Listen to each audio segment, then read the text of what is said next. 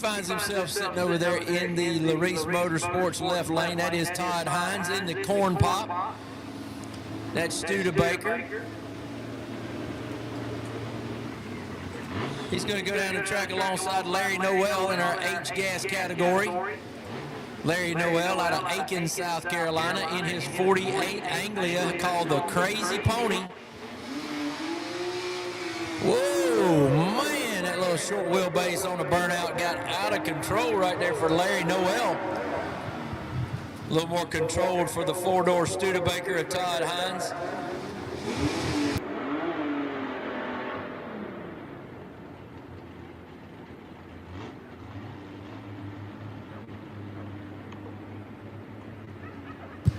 .248 cubic inches of Steve Norwood performance under the hood for Larry Noel.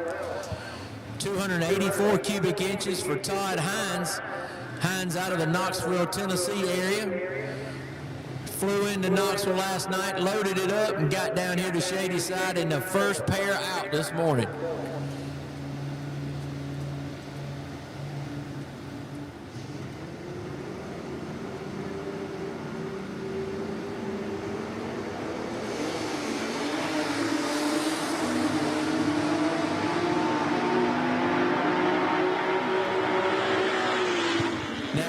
Sounds a little different to you. Those are not V8s, of course. You're going to find mostly 6 cylinders in those. And if it's a little more of an economical way to race, if you can call racing economical. If you got any questions about what those cars' rules are, the rules package, you can find those on Southeast Gassers Association or southeastgassers.com under our rules. Here's another one of our H-Gas entries, Doug Loudermilk here in the Beelzebub.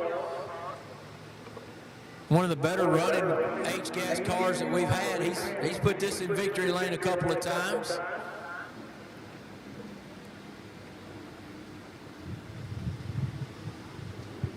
I believe that's a 65 bug or 67. I can't remember what he told me.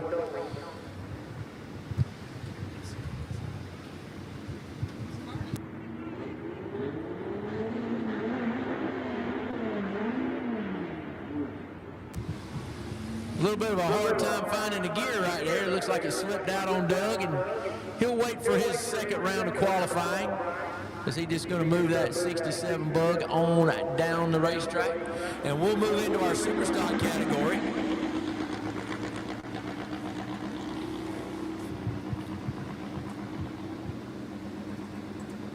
Rocky Platt standing in front, waiting for the track to clear. He's our race director. First one up looks like it's going to be the Sevierville, Tennessee racer, Bryant Dalton Sr., man who sits number 2 in our point standings and will finish that way, barring any massive complication today. He's out of Sevierville, Tennessee, and he's the leader of the Dalton gang there. He's got a 63 Ford Falcon Futura, and he'll be taking it down the quick time performance right lane. Going down the left lane, looks like Kenny Phillips in the street legal out of Campobello, South Carolina.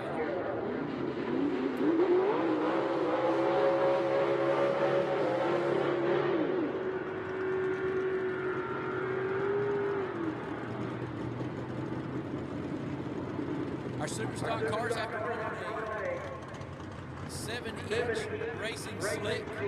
So you see some guys with a little bit of a bigger cubic inch. Still got to get that small tire to hook up.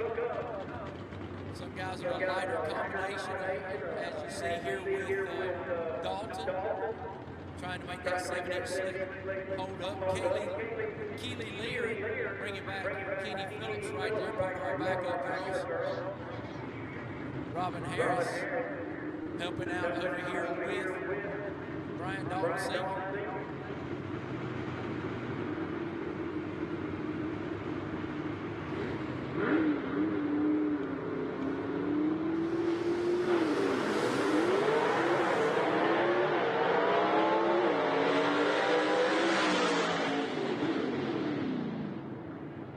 Dalton Sr. gets to the stripe first in that qualifying matchup. Next up, Ronnie Jones out of Knoxville, Tennessee, in the Crimson and Clover 67 Camaro. He'll be in the quick time performance right lane.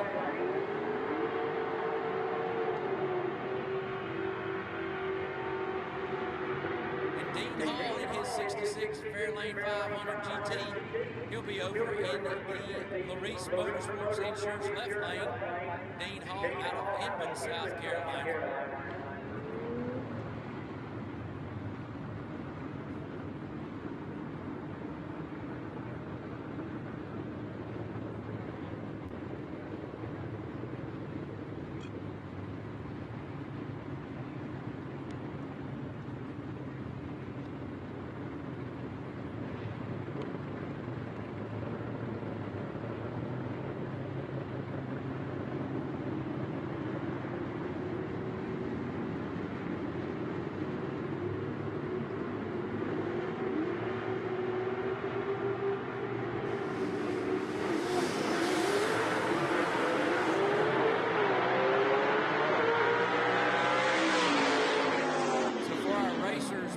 Understand 94.3 is the track radio station. It may help you hear better in your hauler if you can't hear the sound of my voice when you're called to the lanes.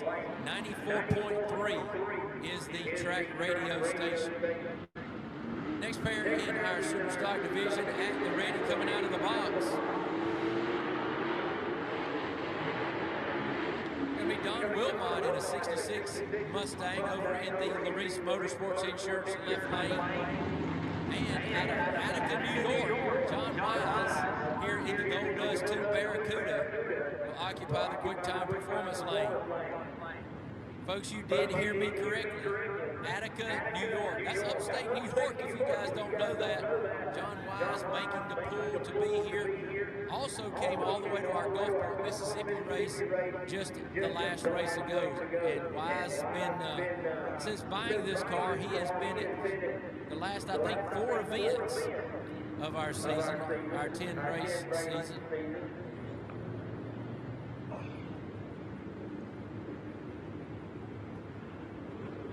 So definitely making the sacrifice is John Wise to be here.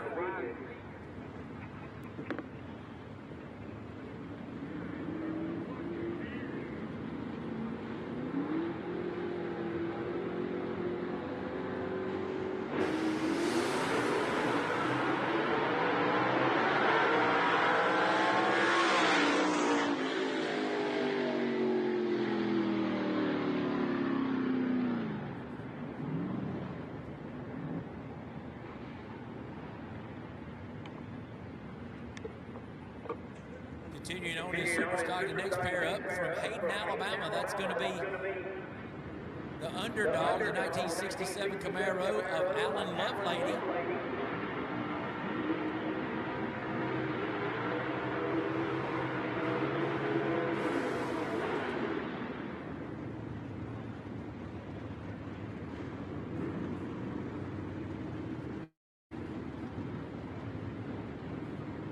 In that 56 Chevy, that's going to be Tony Nowosadski. He's out of Gardendale, Alabama. Nowosadski, his first year with us.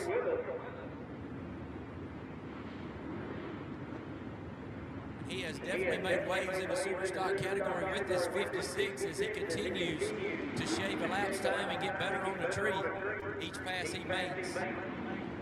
Again, Nowosadski from Gardendale, Alabama, and Hayden, Alabama, where Lovelady calls home.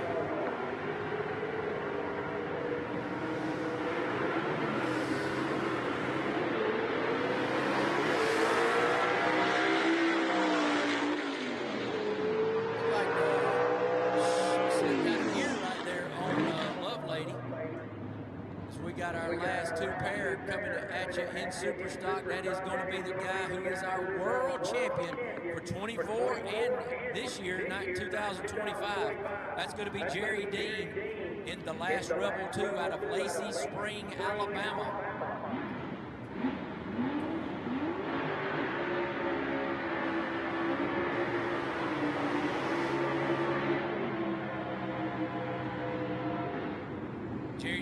Right there in his Chevy 2 in the Larice Motorsports Insurance left lane. Saw Kieran Mitchell going out backing him up. She is the crew chief for that car. He's going to go down the track alongside of Rob Walden in his 63 Chevy Biscayne called the Strychnine. Rob Walden, no stranger to this model and era of racing, as he is the son of the legendary Mr. 409 Lamar Walden, hailing out of the Doraville, Georgia area. He said when he got this car fixed and painted, he had it painted on the sides and everything just like his dad. The only thing he added differently was the name Strychnine, and that's the name that Rob raced under, calling all his race cars.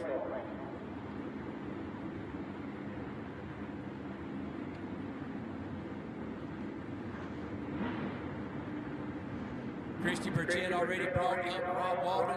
Karen Mitchell brings up Jerry Dean.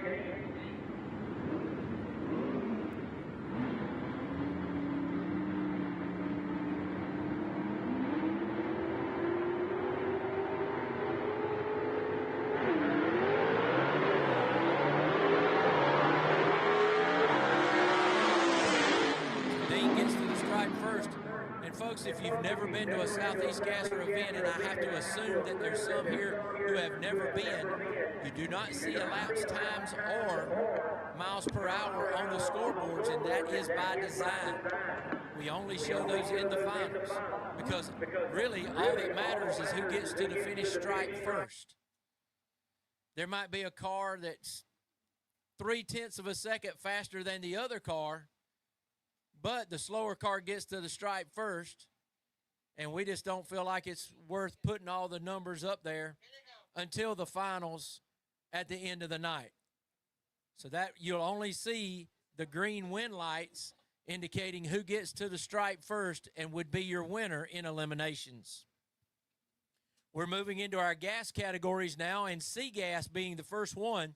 These cars weigh 10 pounds per cubic inch of displacement claimed.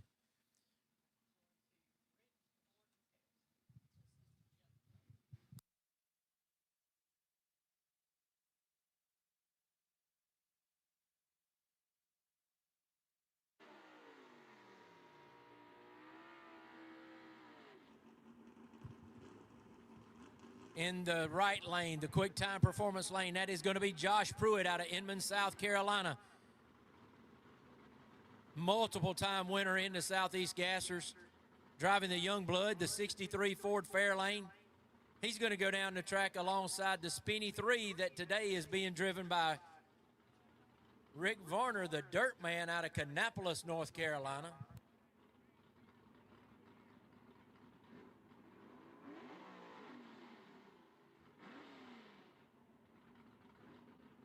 Robin Harris going to bring up Varner to the line. Debbie Eisen going to bring her nephew Josh up to the line, as she always does.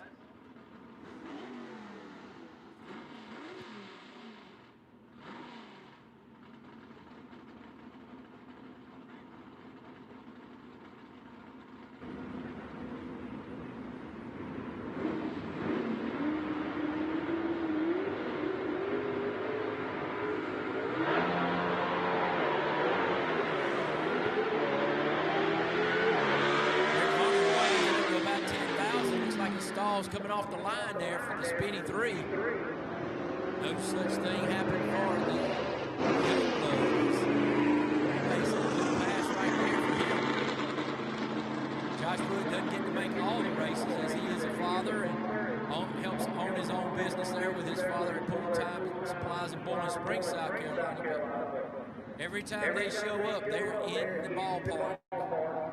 They are in the ballpark with that elapsed time right there for sure. Next pair up going to be Dan Hogan in the flat-out Falcon in the quick time performance right lane.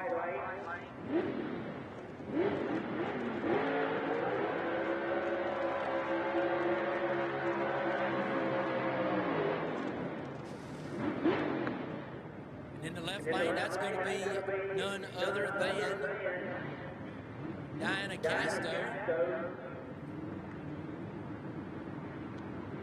Casto in the quick draw.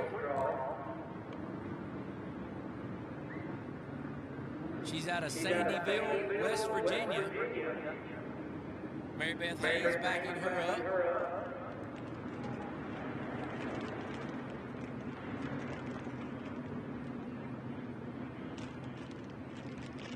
The quick draw Falcon out of Sandyville, West Virginia, and the Georgia driver, Dan Hogan, on the line right now in a couple of Falcons.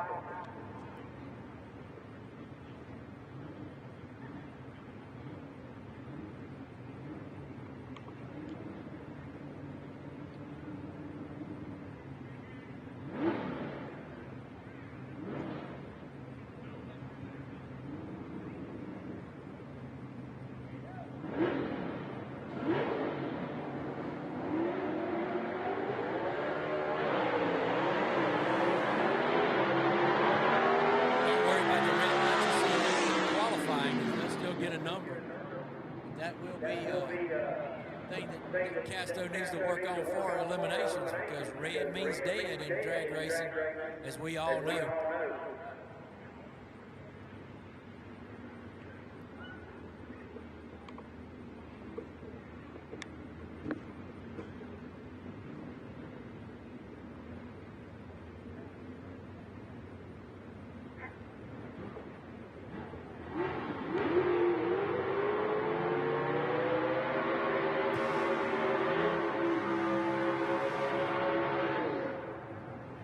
Winner in 3 of the 7 events that he has entered this year. That is Todd Oden, our defending world champion in SEGA. He finds himself in the quick time performance right lane in his 1958 Del Rey out of Birmingham, Alabama.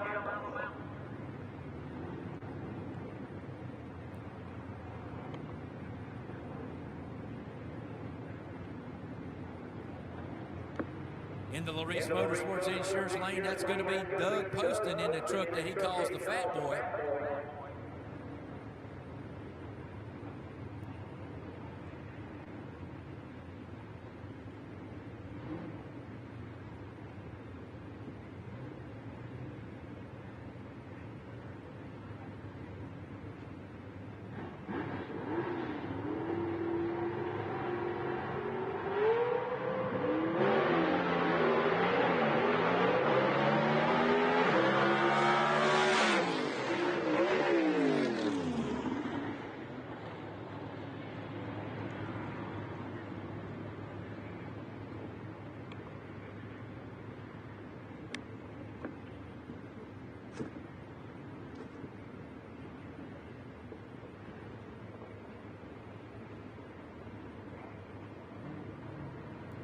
All right, next up, Heath Adams out of Greenville, South Carolina in his 1953 Chevy. Finds himself in the quick time performance lane.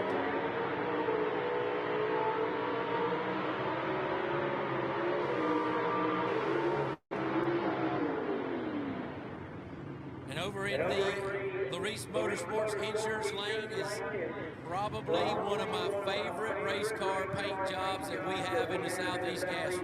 I've made no bones about it. This guy gets the paint job award if I'm handing it out. Ben Helms out of Waxhaw, North Carolina in his car called the Pucker Time. A beautiful 55 Chevy, and it screams United States of America. See, it says made in the USA across the front. Gene Foot power plant underneath the hood right there for the Pucker Time, as well as for Heath Adams in the Rusty Bullet. So a couple of Fulton power plants out here, and you're going to hear that name a lot in these race cars as they continue to make rounds and passes today.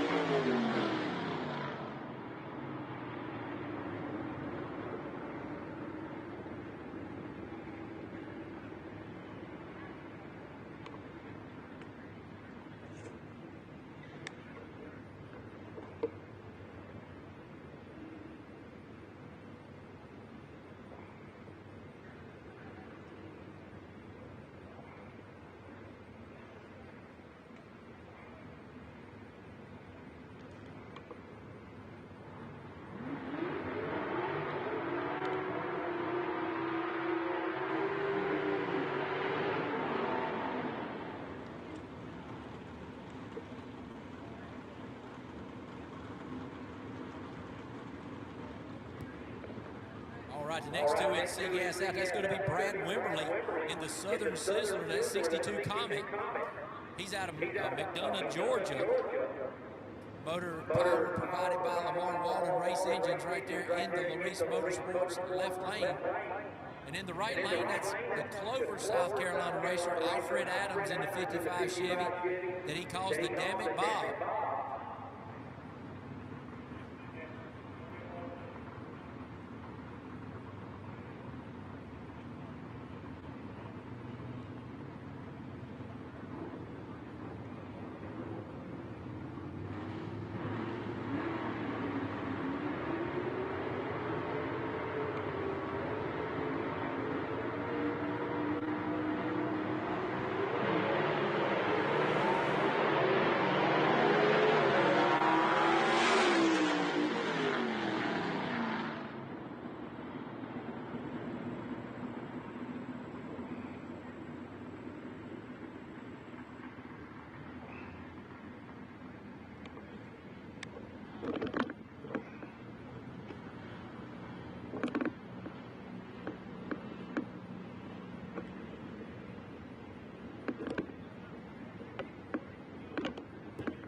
All right, the man who sits number 2 in our points category right now and has had a tremendous 2025 season, that is Ernie Smith, the driver of the 66 Chevy 2 4-door Saturday night special. He sits in the Larice Motorsports Insurance left lane.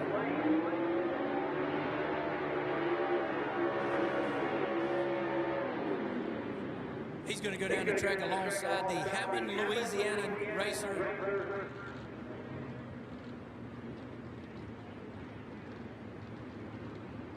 Larry Cummins from Hammond, Louisiana in the Jumping Jack Flash. Beautiful little Falcon right here in the quick time performance lane. Priority Heating and Air, Wings Etc. of Bowling Springs, as well as Woodfin Towing, helping out here on the Saturday night special of Ernie Smith. Mary Beth Haynes waiting to bring him up and get him in the beams. Cummins already patiently waiting, and another beautiful car, one of my other favorites, the Jumping Jack Flash, along with that beautiful car of Alan Pittman's, the Pittman and Sword entry. They's got to be the top 3 for me.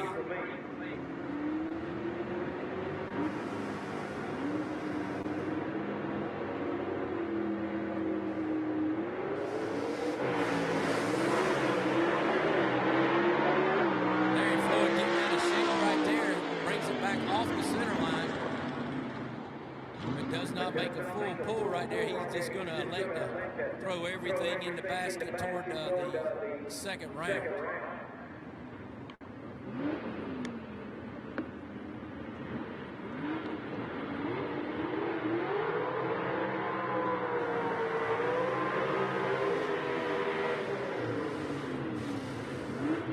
Gray, Georgia's where the car in the left lane calls home. That is John Leidick in the 57 Chevy. Then our 2025 point champion this year in SEGAS. He finds himself in the quick time performance lane in that beautiful 62 Chevy 2 wagon. That is Jaron Purdue out of Peoples, Ohio. Heather Peak going to bring up Purdue. Christy Burchett going to help John Leidick over there.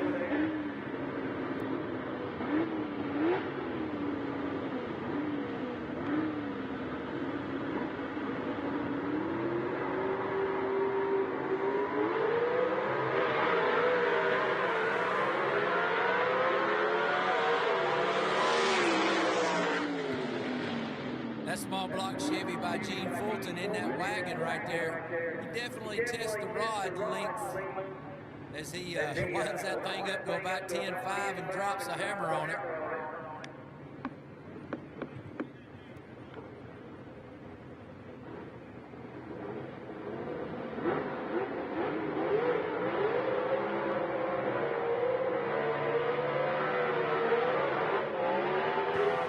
Couple of great looking Chevy 2s right here. First off, that's the Buckeye Bandit, Dusty Baker over here into the quick time performance right lane.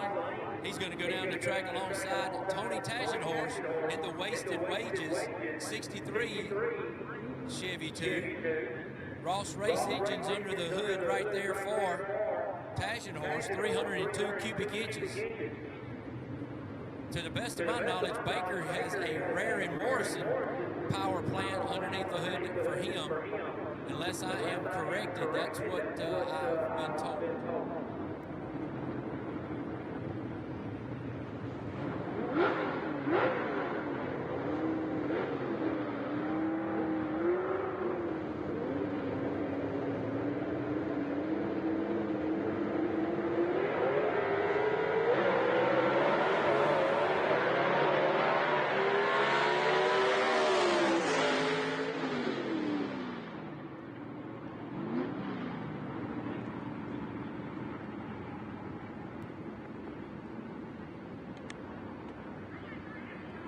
Mark Hallett coming up next in the quick time performance lane in his 1956 Chevy. The Sasquatch, he's calling it. And over in the left lane, that's going to be Gaffney, South Carolina racer Bill Wilson in the 49 Studebaker truck, the Troublemaker.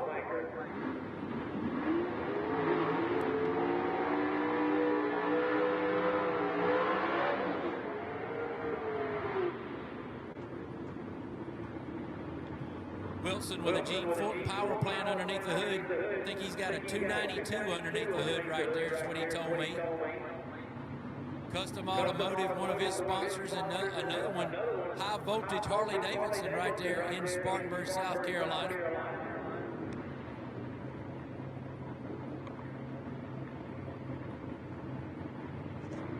Lexus Phillips going to bring up the Sasquatch. Coincidentally, that was a car that she drove for 1 year in our SEGA category before stepping away. Robin Harris helping out with Bill Wilson over there in the Larice Motorsports lane.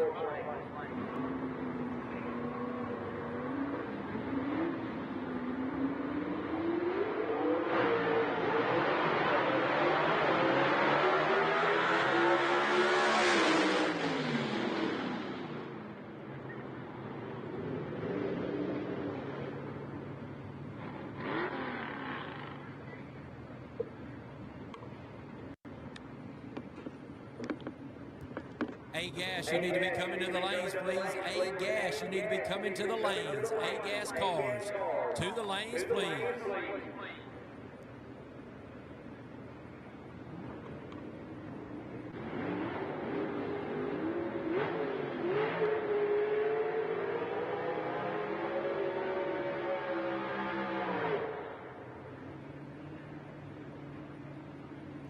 All right, next pair up.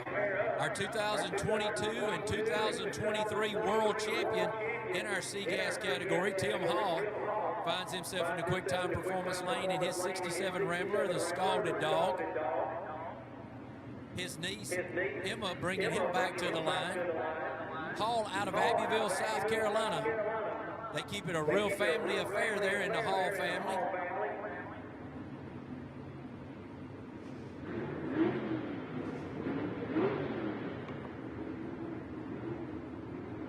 We got Gene Russell over there in the Junkyard Dyno. He'll be in the Larice Motorsports Insurance left-hand side.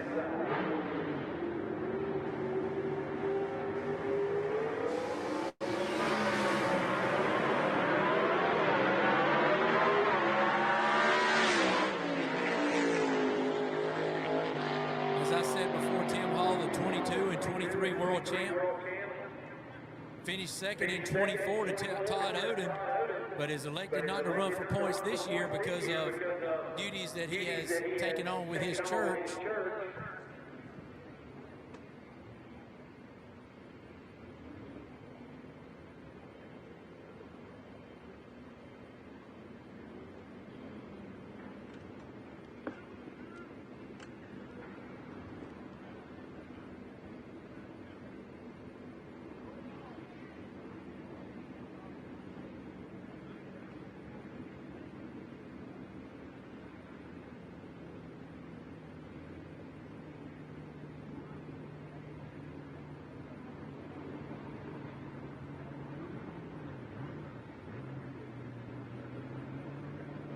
All right, we're moving into B gas right here with our current ET record holder going to come up first.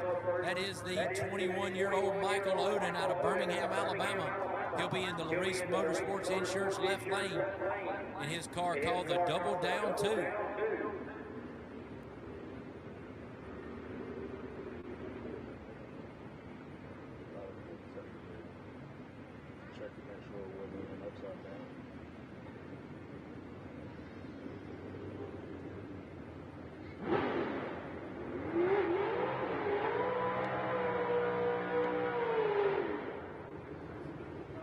One-Way Technology is providing the horsepower underneath the hood here for the 1962 Chevy 2 of Oden's. His mother, Gina, right out front, bringing her son back to the beams.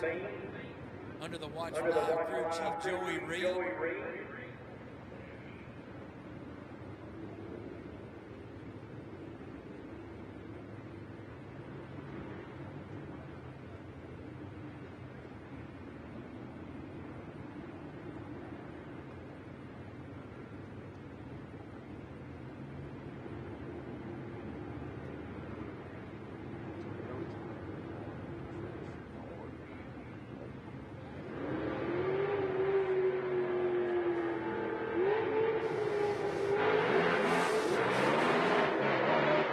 Lots of horsepower right there, spinning off in first gear. He short shifts to second.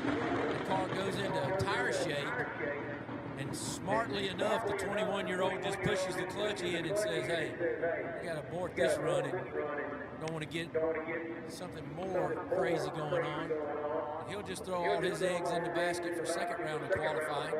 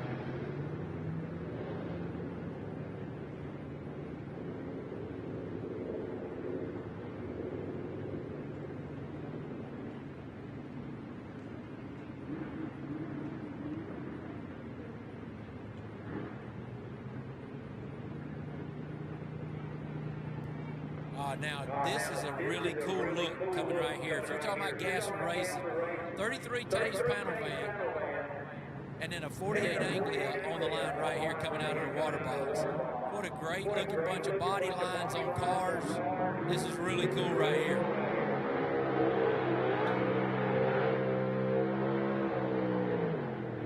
In the Larice Motorsports left lane, that's the loose cannon, the 33 panel van of Kelvin Cannon. He's out of Elizabethton, Tennessee. He's within the, let's see where he stands. He's fourth in our points in B-Gas before this event. And then we have John McLaughlin. He's out of Alabama, and he sits in the fifth slot in points in his disorderly conduct 1948 Anglia. That is in the quick time performance right lane.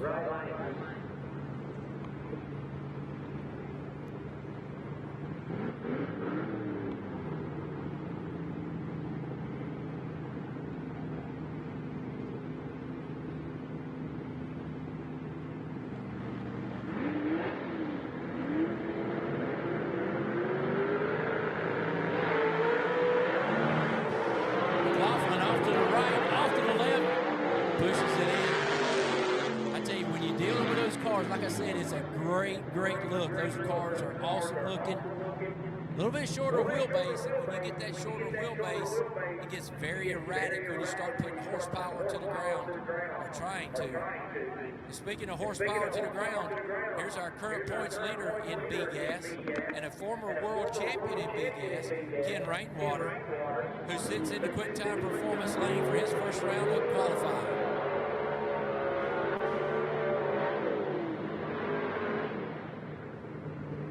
Gary Smith, the stalwart. Gary Smith, been with the Southeast Gassers I know my whole time, and that's been 9 years. This is my 9th year. Gary Smith has had that chicken bone to 51 Henry J. He's out of Leesville, South Carolina. He's hit the wall with this thing. He's wrecked it. He's fixed it, brought it back, and here you find the chicken bone right here again. Shadyside Dragway and Big Gas.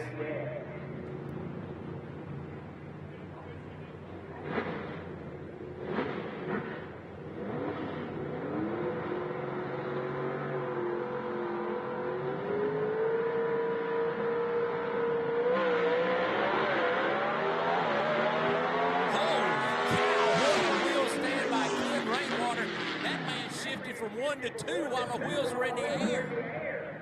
What a pass right there from Rainwater. If you didn't have your cameras up for that, that is going to be something. And that, folks, is a pending record for elapsed time in B-Gas. And Terrible Teddy down there on the line, he knows when his driver pulls off a good run. And right behind him, we got the man chasing him in points, and that is Tennessee Ted McKee.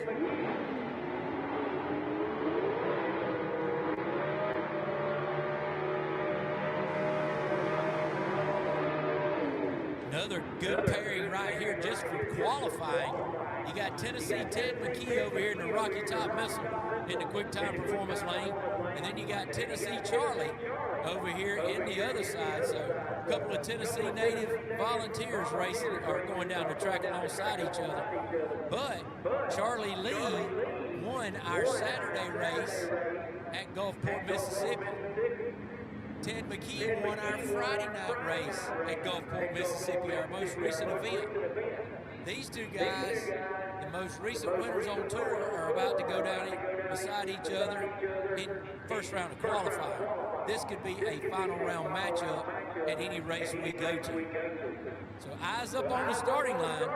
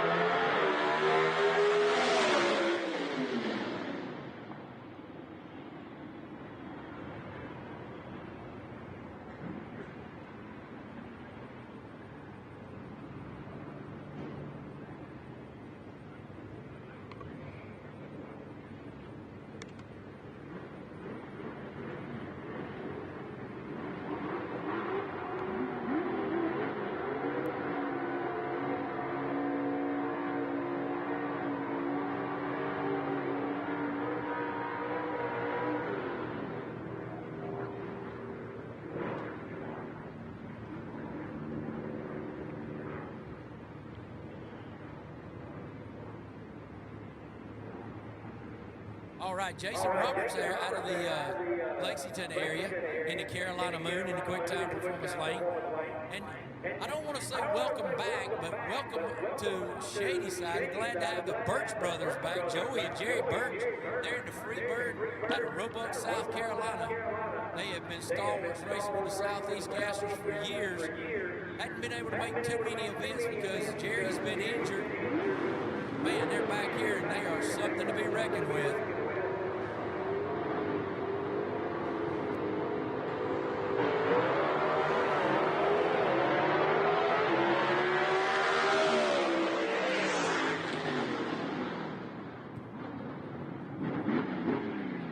Joey Birch, you still got it, son. You still got it. You ain't far off. Them Birch boys, they ain't no fools. Daddy taught them right down there out of Joe's Speed Shop in Roebuck, South Carolina.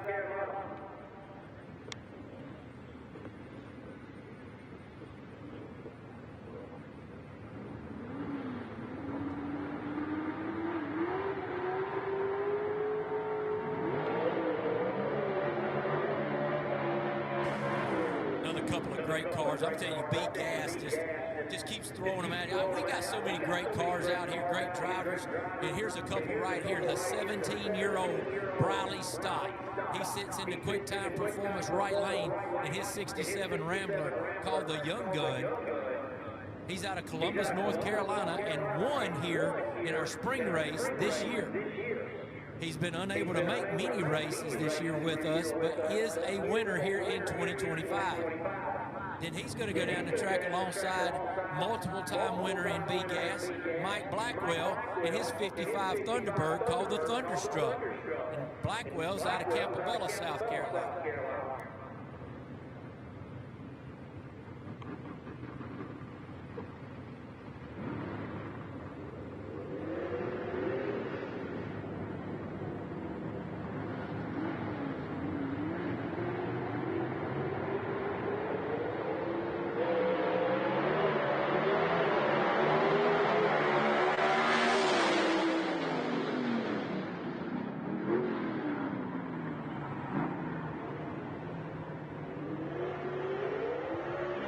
Briley Stott ain't got a bit of fear in him, and neither does Mike Blackwell. Those elapsed times are razor thin between them. Margin right there between those two is only a tenth as they reach the stripe together, and that is just in qualifying, folks.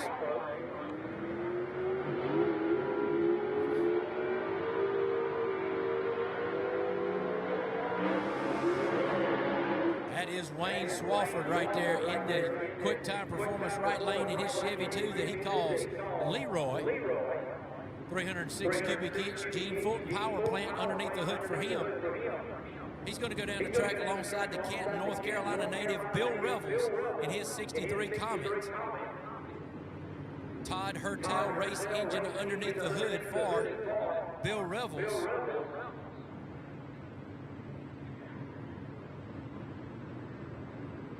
Swafford was the finalist in our Saturday night event, losing out to Charlie Lee down in Gulfport, Mississippi. So he comes in riding a bit of a hot streak as he's been away from the tour for a while after having a real bad auto accident. Finally has been cleared by doctors to get back into the racing, and back into the car he finds himself.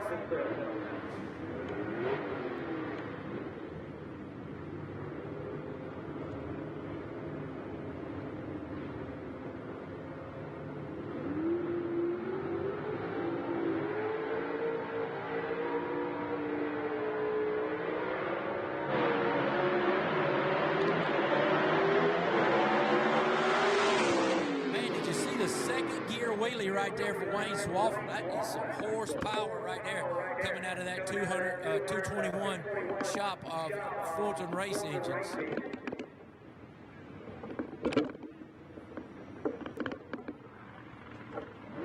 All right.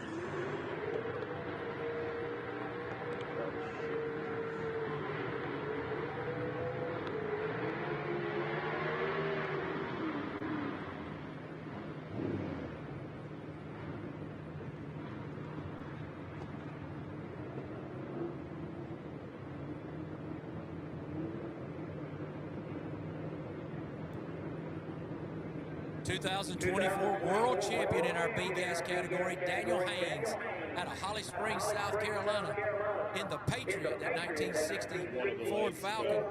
There's his wife, Mary Beth, bringing him up to the line. Haynes has chosen this year to not race with the Southeast Gassers full-time because he wanted to spend more time with his family. He and his son are putting together their first hot rod truck for his son to drive to high school. So he stepped away from racing, but here today at Shadyside.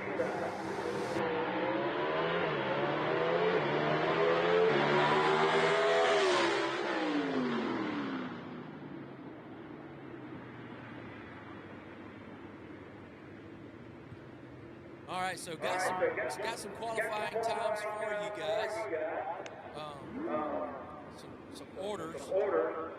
Big shake-up with some different names at the top. Guys that have been doing better and wanted to bring this to you. And SEGA, Heath Adams, #1 qualifier after round #1. Remember, there's 2 rounds of qualifying. The Rusty Bully of Heath Adams sits first. Tony Tagenhorst comes behind in Wasted Wages, followed by Josh Pruitt, Jaron Purdue in the 62 Nova Wagon, and Tim Hall in the Scalded Dog rounding out the top 5. Ernie Smith sits 6th in the Saturday Night Special, followed by Todd Oden. Billy Wilson in the Troublemaker 8th. Alfred Adams in the Damn It Bob. And rounding out the top 10 will be Mark Halleck in the Sasquatch.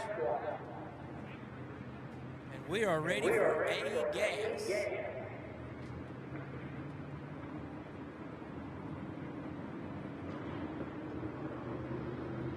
Every time you touch technology,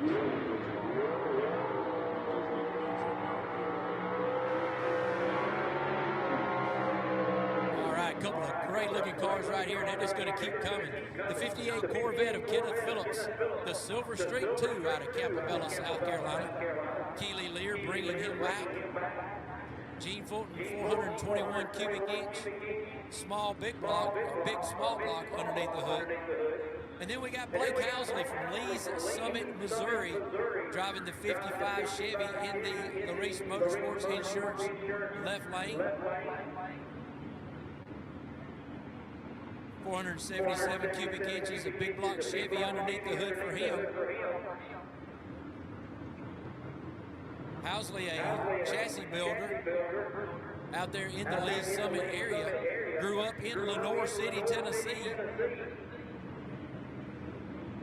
Son of Terry Housley, who raced in the Quick 8 days of the Don Plemons Quick 8s.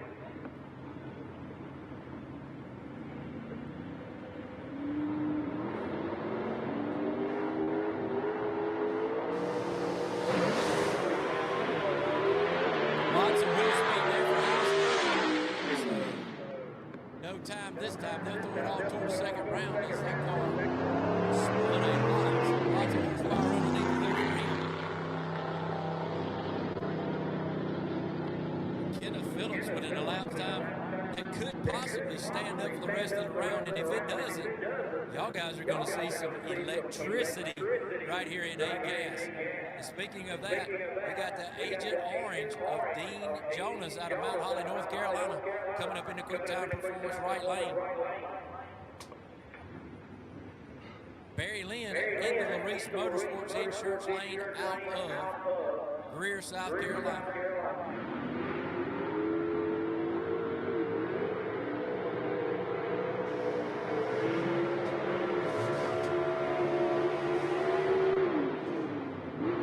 Both these cars sporting 477 cubic inches. That is the preferred cubic inch, it seems, in A-Gas. We got a couple of cars with 451s in them. Par Race Engines providing the horsepower for Barry Lynn in his 65 Chevy Chevelle two-door wagon that he calls the Little Red Wagon. I call him the fastest roofer in Greer, South Carolina.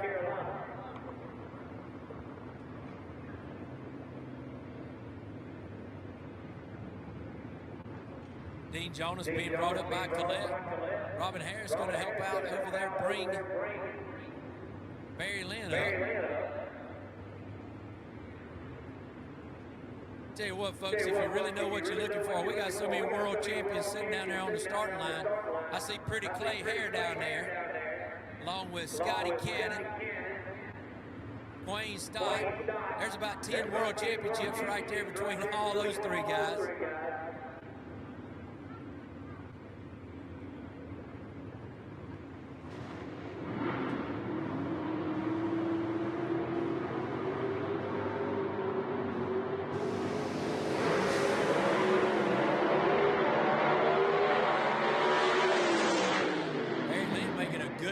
Right there.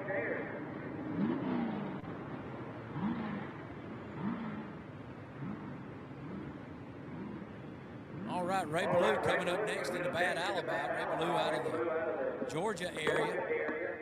He's going to go down the track alongside of Enoch Dixon. Dixon out of Nyota, Tennessee, in his 64 Ford Fairlane that he calls the Scrambler. He'll be over in the left-hand side on the Reese Motorsports Insurance lane.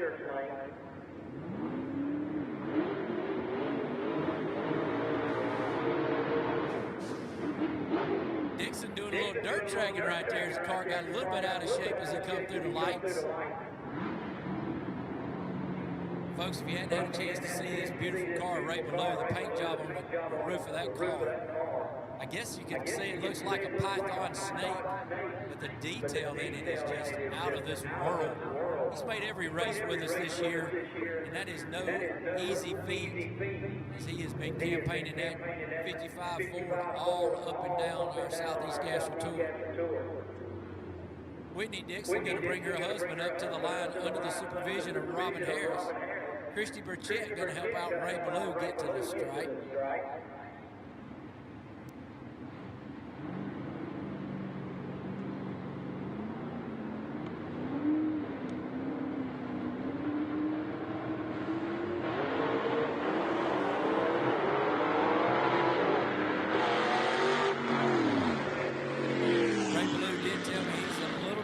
Horsepower here at the end of the year. He's hurt some parts and had to kind of piecemeal some things together, but he did not want to miss a race. And we're glad that he made that commitment and continues to make that commitment here to the Southeast Gassers. Next up, the Dalton, Georgia racer. That is Doyle Lynn in the honky tonk, the 51 Henry J. That'll be in the quick time performance right lane.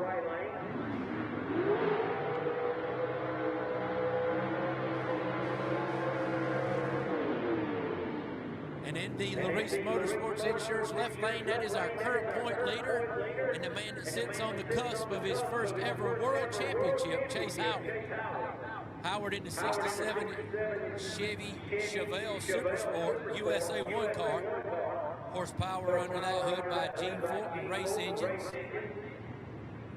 Scotty Cannon, the car chief right there behind the car. Been a tumultuous year for Chase Howard, but an absolute credit to the tenacity that they work and race with here, as they were 21 days from rolling this car in Knoxville, Tennessee with a little rollover in the lights in the finals to being at Gulfport Dragway. And at Gulfport Dragway, the first run down the racetrack, he set a new elapsed time record for the A-gas category at 5.14 seconds.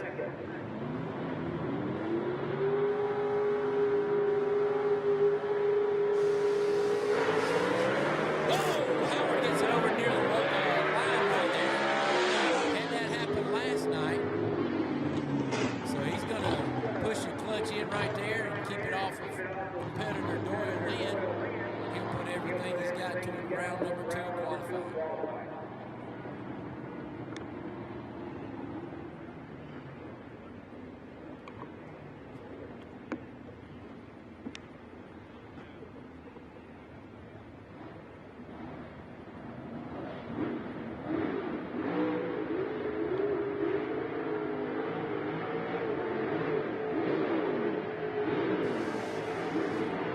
Defending world champion in our A-gas category in the quick time performance right lane is Leslie Horn in the Chick Magnet, the 1955 Chevy. He is 5 points behind the USA 1 that you just saw go down the racetrack of Chase Howard. And in his qualifying matchup, he's going to go down the track alongside the Wapaka, Wisconsin driver, Greg Stelz, in his 57 Pontiac that he calls the Joker.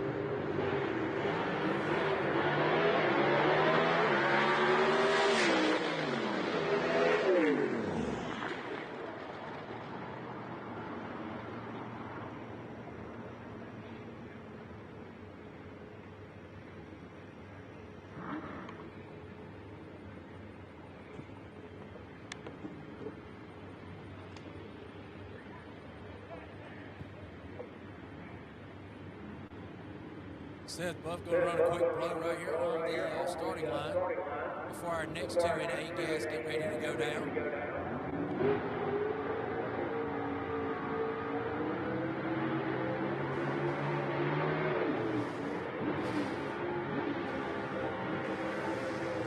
In the Larice Motorsports left-hand lane, that is going to be the Boiling Springs racer, Ben Christopher, a multiple-time winner here on the Southeast Gasser Tour in his car that he calls the Happy Days, the 66 Chevy 2. Jason Line horsepower underneath the hood there for Ben Christopher.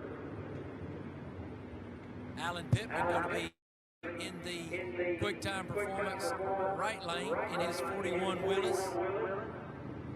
The Pittman and Sword entry right there with the Gene Fulton power plant underneath the hood, 451 cubic inches for the 41 Willis.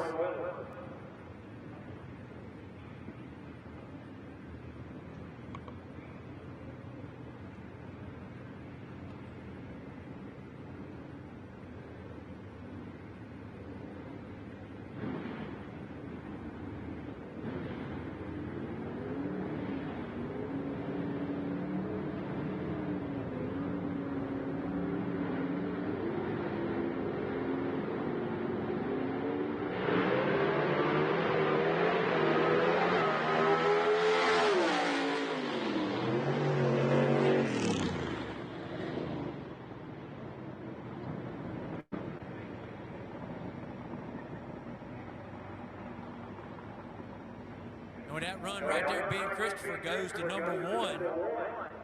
While we still have cars left to go here in A-Gas round number 1 of qualifying, Ben Christopher just shot to the top.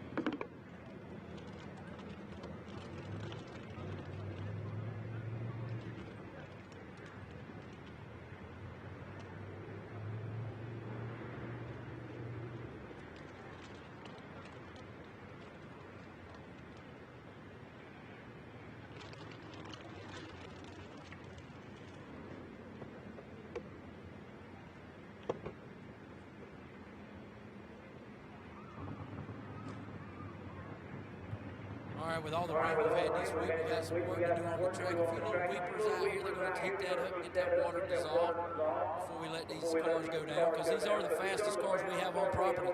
Our A-Gas cars have to weigh 6 pounds per cubic inch of displacement. But while we got that time, I want to make sure that we invite you to the concession stand over there, get you a good fried bologna sandwich, get you some refreshing drinks, and some fries and everything they got over there. I know they've been doing breakfast this morning. Don't know if they got any of that left over or not. Also, Larice Motorsports Insurance offers drag racers the broadest insurance policies in the industry. Larice Motorsports Insurance was created by racers for racers. Larice insures race cars on and off the track, trailers and equipment. Larice even pays racers contingencies at the fling bracket races. Don't wait until it's too late. Call Larice Motorsports Insurance today.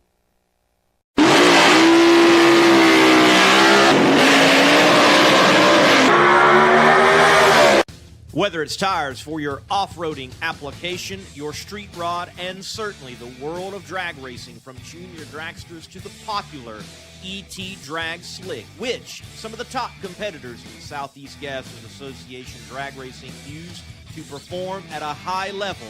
It is Mickey Thompson, and high performance being synonymous for over decades. Those Mickeys are sticky.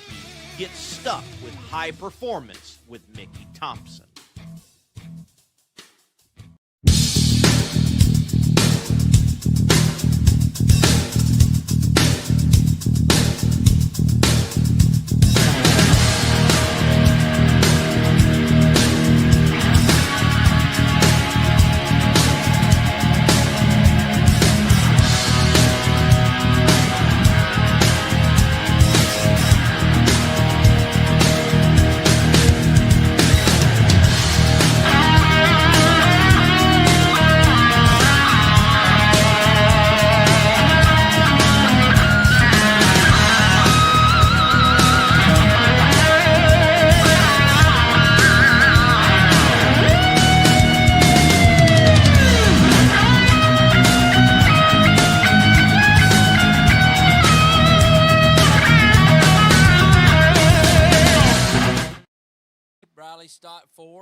Rounding out the top 5 is Charlie Lee.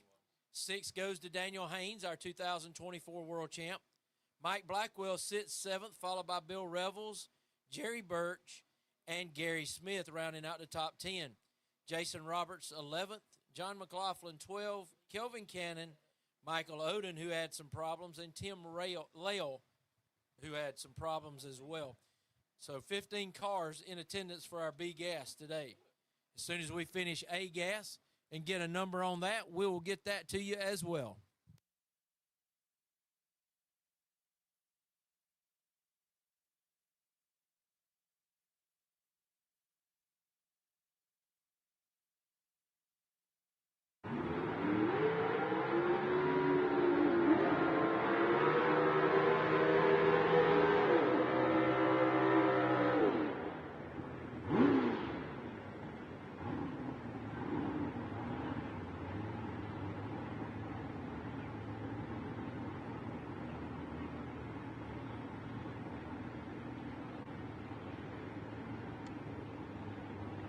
All right, now, former 2-time world champion Gabriel Burrell making his 2025 appearance here at this fall race at Shadyside.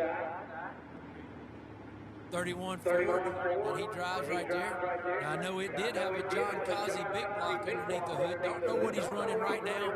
Could still be the same. He's over in the Larice Motorsports Insurance left-hand side. His wife Katie bringing him up to the line. Christy Pritchett helping out with the Knoxville, Tennessee racer Brad Henry and his 41 41 Willis, the Wild Child.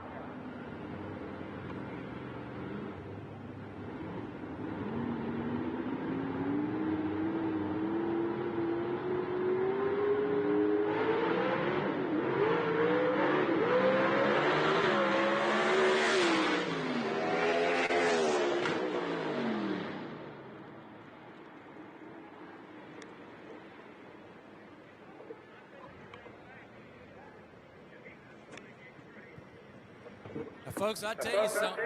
You want to talk about a champ. He comes back. He hadn't raced a long time, and he just goes right to the top, right there. The number 1, Gabriel Burrell, right to the top with that qualifying rip right there. And you could see it when he hit second gear. That car was on a pass. We need H gas to the lanes, please. H gas to the lanes.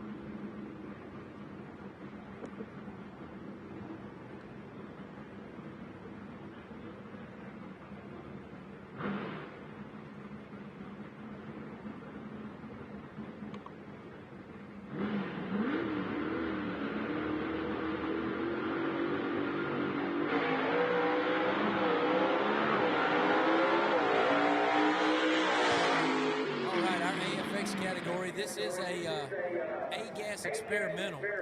Cars run on, they're mechanically fuel injected. They run on methanol. So that was Todd Wimberly that you just saw go down. He's out of the McDonough, Georgia area. He is our 2025 champ this year in our point standings for AFX.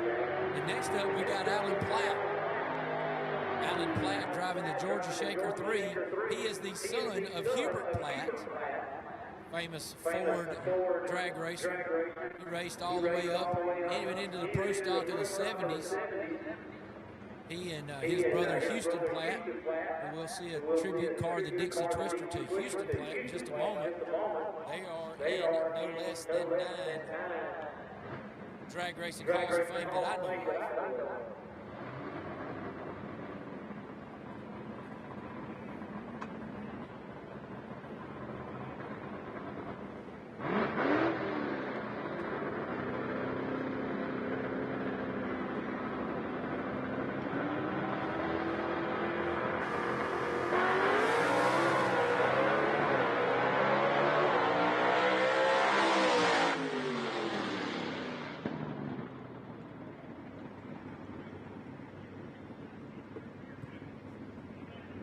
And here is the aforementioned Houston Platt car.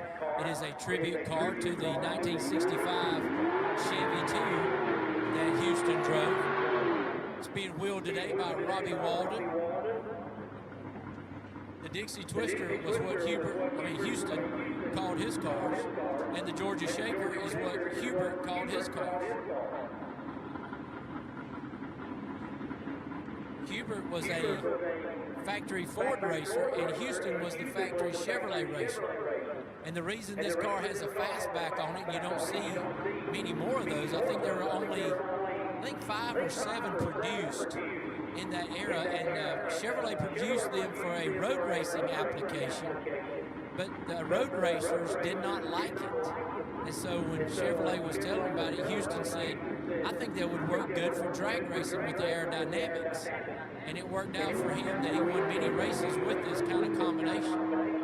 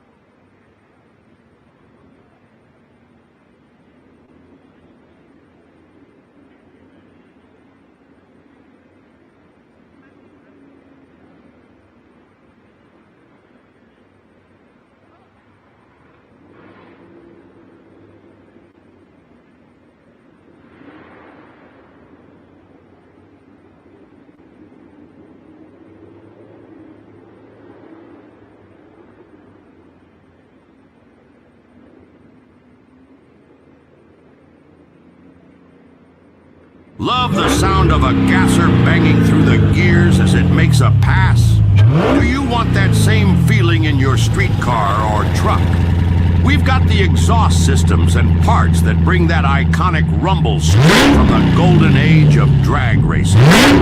With a quick-time performance electronically controlled exhaust system, you can have race car loud with the flip of a switch or a push of a button. Give your ride that gasser sound it deserves.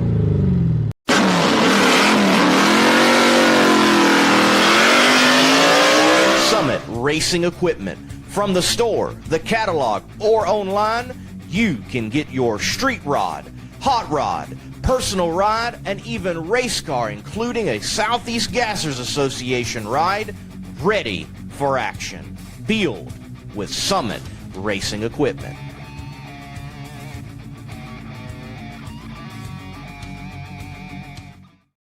Harbin's Mechanical serves Atlanta, Georgia, and its metro area. From the big jobs downtown to the jobs in your hometown of the suburbs, they are your #1 source for your HVAC and refrigeration needs in Atlanta and its metro area. Stay cool in Hotlanta with Harbin's Mechanical Services.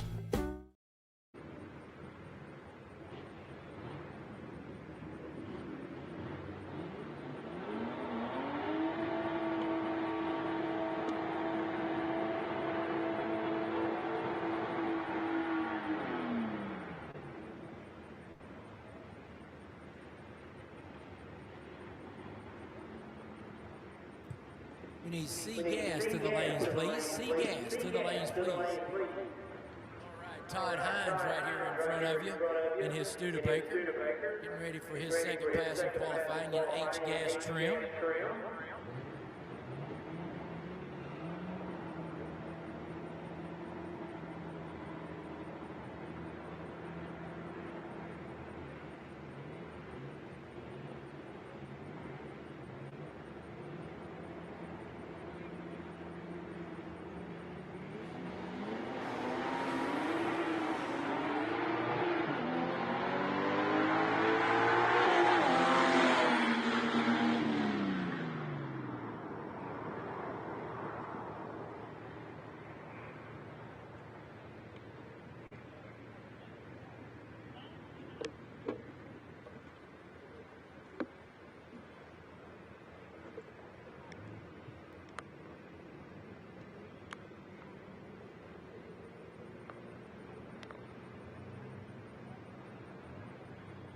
All right, so Larry Noel going to make a single right here as he was a little bit late to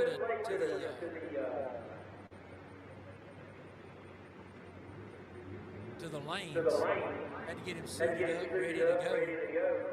Now that he's ready to go, he's going to be over here in the Larice Motorsports Insurance left-hand side in his 48 Anglia, the Crazy Pony. And folks, just another one of these exquisite paint jobs that you see on some of our cars out here.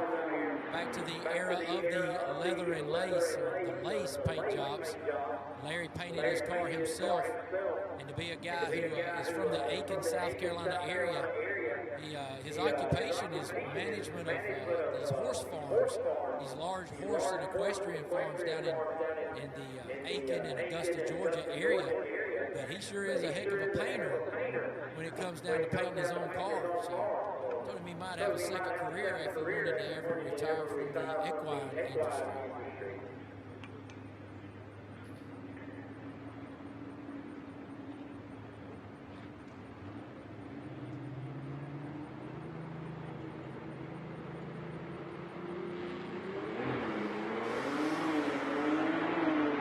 Once again, we need C gas to the lanes. C gas to the lanes, please.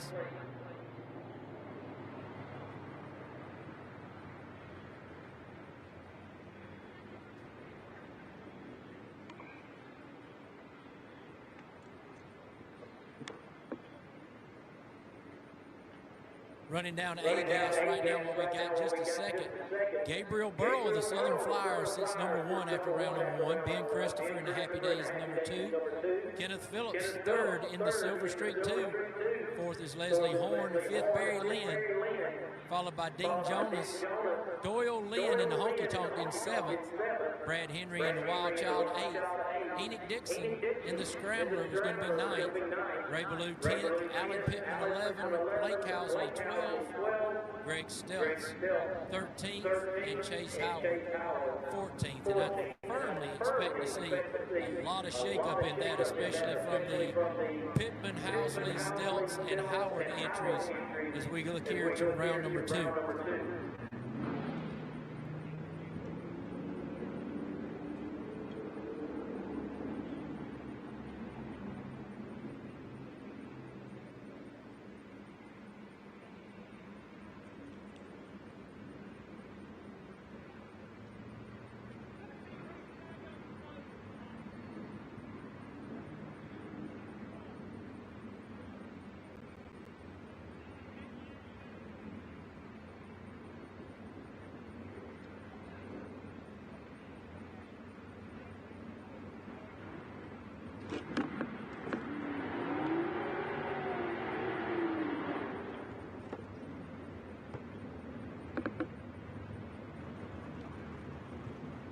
John White, the Reese Motorsports Insurance left lane, finds himself in the number 4 slot after round number 1 in the Gold Dust.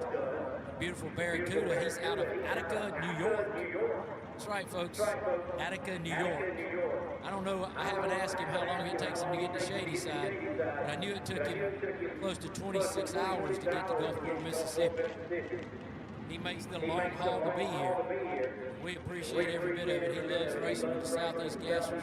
He's going to race Dean Hall, who had some trouble in the first round of qualifying, and Hall sits in the 9 slot in his 66 Fairlane GT.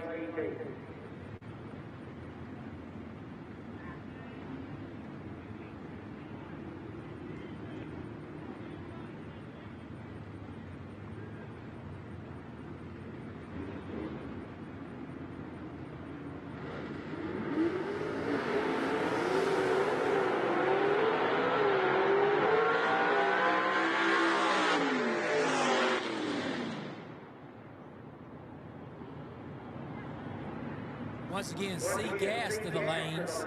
We need you now. C gas to the lanes and B gas. We need you to the lanes as well. C and B gas to the lanes now.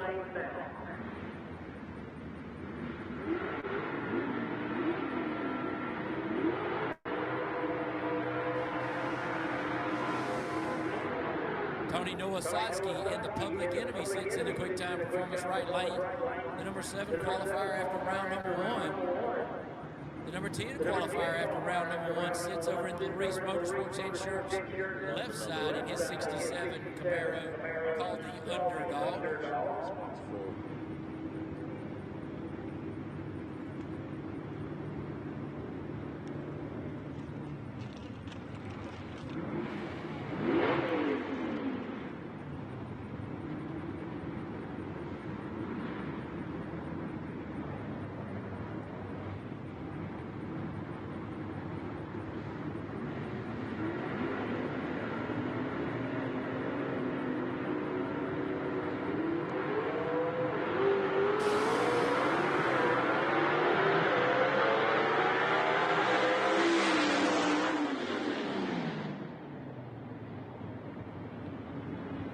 Nowosadski gets there first in that matchup.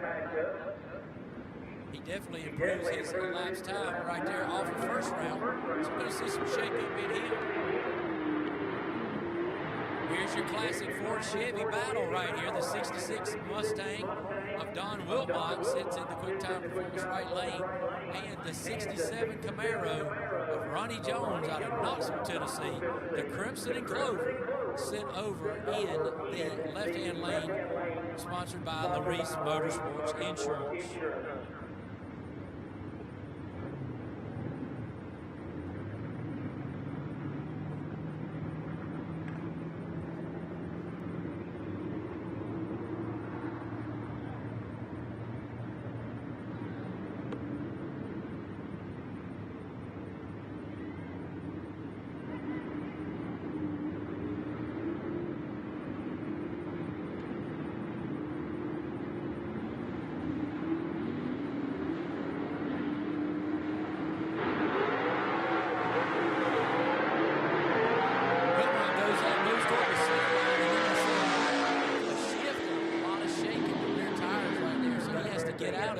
Ronnie Jones cruises on through the stripe.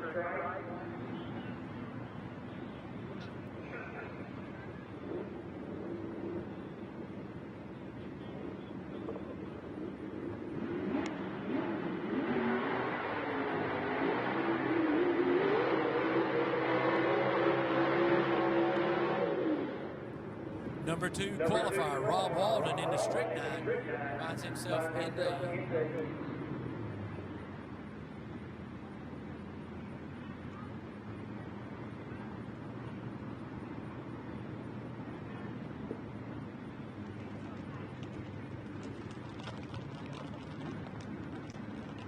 Rob Walden in the 63 Biscayne finds himself over in the Reese Motorsports Insurance left lane. Christy Brachette bringing him up to the line. Kenny Phillips out of Campobello, South Carolina, going to be brought in by Keely Lear in his Chevy called the Street Legal. Phillips, the number 5 qualifier after round 1, and once again, Rob Walden, the number 2 qualifier after round 1.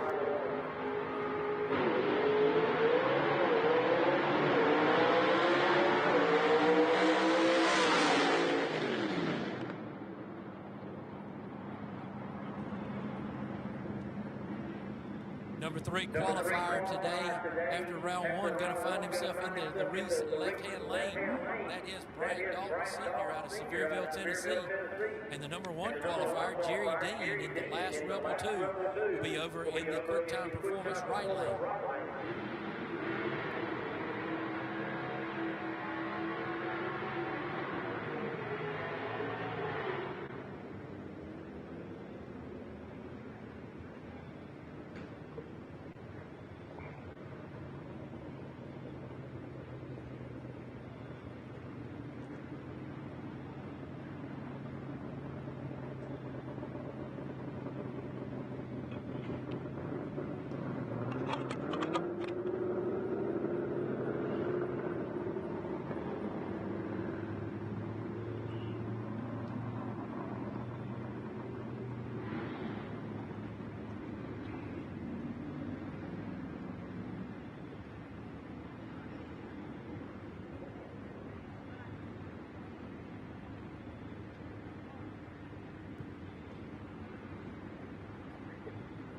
Karen Mitchell bringing up Jerry Dean. Robin Harris helping out over there with Bryant Dalton Sr.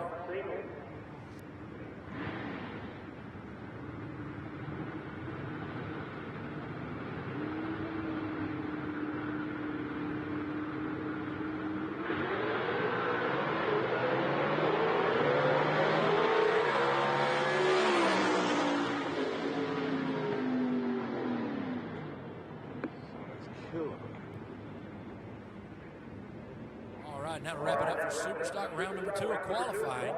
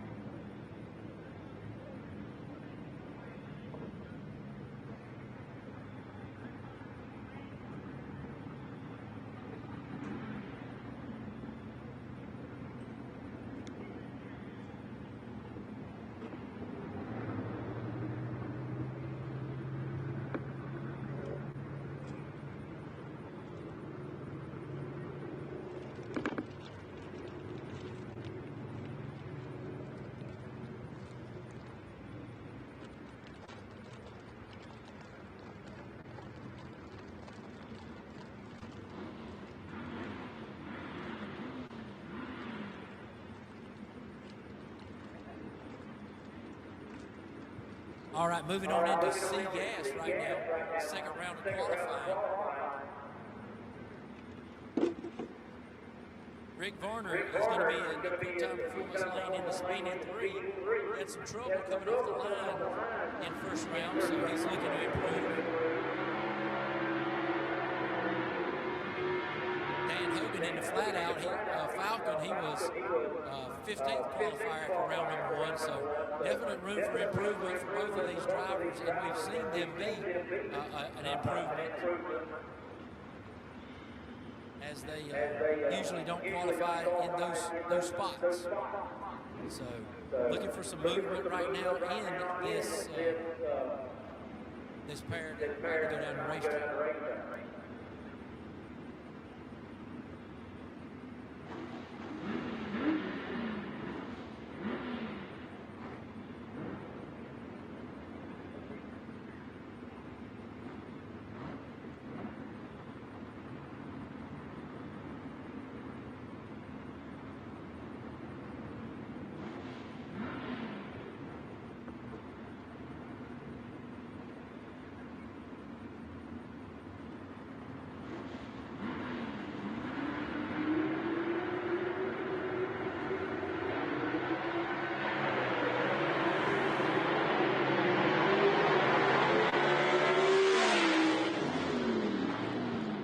There's a big move right there, as we knew it would be from Rick Varner. So that's going to get him up probably into the top 15, maybe the top 10 as he moves on.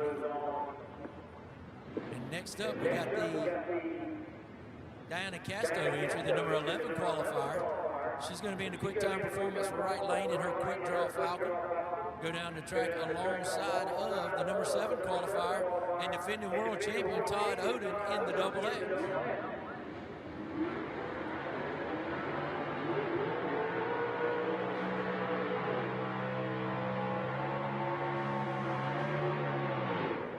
Another one of these extraordinary paint jobs here on the quick draw. That car was painted by Diana Casto and her husband Dana Casto.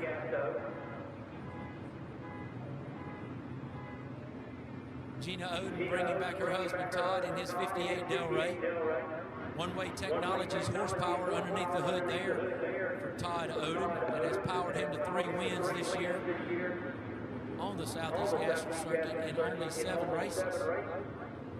So over 50%, or about 50% of the time he has entered this year, he's won. Missed the first race of the year with a health concern, did Todd Oden. So then he lost a motor at another event early on, so that kind of set him back.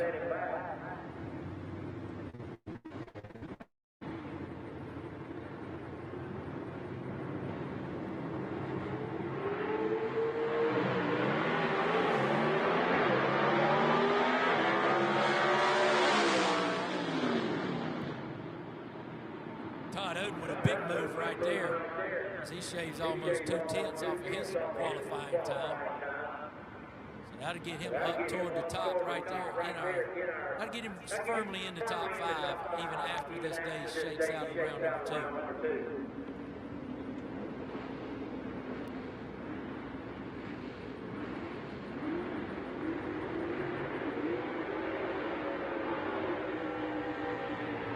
Larry Cummings in a jumping jack flash out of Hammond, Louisiana. Little Falcon. So jumping jack flash going to be in the Reese Motorsports Insurance left lane.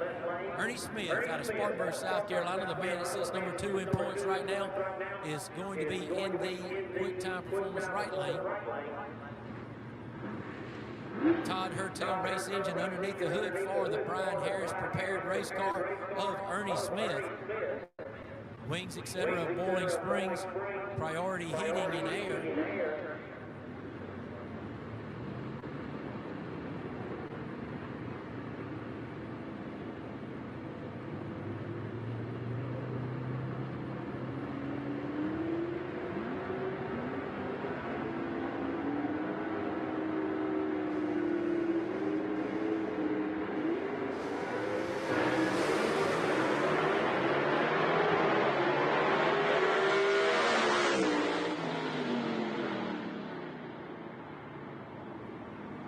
Cummings with a huge move right there. That's going to get him up there into the top 10 as well, even after this round 2 shakes out.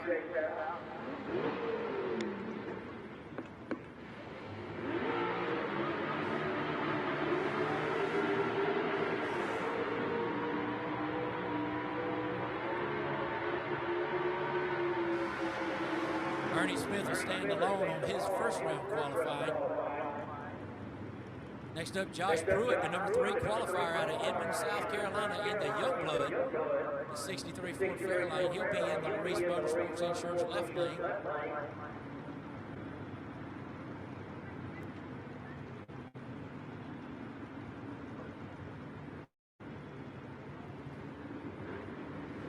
Ben Helms over here in the quick time performance. Ben Helms out of Waxhaw, North Carolina in his 55 Chevy. The pucker time. Gene Fulton power underneath the hood for him. Dwayne Bush race engine underneath the hood for the Youngblood of Josh Pruitt.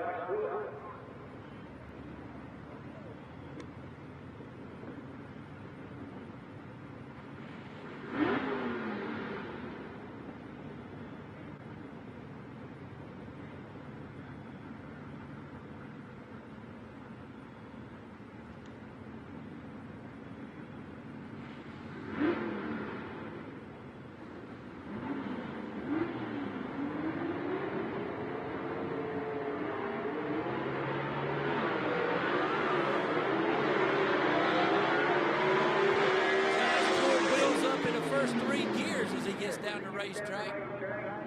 Man, what a run right there for Josh Pruitt.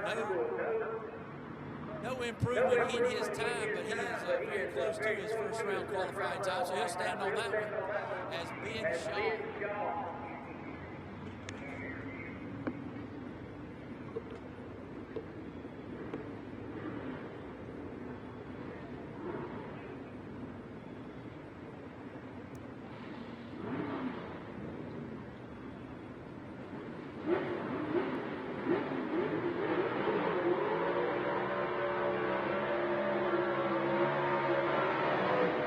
Number 1 and number 2 qualifiers after first round find themselves right here in front of you right now. The number 1 qualifier in the Larice Motorsports left-hand lane, that is Heath Adams in the Rusty Bullet out of Greenville, South Carolina. Gene Foot power plant underneath the hood for him.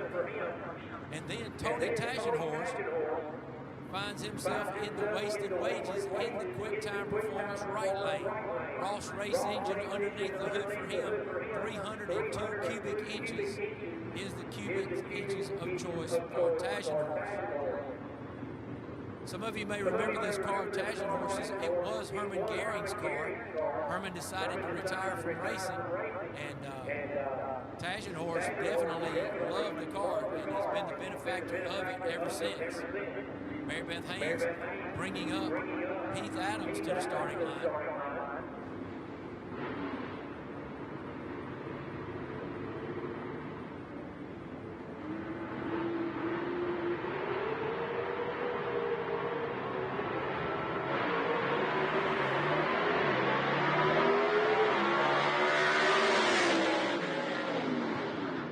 And Heath Adams improves his elapsed time. That is an impressive number for Heath Adams, especially in that car that's not, let's just say, as aerodynamically sound as some others that might be out here. But he just made a great pass.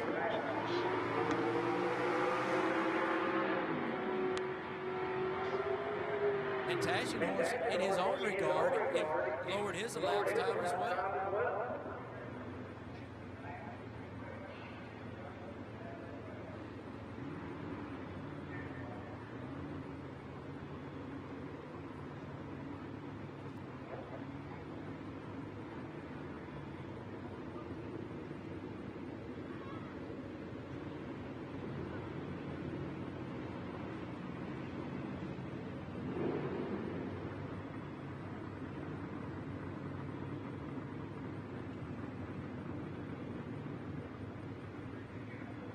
All right, Mark Halleck right here in the Sasquatch, going to be in the left-hand side.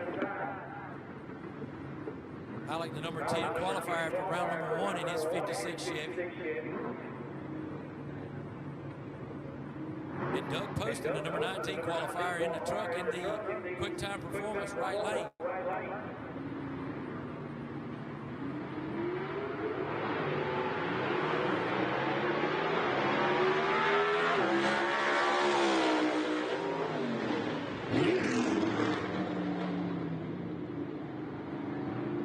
Shaves off 100th off of his elapsed time.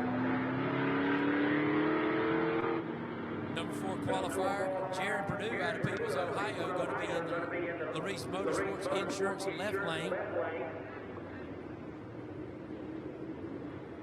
And Brad Wimberly, the number 12 qualifier in the Southern Sizzler, he's going to find himself in the quick time performance right lane in his 62 Comet.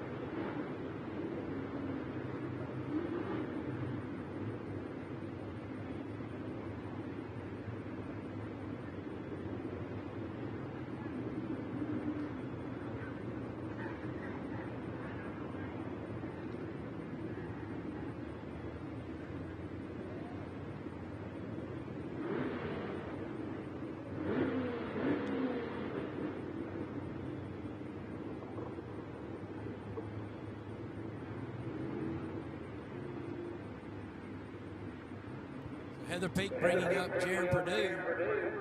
Robin Harris helping out with Brad Wimberly over here. Wimberly from McDonough, Georgia. Going to try to improve on his number 12 qualifying spot after round 1.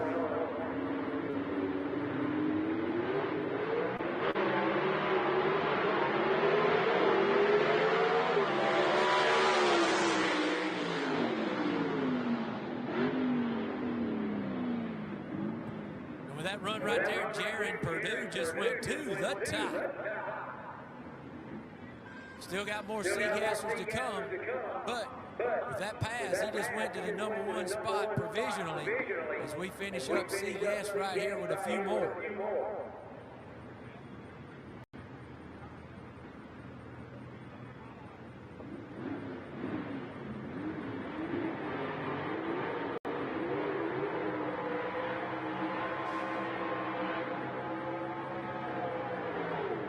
Number 8 qualifier after round number 1, Bill Wilson finds himself in the quick time performance lane in his 49 Studebaker truck called the Troublemaker. He's going to go down the track alongside the number 5 qualifier and 2-time world champion in our Seagass category, Tim Hall, in the Scalded Dog Rambler out of Abbeville, South Carolina. Hall's niece, Emmy, bringing her uncle up to the line.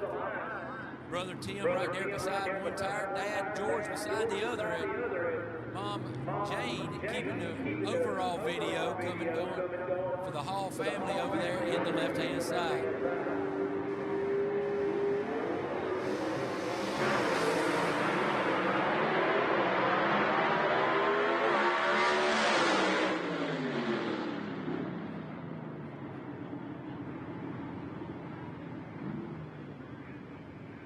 So Billy Wilson makes a nice move right there and shaves about 0.2 of a second off of his qualifying time. So that's going to shake things up here in Seagass. It's going to look a lot different here coming up when we get the final qualifying sheets.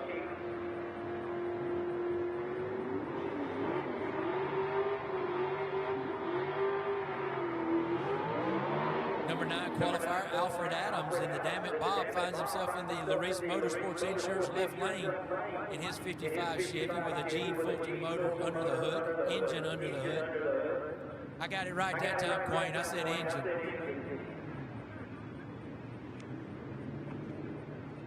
Gene Russell in the Junkyard Dyno. He's going to be over here in the truck in the quick time performance lane.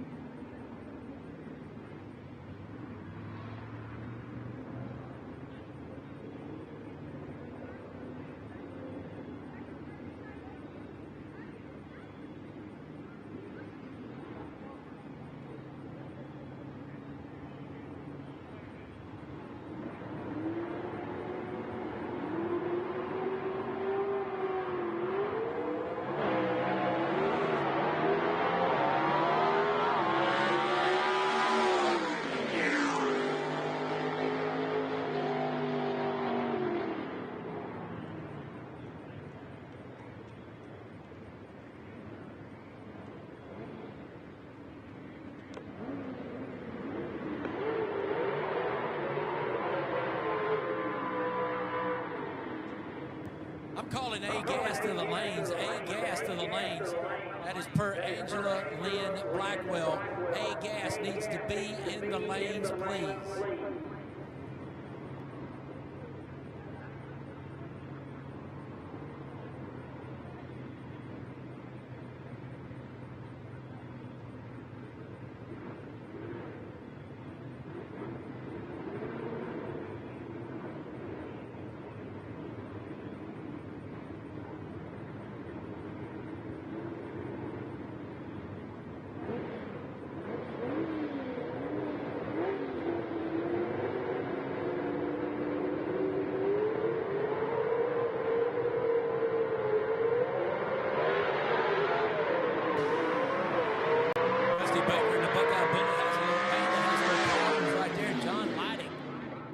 Takes that 57 Chevy on through the lights.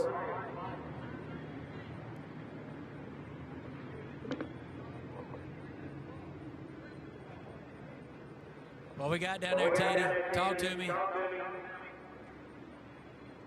Teddy says thumbs up. Too bad he's not a track official, but I'll listen to Teddy.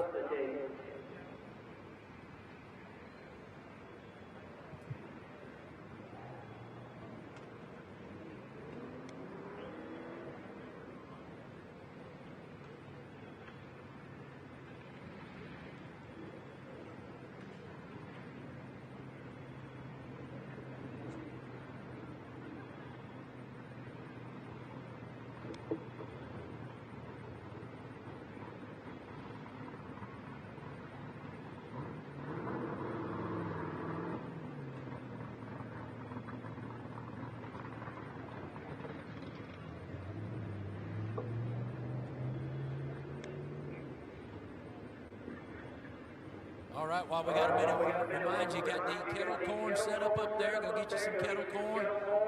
That's some of the best stuff you'll put in your mouth, promise you. And you can also start off with a nice fried bologna sandwich from the concession stand up there. A lot of other great things, fries, burgers, hot dogs. Make sure you stay hydrated with some Gatorade, Pepsi products up there. If you're looking for officially licensed merchandise, go see Stephen and Holly Smith down there at the Southeast Gas or Gear. You can see it under the big flyer, the big, I guess you call it a flag.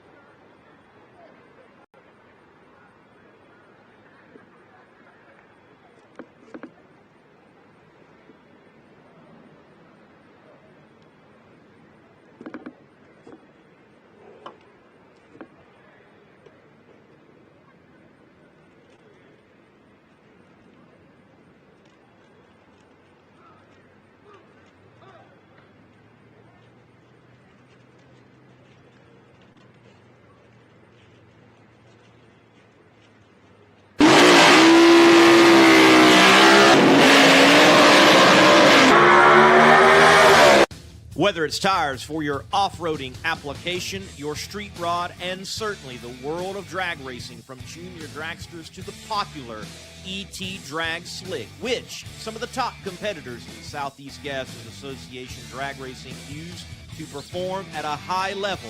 It is Mickey Thompson, and high performance being synonymous for over decades. Those Mickeys are sticky.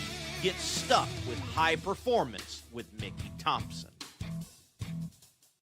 Larice Motorsports Insurance offers drag racers the broadest insurance policies in the industry. Larice Motorsports Insurance was created by racers for racers. Larice insures race cars on and off the track, trailers and equipment. Larice even pays racers contingencies at the fling bracket races. Don't wait until it's too late. Call Larice Motorsports Insurance today.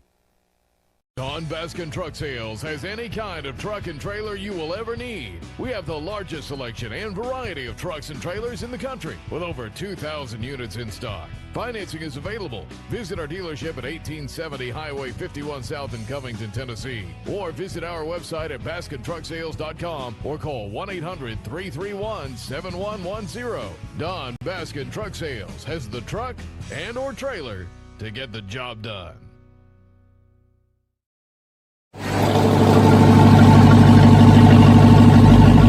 Here at Quick Time Performance, we give you what you need to to put some attitude in your truck? Why settle for the same dull, boring commute that everyone else subscribes to? Life is too short to be stuck in a bland appliance every day. Grab a set of QuickTime electric cutouts and say goodbye to ordinary. Love the sound of a gasser banging through.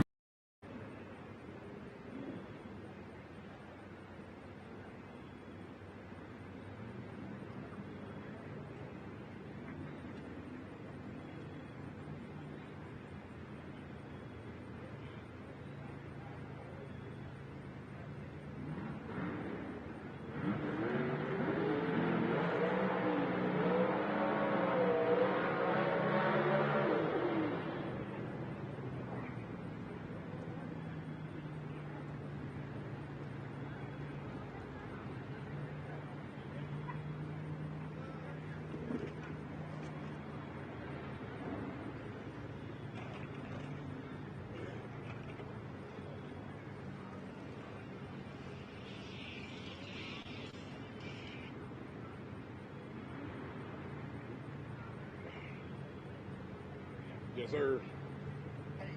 Yeah. You have your keys, so you left your trunk open. I left the back of my trunk open? Yeah.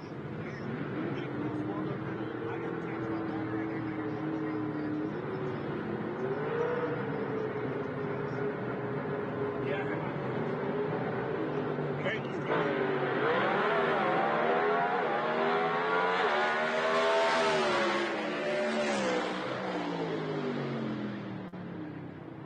Thanks for doing that, man. Appreciate you. I didn't even realize I left it open. Well, he didn't back up the ET on that particular pass, but I don't think he's going to be knocked off of that ET mark anytime soon as we get ready to see the next Thanks, two man. now. I appreciate y'all.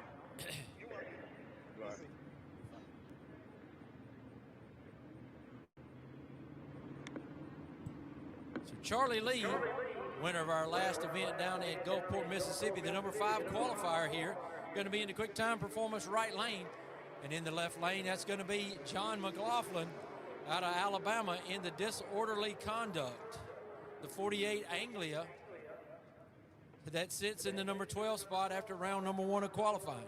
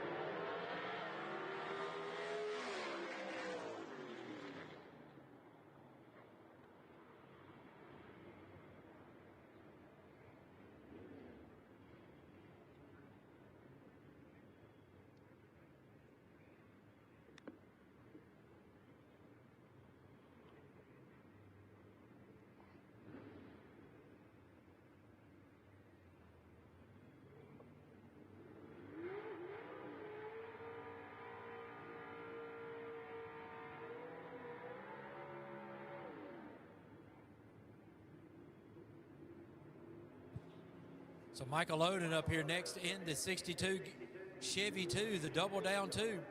One-way technologies, horsepower underneath the hood for this B-gas entry. His mom, Gina Oden, backing him up, the 21-year-old out of Birmingham, Alabama. Had trouble in the first round of qualifying, so not really making a representative run. Found himself in 14th spot. Tim Lael, who's new to us over here in the Larice Motorsports Insurance left lane. That car was the 2020 World Championship A-Gas car of Steve Davis. And that car was sold to Rod Bergner, and now Lale owns it and finds himself here in B-gas trim at his first event.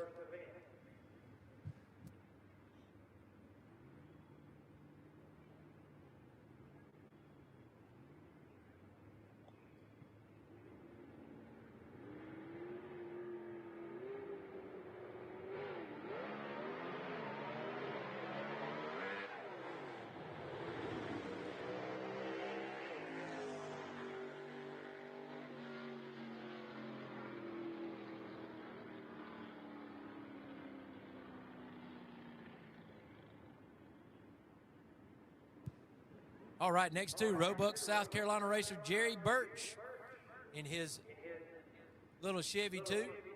The Freebird out of Roebuck, South Carolina. He and his brother Joey make up the Birch Brother race team. They're going to go down the track alongside of Jason Roberts. Birch qualified in the number 9 slot after round number 1.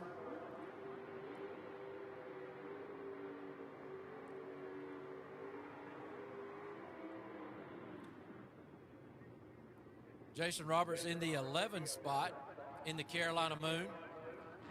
Moon finds itself over in the Larice Motorsports Insurance left lane. Jerry Birch finds himself in the Quick Time Performance lane here with ACP headers and Grill 221 helping out paying the bills, as far as the 295 food and spirits on the back of the race car.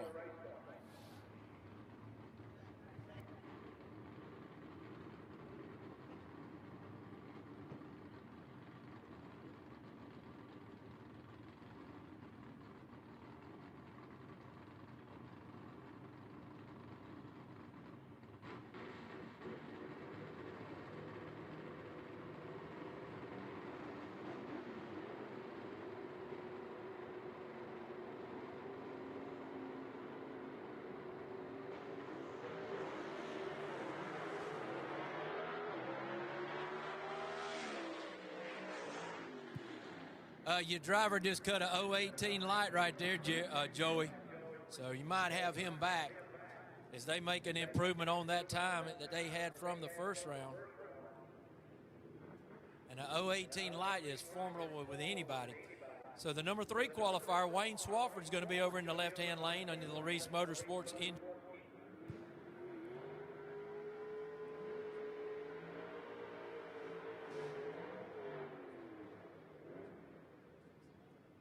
Gary Smith, the number 10 qualifier out of Leesville, South Carolina, in the Chicken Bone.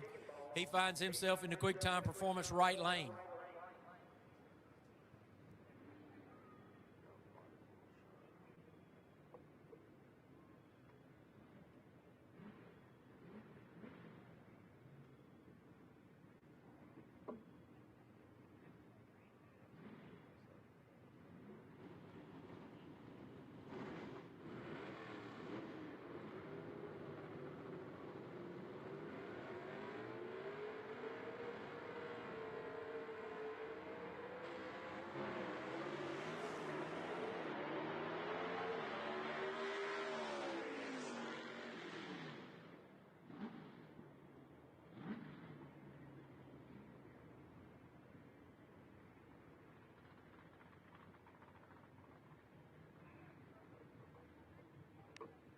Next up, the number 8 qualifier, Bill Revels, finds himself in the Quick Time Performance right lane in his 63 Comet called Black Betty.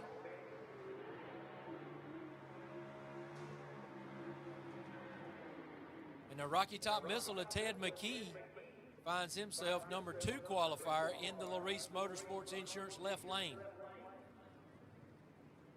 McKee 15 points behind in our points championship standings this year, needing to make up 3 rounds of racing on Ken Rainwater in order to take the 2025 championship.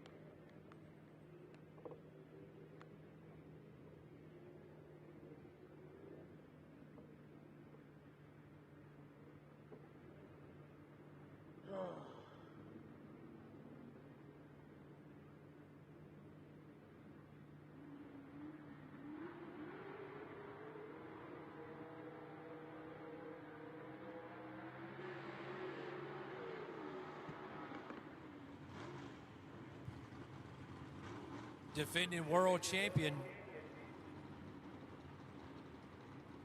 Daniel Haynes finds himself in the Larice Motorsports left lane in his car called the Patriot. He sits in the number 6 spot after round number 1 of qualifying. Mike Blackwell, the guy he's going to go down the track beside, finds himself in the 7th slot after round number 1 in his 55 Chevy called the Thunderstruck. Haynes from Holly Springs, South Carolina, and Blackwell from Campobello. So almost virtual neighbors right here, as their kids would go to the same high school.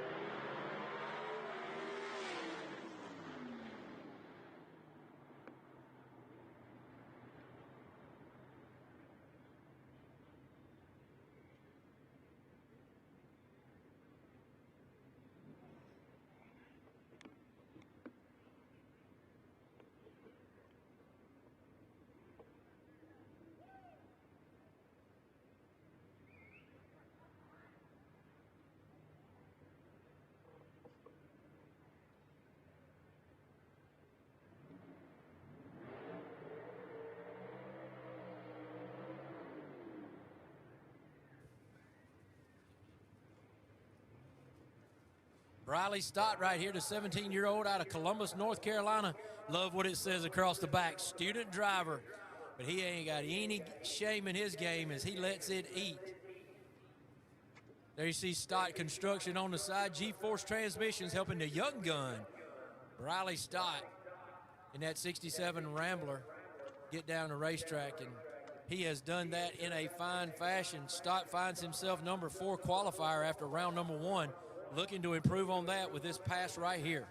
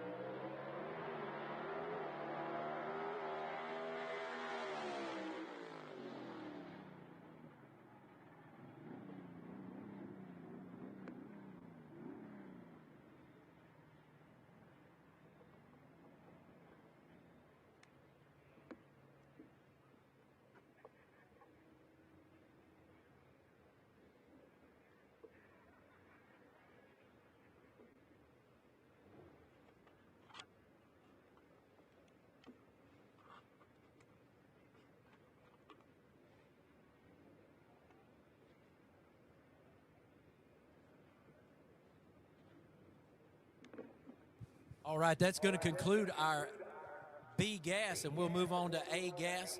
And after that, we will have completed our qualifying here today, and we'll move into our pre-race ceremonies and get this day started with some eliminations. Not that bad. Might look, but transition-wise, it's not that bad. But there's some people there that don't need to be there anyway, so I'm going to go to the tower and be like,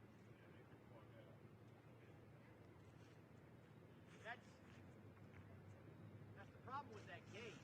So most of the time they have it completely blocked off, and you just can't even get here. Right.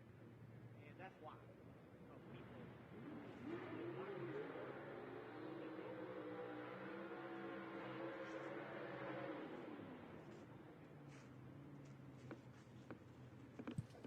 Chase Howard, the number 1 man in points right now, who uncharacteristically qualified in the last spot after having trouble in the first round of qualifying. Going to go down the track alongside the number 3 qualifier, Kenneth Phillips, who finds himself in the Larice Motorsports Insurance left lane in his 58 Corvette. Keely Lear going to back up Kenneth Phillips. Trent Howard backing up his brother, as he always does.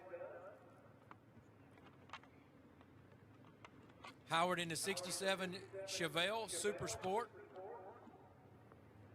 Got some interesting onlookers down there.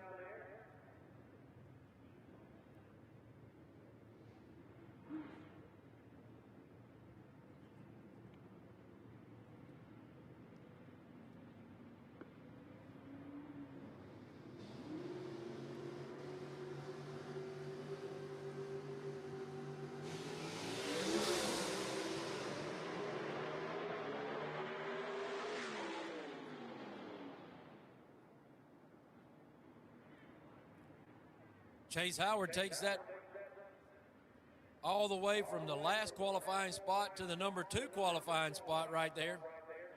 And he is definitely in the ball game right there, as we had no fear he would not be.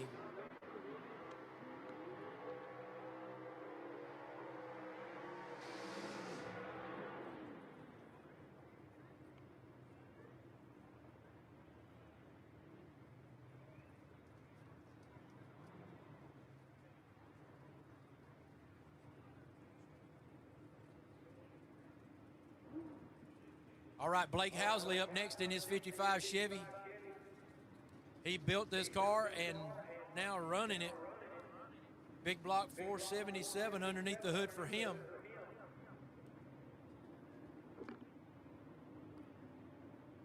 Doyle Lynn in his 51 Henry J. Tim Hall race engine underneath the hood for him.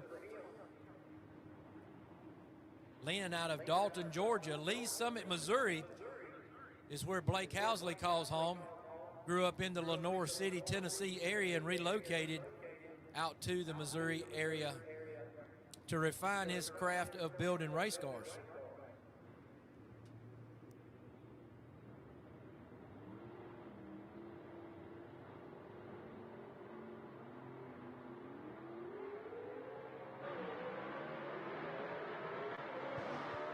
Car takes a move to the middle. Housley has to pat the foot feet on it, but still gets it down the racetrack quicker than before, so he'll get a qualifying spot.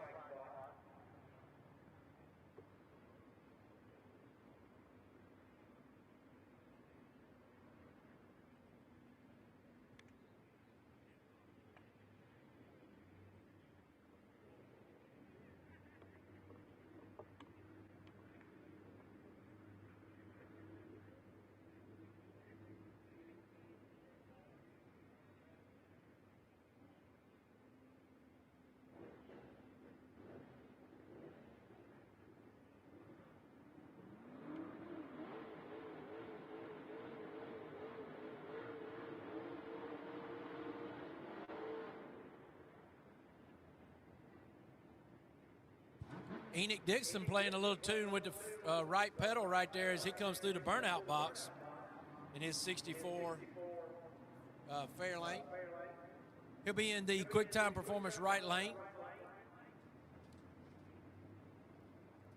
Going to go down the track alongside the Ford of the 55 Ford of Ray Ballou. Whitney Dixon bringing her husband Enoch back.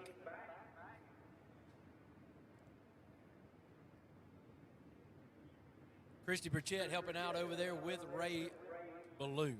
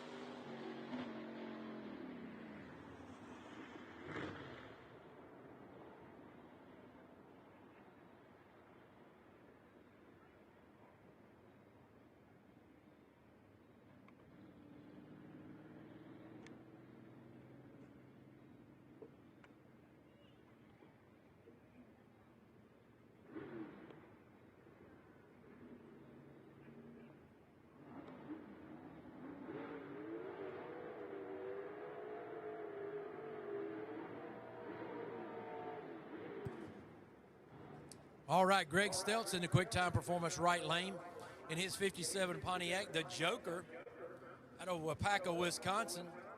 His wife Leah out front bringing her husband back. Got their own in-house motor shop. He's building his own motors now, 477 cubic inches there. He's going to go down the track alongside our 2024 world champion in A-Gas and the man that sits number 2 in points right now, and that is Leslie Horn in his 55 Chevy called the Chick Magnet. Robin Harris bringing him up to the line. 477 cubic inches also under the hood for him of Gene Fulton race engine.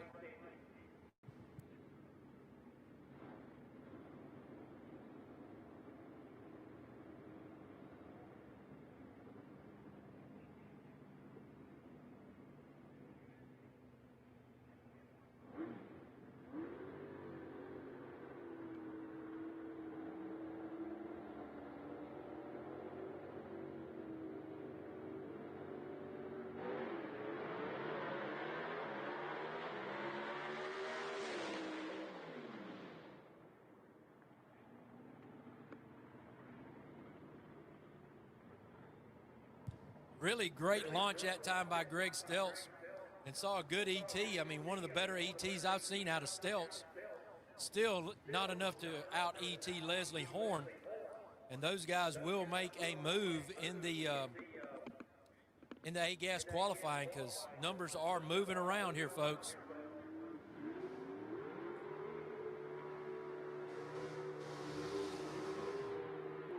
Wow, speaking of moving around, that Brad Henry in the 41 Willis right there, that car's doing a lot of moving around, even coming out of the water box. Henry admittedly having some struggles getting the car, to adhere to the racetrack in that Gene Fulton prepared 451 that he has under the hood. Gabriel Burrow, the provisional #1 qualifier after round #1 in his Southern Flyer. The 31 Ford, no stranger to Victory Circle or World Championships.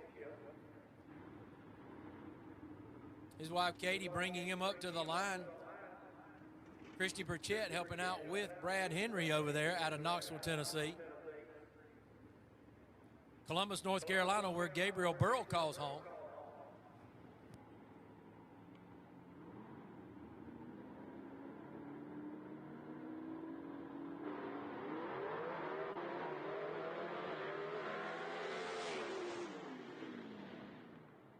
Burrow does not go faster, but goes plenty fast enough. Kind of looked like to me he went just a hair soft off the line, and boy, really killed it on the top end of one into that 2 shift and made that car leap down the racetrack.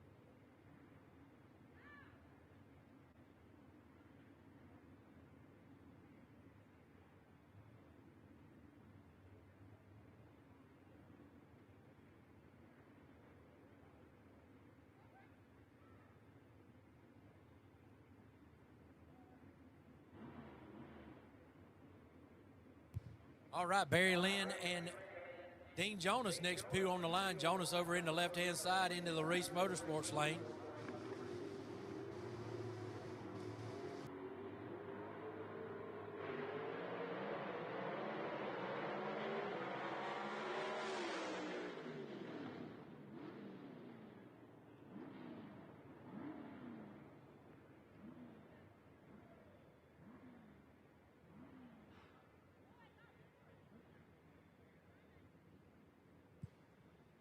All right, next two cars coming down through here. Two of the better looking cars in the Southeast Gassers with the beautiful red paint jobs, or if you want to call them ruby red metallic or whatever you want to call it. There's still some great looking cars. Ben Christopher, the number 2 qualifier after round number 1 in his 66 Chevy 2. He's going to be in the quick time performance right lane. Christopher is out of Boiling Springs, South Carolina.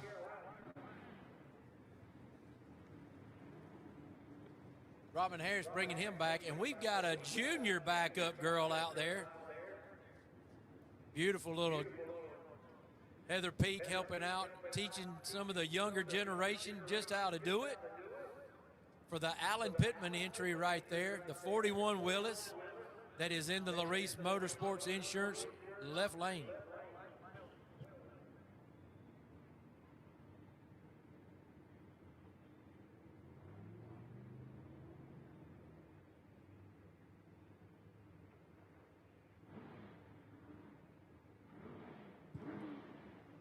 Fulton race engine underneath the hood of that Willis. Jason Line prepared bullet underneath the hood for the happy days of Ben Christopher out of Boiling Springs, South Carolina.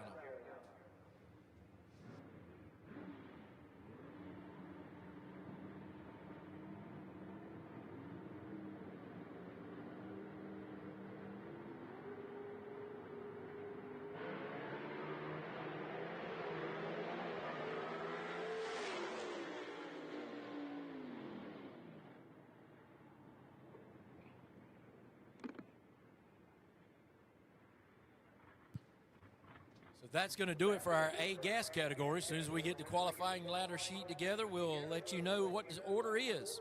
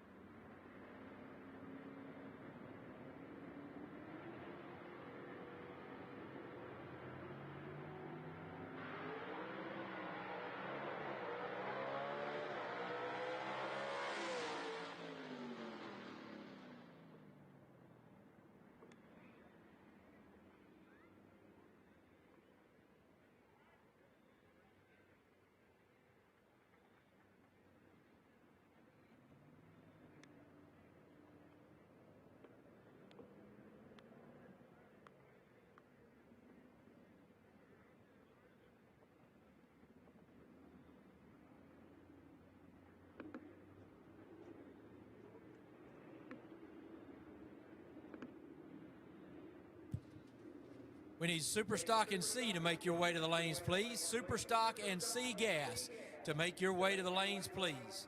That is Superstock and C gas.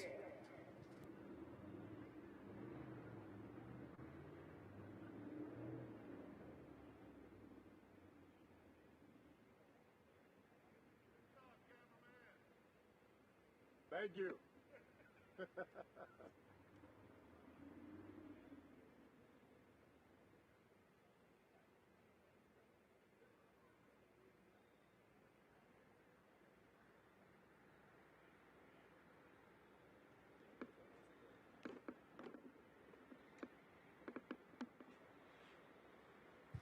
All right, make sure you take this little time that we got before we open his ceremonies to visit the concession stand.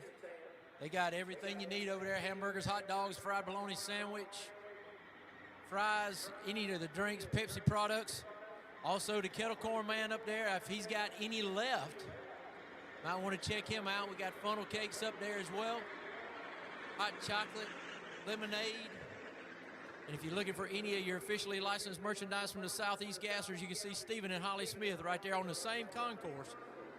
I also know that the Pickle Man, he's around here somewhere if he hadn't already sold out. And he's got all kind of stuff. Let me see what kind he's got with him today. Dill, spicy dill, jalapeno, sweet and spicy, green tomato, honey mustard, and bread and butter. So hopefully he hadn't sold out. He's got a good assortment there. See him, he'll be riding around on his golf cart. You can catch him with a big flag on the back that says Pickle Man.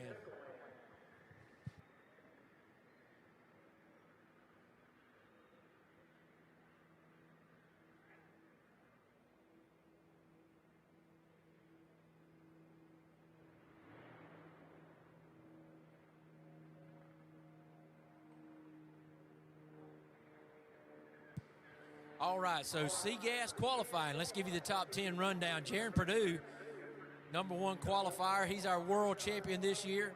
He's the #1 qualifier here today as well. Heath Adams right on his heels in the #2 slot. They are separated by, doggone, tenths, hundredths, thousandths. They are separated by 6 ten-thousandths of a second between our #1 and 2 qualifiers. 6 ten-thousandths of a second. Third place is going to be the Double X of Todd Oden. Fourth, Tony Tagenhorse in the wasted wages. Billy Wilson's going to be 5th, followed by Josh Pruitt. Larry Cummins in the 7th spot in the Jumping Jack Flash. Tim Hall 8th, Ernie Smith 9th, and rounding out the top 10 will be Alfred Adams. 11th will be Mark Halleck. Rick Varner follows him in the Spinny 3. Diana Casto 13th. Brad Wimberly 14th. Ben Helms 15th. John Leidick is going to be 16th qualifier. Dan Hogan in the flat out is going to be the 17th qualifier. Gene Russell 18, and Doug Poston our 19th qualifier. As we move on to B-Gas, Ken Rainwater in the Renegade, our current points leader, stays on that #1 spot. Ted McKee follows him, the man that is only 15 points back and trying to chase him down for that World Championship, sits #2. Charlie Lee in the 3 slot, Wayne Swafford in the 4 slot. Riley Stott rounds out the top 5, followed by Daniel Haynes, Mike Blackwell in the Thunderstruck, Bill Revels in the Black Betty, Jerry Birch in the Freebird, and Gary Smith rounding out the top 10 in the Chicken Bone. 11th is going to be Michael Oden. John McLaughlin will be 12th. Jason Roberts 13th. Kelvin Cannon 14th. And Tim Lale will be the 15th qualifier. In A-Gas that you just saw finish, Gabriel Burrow maintains that #1 spot in the Southern Flyer. 2 slots going to go to Chase Howard in the USA 1, our current points leader. Ben Christopher going to shuffle out to the #3 slot in the Happy Days. Leslie Horn is going to be 4th, followed by Kenneth Phillips and Greg Steltz, the Joker, in the 6th spot. Barry Lynn 7th, Brad Henry 8th, Dean Jonas in the Agent Orange 9th, and Alan Pittman rounding out the top 10 in the 41 Willis of Pittman and Sward. 11th goes to Doyle Lynn. Enoch Dixon going to be 12th, Blake Housley 13th, and Ray Ballou rounding out the top 14, and that's how they'll shake down. And we will be getting ready for pre-race ceremonies in just a moment. I need Super Stock and C Gas to the lanes now. Super Stock and C Gas to the lanes now for first round of qualifying. First round of eliminations.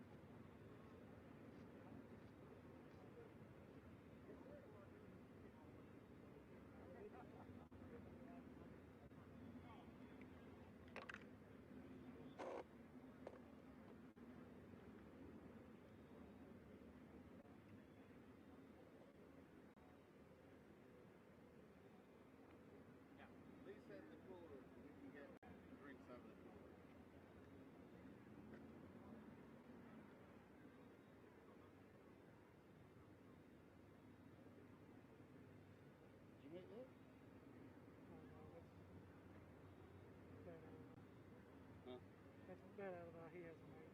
Oh.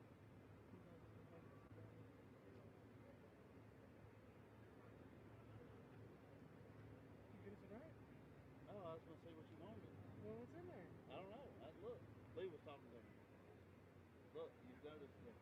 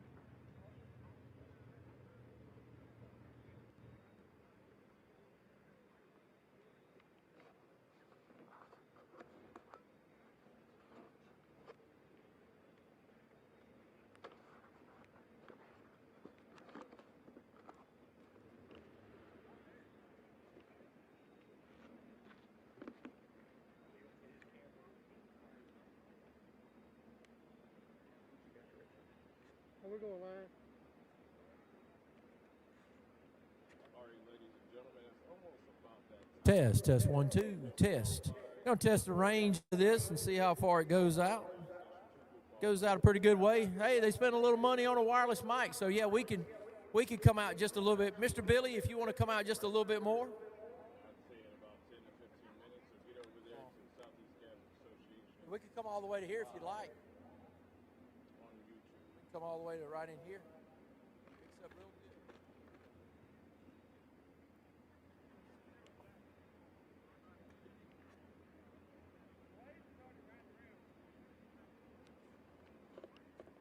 Ladies and gentlemen, it's about that time for elimination. So let's get to the YouTube of the Southeast Gas Association.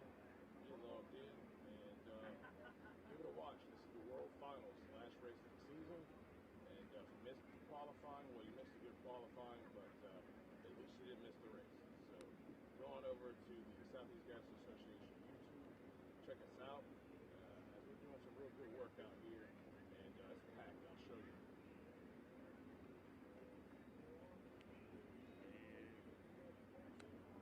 Just a lot of people out here. All right, thank you all. Want to welcome you all to the finals at Shadyside in 2025. Thank you all for being here. And what a day we've been given by the Lord. It is a beautiful day after He sent some rain our way earlier this week. And we at the Southeast Gassers want to thank each and every one of you, and I know I speak for Shadyside Dragway as well, for taking time to be here today. We know there's other places that you could be, but we are super glad to have you here. And we think we've got one of the greatest days of racing that you'll see as we attempt to take you back to the 1960s style of racing. Heads up first to the finish line, 4 speeds, and it's going to be an awesome day. We've got some tight battles and points that we talked about from the tower, and we will continue to keep you updated on those as the day goes on. But today, during opening ceremonies, I want to introduce a couple of men who are here today. They're going to hold the flags for us. First off, Mr. Billy, you want to go ahead and introduce yourself? I'm Billy Abbott, homeless Myrtle Beach. Man said Billy Abbott, homeless Myrtle Beach. Sounds right. And home is. Home is Myrtle Beach, South Carolina. So thank you so much for being here today. It's an honor to serve in this capacity. All right. And then next we've got Mr. Doug Cleff. Is that correct? That's correct. Doug Clough, yeah. Kennebunk, Maine. Sir, where did you say you're from? Kennebunk, Maine. Is that like Kennebunkport, Maine, that we heard with the Bush family? Right next door. So you are here in Shelby, North Carolina to watch a drag race from Maine. We come down the first one in the spring and the last one here. Well, we are awfully honored to have you here. And, sir, both of you gentlemen, I want to thank you both for your service to this country. And what that, I know that means a great deal to each of you, and it means a great deal to each person that sits here under the freedoms that you guys fought and protected our country for. So now, If everybody would, who is able, would you please rise, remove your headgear as we have these gentlemen present the colors of the national anthem, for the national anthem.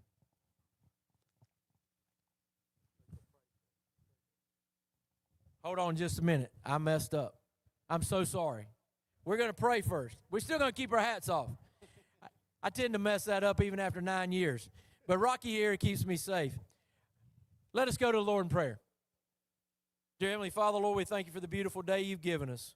We thank you for the brave souls that we have behind us holding these flags and the millions who have also served under this flag and fought for its freedoms to give every American the right to live the way that they want to live. Dear Heavenly Father, we do not take the sacrifices that these men made for granted, nor do we take the sacrifice that you made in sending your Son to die on that awful Golgotha hill to save our sins. If there be one here today, Lord, that does not know the saving grace and power of your name, we pray that they come to that realization today so we can grow your kingdom and share your love to everyone around this world. As we race today, Lord, we pray for safety over our racers. We pray for safety over our people who have came here, our patrons, that they traveled here safely and they return home just as the way they came. For it is in your gracious name that we pray. And all God's people said, amen. And remain standing for the national anthem.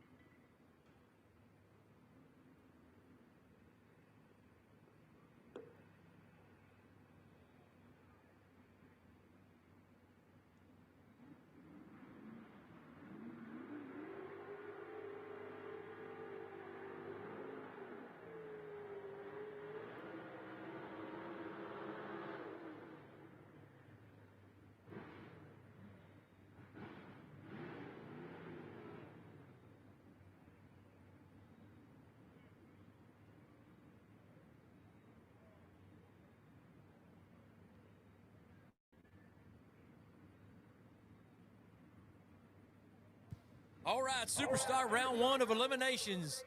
You're not the first one to get to the stripe in this one. You're loading your stuff and going home. Well, we hope you stay around for the finals, but you're loading your stuff and you're out of competition. Bryant Dalton Sr., number 2 qualifier here today. Number 4 qualifier here today. And the number 7 qualifier, Ronnie Jones, getting it on in the first matchup.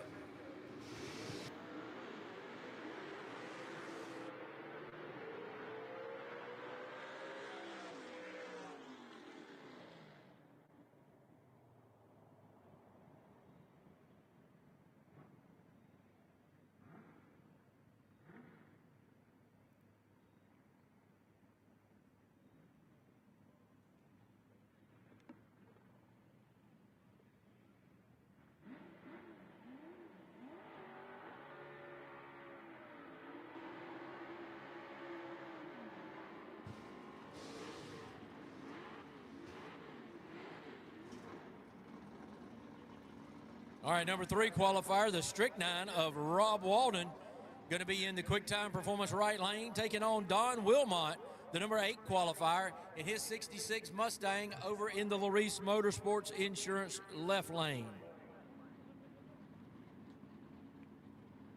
Winner of this one going to get the winner of the race right before us, which was Bryant Dalton Sr.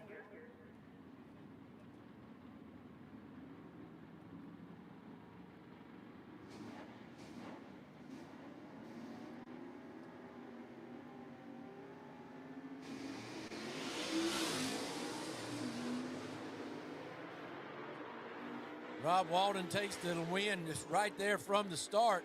So in a walkover, Rob Walden. It's going to be an interesting matchup right there.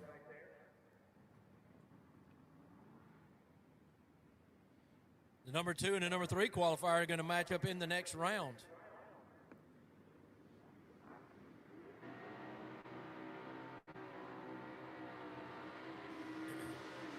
Number 5 qualifier, John Wise in the Gold Dust out of Attica, New York, going to be occupying the quick time performance right lane in his Barracuda, his 66 Barracuda, the Gold Dust. He's going to be taking on Tony Nowosadski out of Gardendale, Alabama in the Public Enemy, the beautiful 1956 Chevy that's over in the Larice Motorsports Insurance left lane.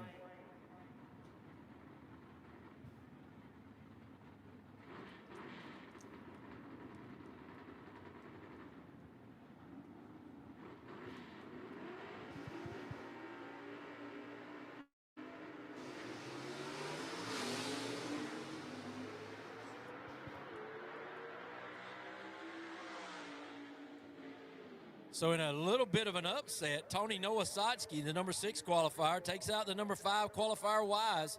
Going to make for a long trip back to Attica, New York for Wise as he gets eliminated in the first round.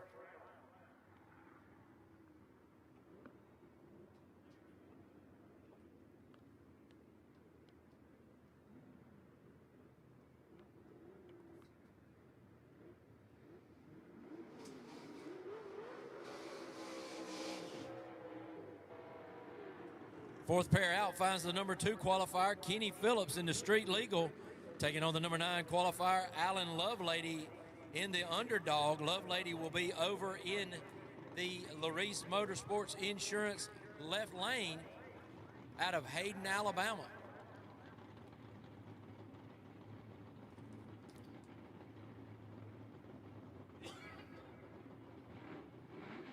So Phillips out of Campobello, South Carolina, in Hayden, Alabama, where Lovelady calls home.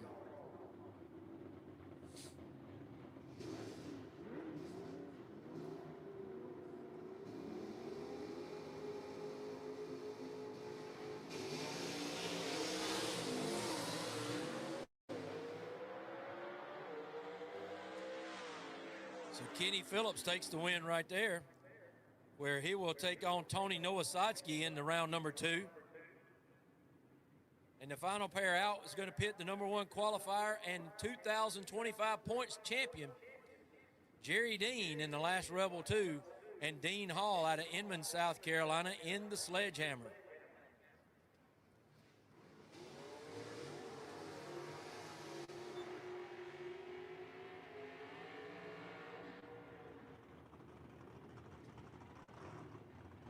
So Jerry Dean out of Lacey Spring, Alabama, the 24 and 25 points champion here in our Superstock category. And a man that has only lost, I think, in 21 races now, or 20 races, I think he's only lost twice. One of those was a red light. One of those was a mechanical failure down track. No one has absolutely just totally outran Jerry Dean. Winner of this one going to get a bye in round number 2.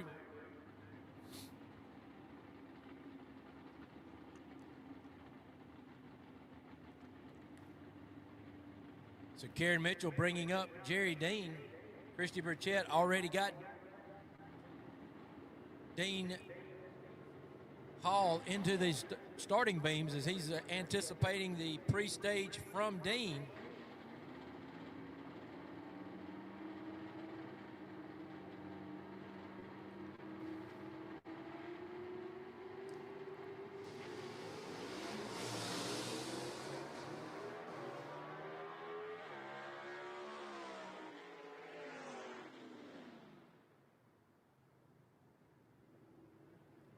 That'll do it for Superstock round number 1. We need B Gas to the lanes. B Gas, we need you to the lanes, please.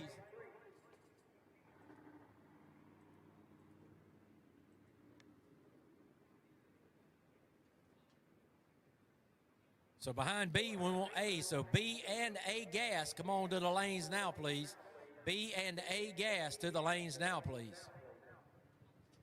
Larice Motorsports Insurance offers drag racers the broadest insurance policies in the industry. Larice Motorsports Insurance was created by racers for racers. Larice insures race cars on and off the track, trailers and equipment. Larice even pays racers contingencies at the fling bracket races. Don't wait until it's too late. Call Larice Motorsports Insurance today.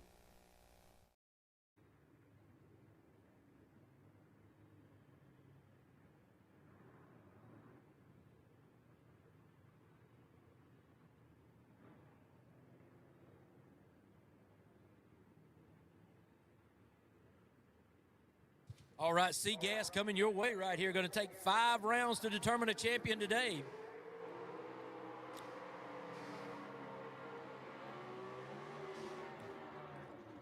Number 16 qualifier right here, John Leidick out of Gray, Georgia, in his 1957 Chevy, going to be occupying the quick time performance lane. And over into the Larice Motorsports Insurance left lane, that's going to be Todd Oden out of Birmingham, Alabama, the number 3 qualifier here today in his 1958 Delray called the Double X. Christy Burchett bringing up Leidick. Gina Oden bringing her husband Todd to the line. One-Way Technologies underneath the hood here for Todd Oden.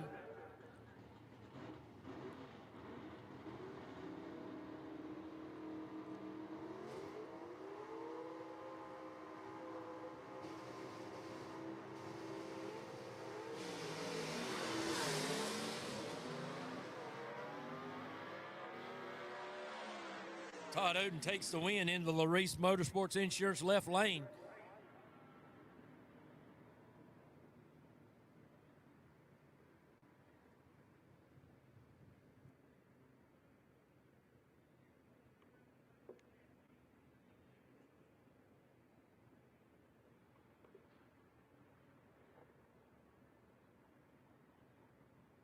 All right, next 2 out, Tony Tagenhorst.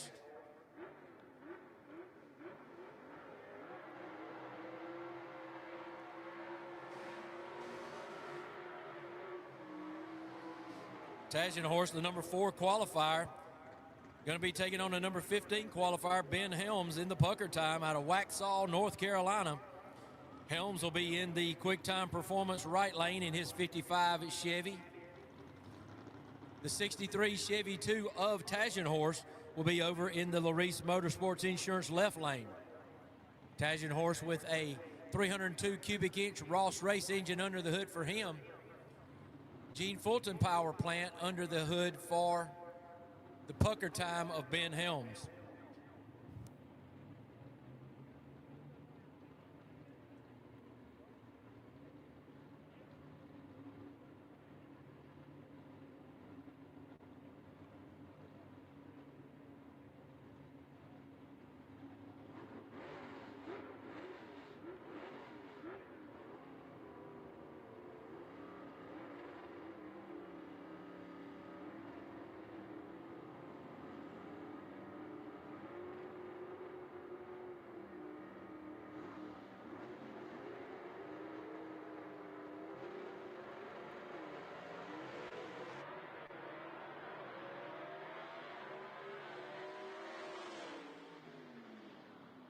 Ben Helms with a picture book, beautiful leave right there, but too much Ross race engines as Tajan Horse takes him over on the big end and unfortunately puts Ben Helms early on the trailer here today.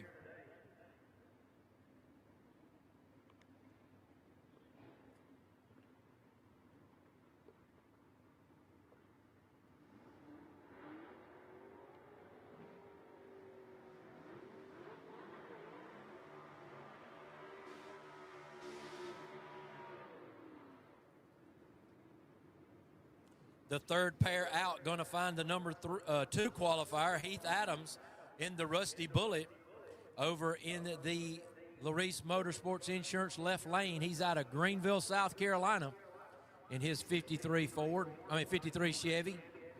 Gene Fulton race engine underneath the hood for him. Gene Russell in the Junkyard Dyno, the number 17 qualifier, finds himself in the quick time performance lane.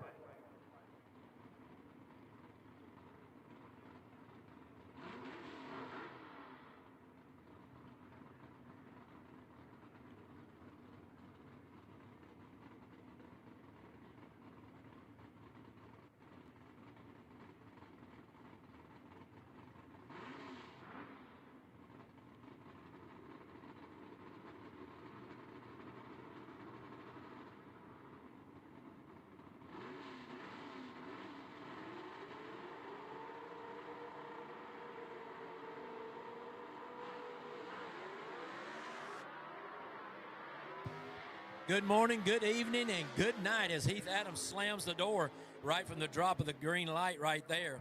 And Adams moves on to round number 2, dispatching Gene Russell.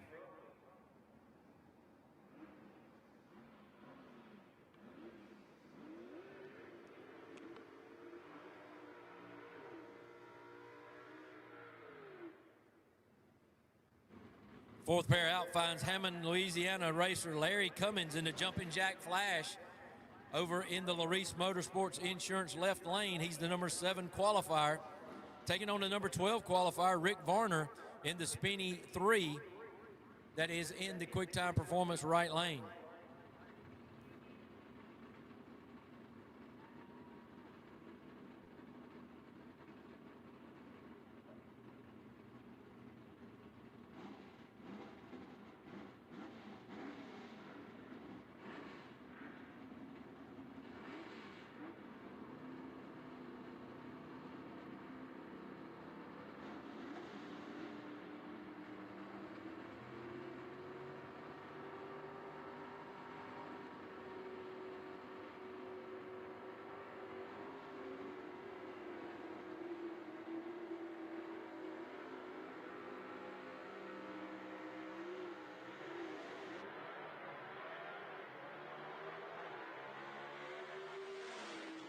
Little stumble right there by Larry Cummins on the starting line, but he overcomes that and dispatches Rick Varner here in the 4th matchup out here in SEGA.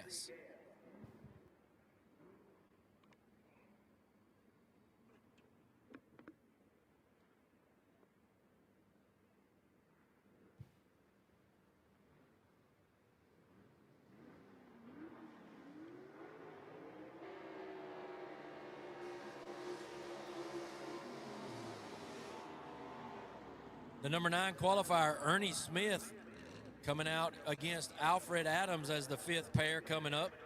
Alfred Adams, the number 10 qualifier. Ernie Smith, the number 9 qualifier here. Smith going to be over in the Larice Motorsports Insurance left lane. Wings, etc., Bowling Springs, Secured Advantage Federal Credit Union, Woodfin Towing, and Priority Heating and Air, as well as Ike's Cafe, Ike's Corner Grill. For the best cheeseburgers in Spartanburg, South Carolina, you need to go over to Ike's Corner Grill. I frequent that place as many times as I can. They do a great job. Hand-patted burgers right there at Ike's Corner Grill. And Alfred Adams out of Clover, South Carolina. These two guys are number 2 and 3 in points right now as we race, are 2 and 4 in points. Ernie Smith in the 2nd spot, Alfred Adams in the 4th slot. This could have some points implications right here in our final tally of the year.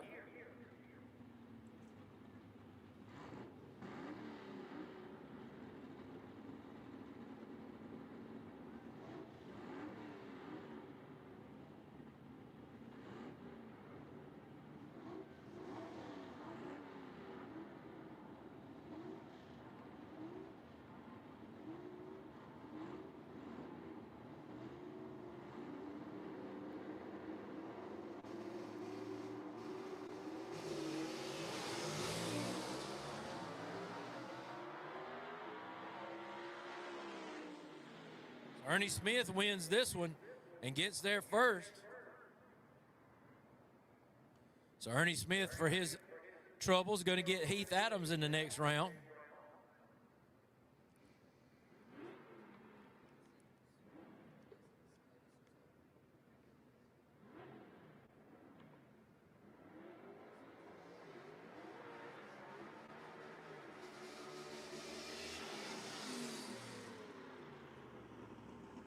You can always close your eyes and know when Josh Pruitt's doing a burnout, as he likes to tap that gas pedal. That is a signature move by him. He finds himself in the quick time performance right lane in that car that he calls the Youngblood, the 63 Ford Fairlane. Going to be racing the number 13 qualifier. That's Diana Casto in the quick draw Falcon. Casto out of West Virginia with this a beautiful lace paint job on that car. Paint job put into effect by her and her husband, Dana.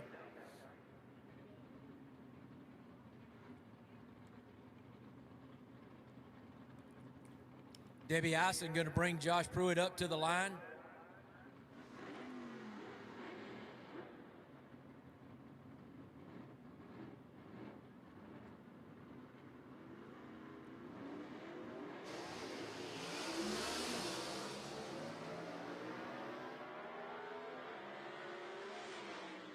Josh Pruitt dispatches Diana Casto to the trailer.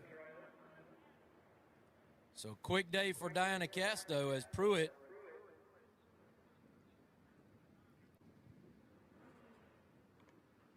Josh Pruitt beats her on reaction time. That's a whole shot win right there, as Casto had him out ET'd, but the whole shot win right there for Josh Pruitt.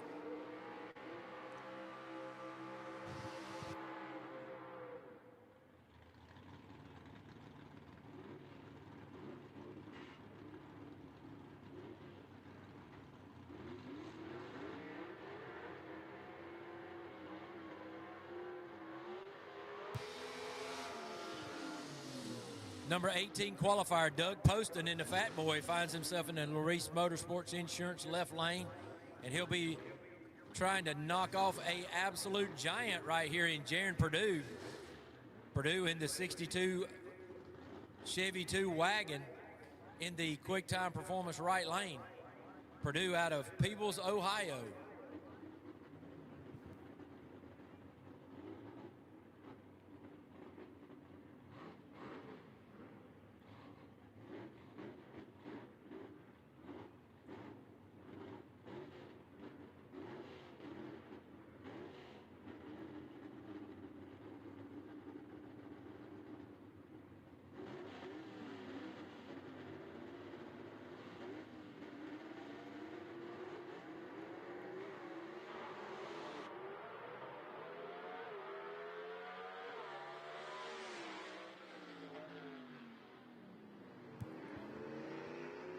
Don't want to know what happened there, but Purdue takes the win.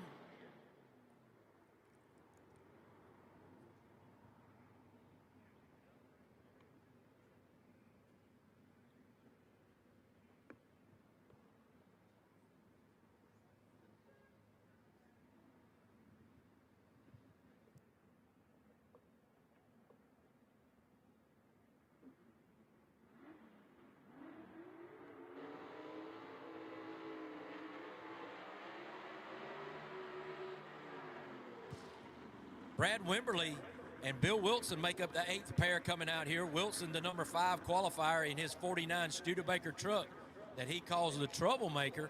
He's out of Gaffney, South Carolina. You see high voltage Harley Davidson on the side right there for him, and a 292 cubic inch Fulton small block underneath the hood. Wimberly out of the McDonough, Georgia area in his 62 Comet, the number 14 qualifier today in the Larice Motorsports Insurance left lane.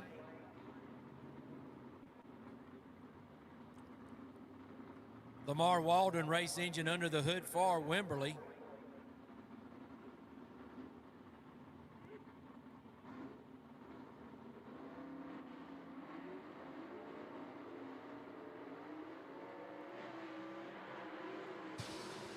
And Wilson turns on the big red light. So Billy Wilson leaves a little too early. 0.08 on the negative side in the red for Wilson. So that's going to give the win to Wimberly, where he'll take on Josh Pruitt in the next round. Tough day right there for Wilson, but red is dead in the Southeast Gassers and any form of drag racing. The 9th pair out is going to have Tim Hall, the number 8 qualifier. And that seems so odd to say, the 8th qualifier, Tim Hall.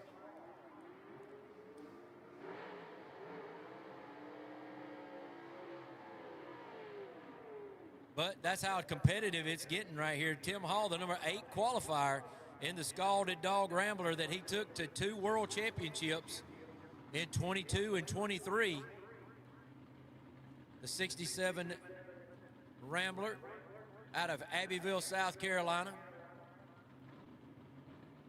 This niece Emmy bringing him up to the line.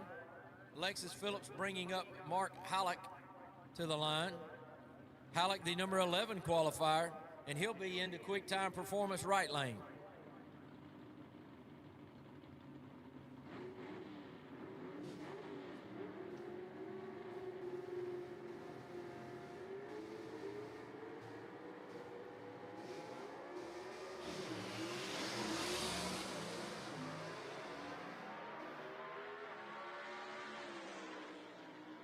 Tim Hall pulls away at mid-track, and that is all it wrote. Interesting matchup coming up in round number 2 in SEGA. You got 2-time champ, the 22 and 23 champ Tim Hall, facing the 24 champ in Todd Oden. And these guys have faced off many times. They faced off in the finals at Gulfport, Mississippi at our last race when Todd Oden come out on top of that one. But here they are again, finding themselves racing each other in round number 2 here at the finals at Shadyside. And Tashin Horse and Cummins is another one that intrigues me a lot, the number 4 and the number 7 qualifier. So lots of great racing action coming your way in round number 2 of C-Gas as we get ready for B-Gas as they sit waiting and ready. We need A-Gas to the lanes. A-Gas competitors, we need you to the lanes, please.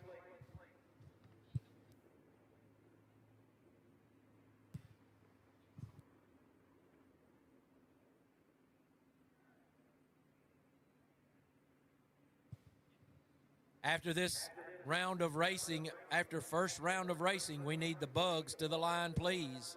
We need the bugs to the starting line after first round of eliminations here. Love the sound of a gasser banging through the gears as it makes a pass? Do you want that same feeling in your street car or truck? We've got the exhaust systems and parts that bring that iconic rumble straight from the golden age of drag racing. With a quick-time performance electronically controlled exhaust system, you can have race car loud with the flip of a switch or a push of a button. Give your ride that gasser sound it deserves.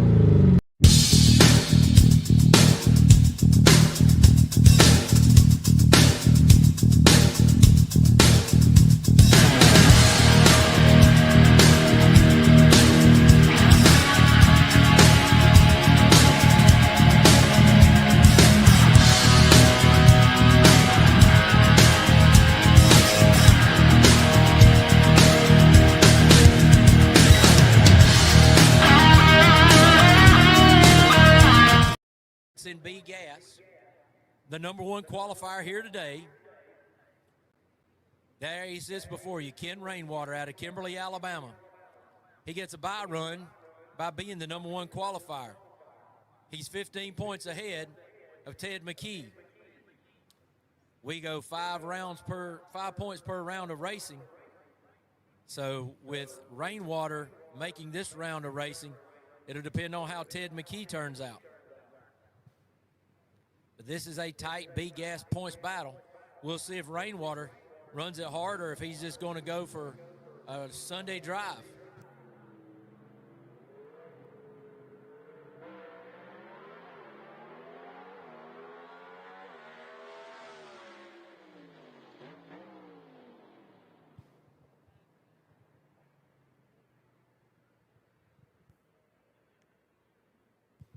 All right, and Ken Rainwater just set a new elapsed time record. Tune up, Teddy. You and the Chief got it working going on as y'all are the new elapsed time record holder for B gas. As he backed up that run right there, I'll let you know that elapsed time later on in the day, folks, of where he has reset the record. And that run actually was faster than his run that got him to the record-breaking chance.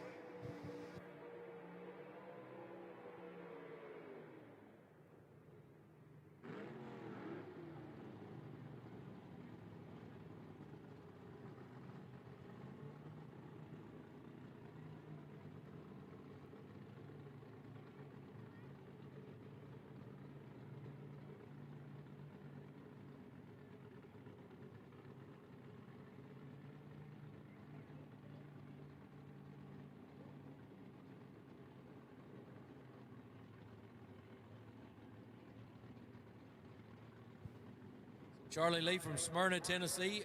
Kelvin Cannon from Elizabethton, Tennessee. Cannon in that 33 panel van in the Larice Motorsports Insurance left lane.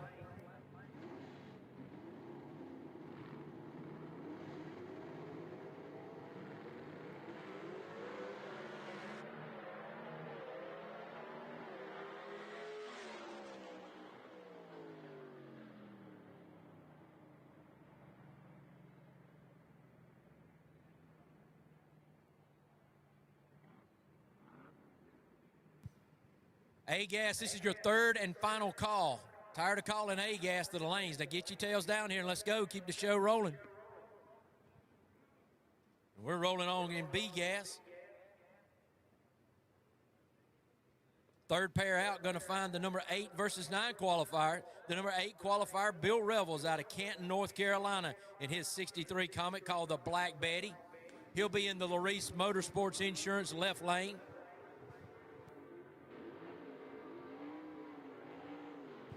Roebuck, South Carolina racer Jerry Birch will find the Freebird in the Quick Time Performance right lane.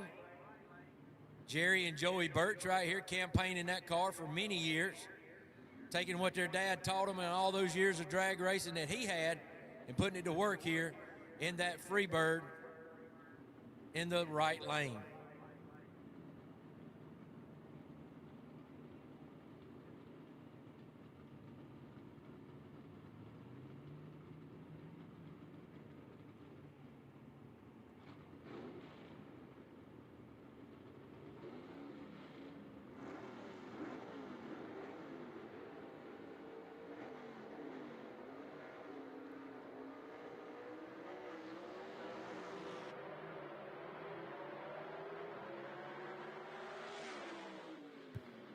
Bill Revels gets there first. Jerry Birch turned on the red light. So unfortunately, that puts him on the trailer for today. He does Birch. And Bill Revels will move on to take on Ken Rainwater in the next round.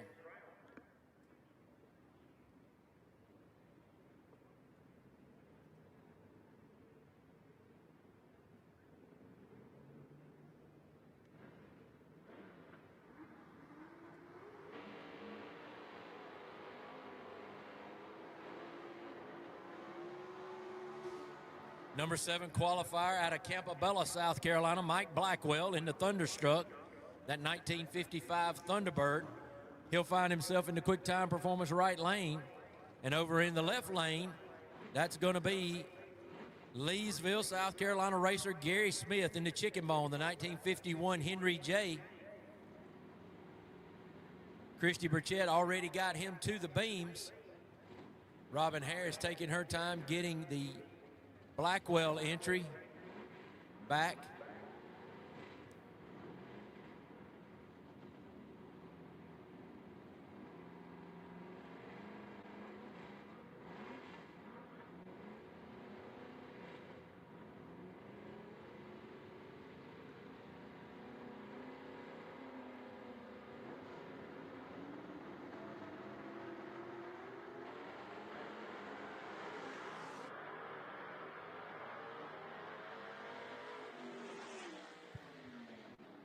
So Gary Smith leaves before the tree's activated, so that's going to give Mike Blackwell the win right there.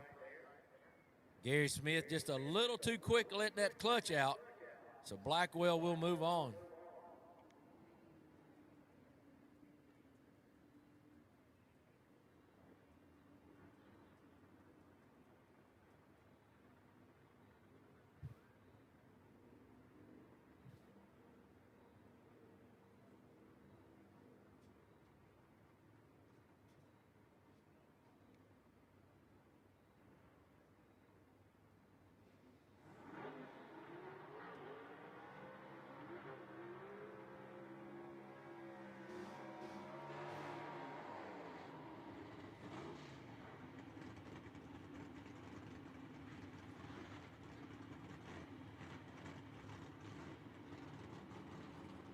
All right, Ted McKee up next, the number 2 qualifier in the Rocky Top Missile.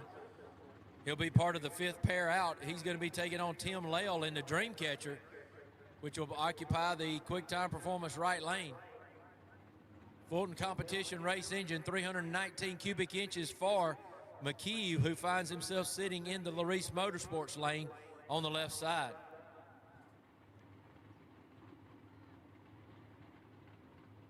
Blake Housley race cars, the choice for Ted McKee.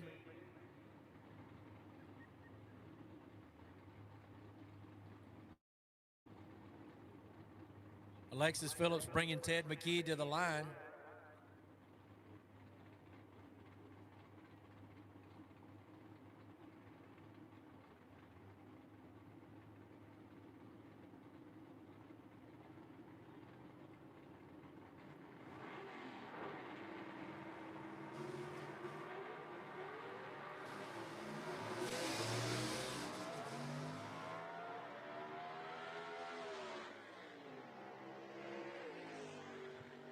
So Ted McKee in a virtual walkover right there, where he'll take on Mike Blackwell in the next round.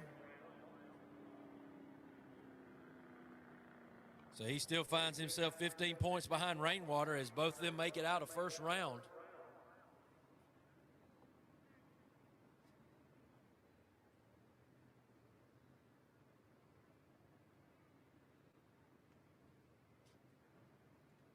Briley Stott, the number 5 qualifier, finds himself coming through the water box in the quick time performance right lane. And he's part of the 6 pair out right here, and he'll be racing the number 12 qualifier, John McLaughlin, in the disorderly conduct at 48 Anglia.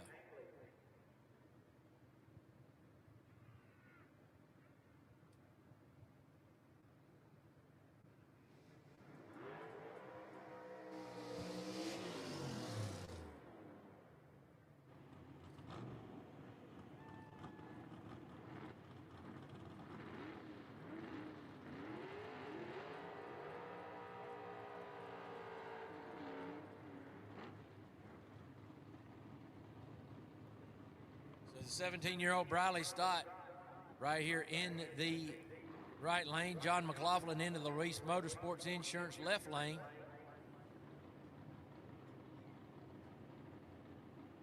McLaughlin's wife bringing him up to the beams under the supervision of Robin Harris.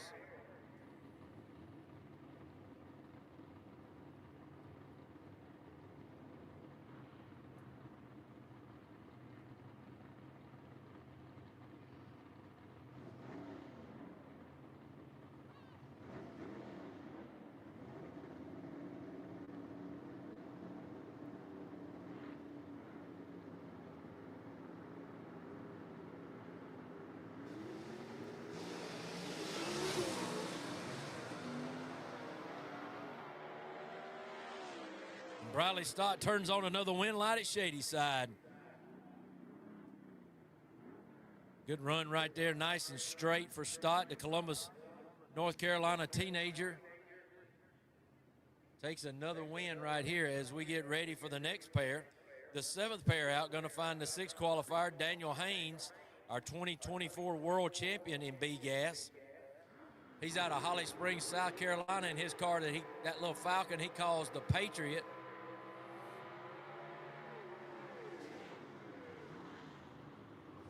Dwayne Bush race engine underneath the hood for him. He's going to run the number 11 qualifier, Michael Oden, the 21-year-old out of Birmingham, Alabama. One-Way Technologies motor underneath the hood of that 62 Chevy 2.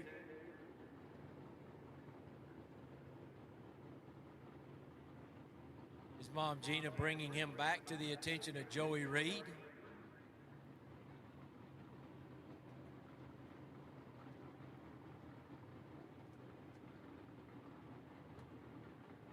This one ought to be a good one right here. Winner of this one gets Charlie Lee in the next round.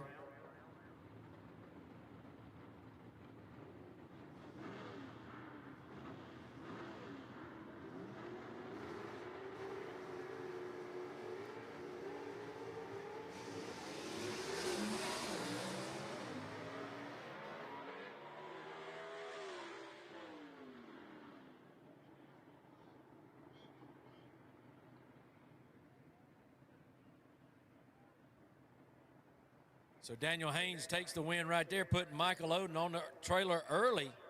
Looked like something happened on that one as he was coming off the line.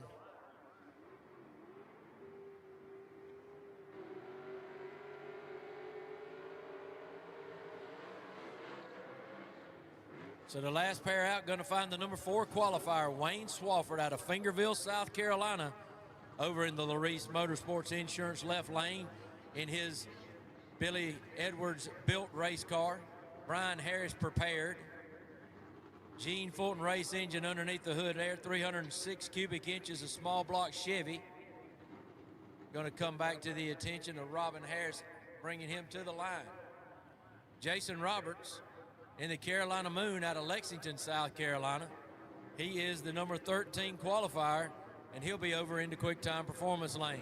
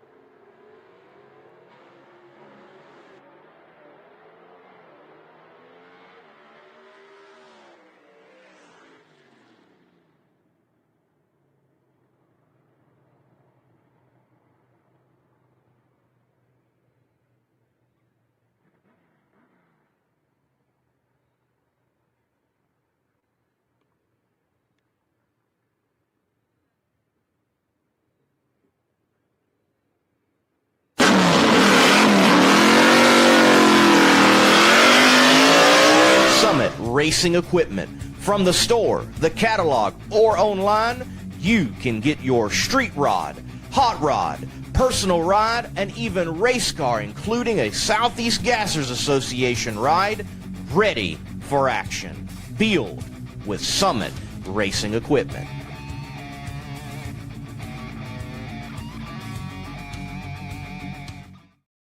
Harbin's Mechanical serves Atlanta, Georgia, and its metro area. From the big jobs downtown to the jobs in your hometown of the suburbs, they are your #1 source for your HVAC and refrigeration needs in Atlanta and its metro area.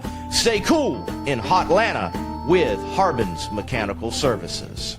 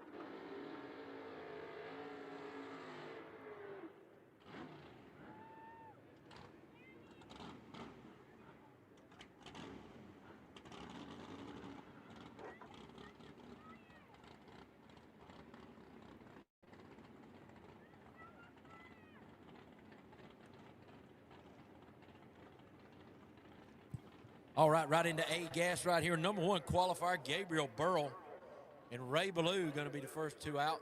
A couple of Fords right here on the line. The 31 Ford Tudor of Gabriel Burrell, the Southern Flyer. Car that has sat dormant for most of the year. I don't know, he may have run here in the first race. I think he was here, but I don't know if he raced in the first race. Now he is racing here, of course, and Ray Ballou, another 55 Ford. Admittedly, is not up on horsepower. It is Ballou, but wanted to make every race. We understand that.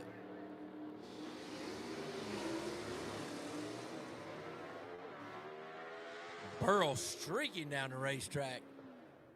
Tell you what, Gabriel Burrell has been on a rocket ship this weekend.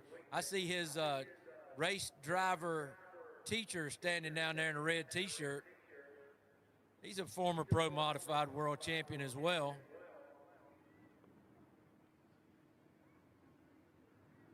World champions everywhere around this place.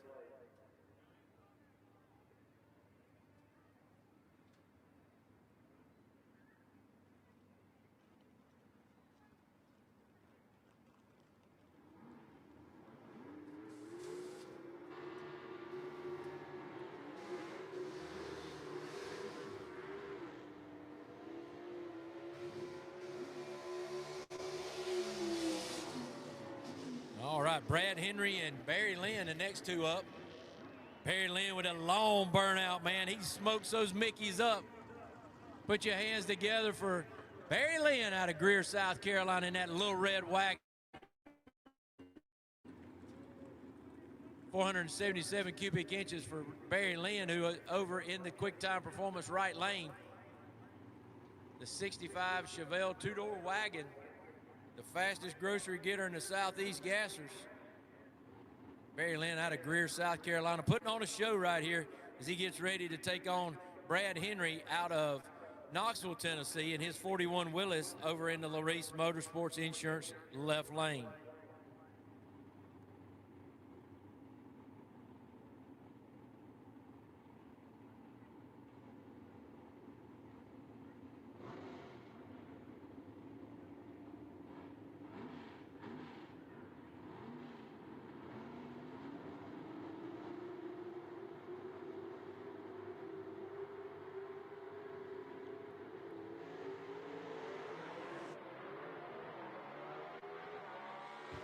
Man, Brad Henry's car makes a violent move toward the wall.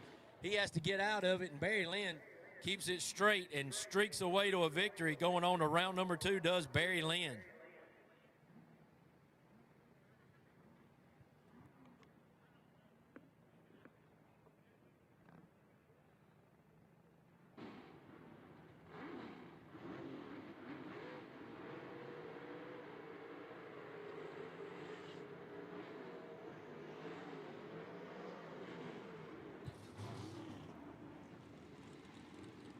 All right, Greg Stelz, the number 6 qualifier in the 57 Pontiac, the Joker out of Wapago, Wisconsin, finds himself in the Larice Motorsports Insurance left lane, being backed up by his wife, Leah.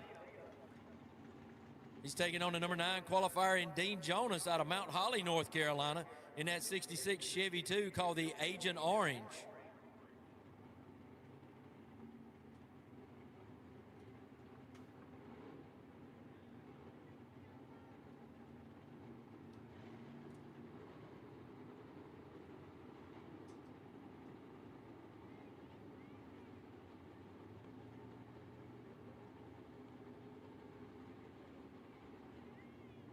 So Miss Collette bringing up Dean Jonas.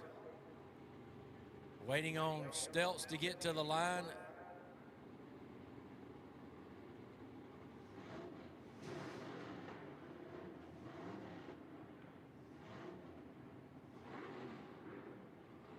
Jonas already into the pre-stage. 6 versus 9 matchup here. This is a good one coming out of the lower half of the bracket. Stelz all the way in. Here we go.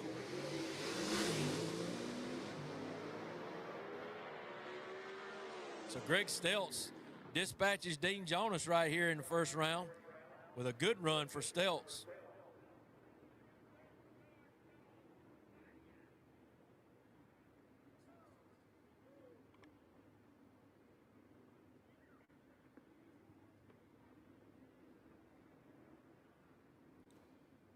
The Leslie Horn Doyle Lynn matchup comes up next as the 4th pair out in A gas.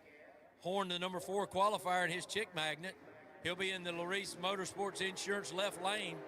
And Doyle Lynn in the honky tonk, the 51 Henry J, who is the number 11 qualifier today, will be in the quick time performance right lane.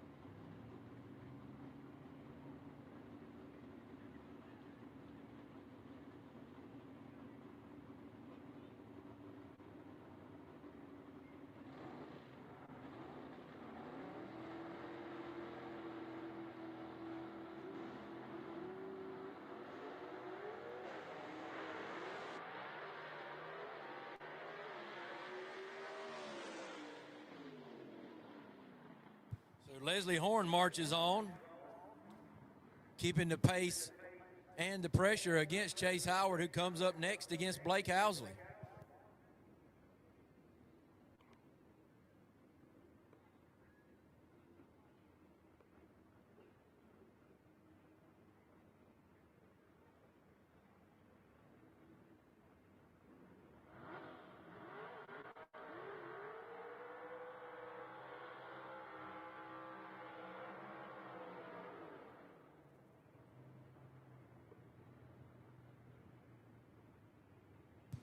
So the points leader currently right now,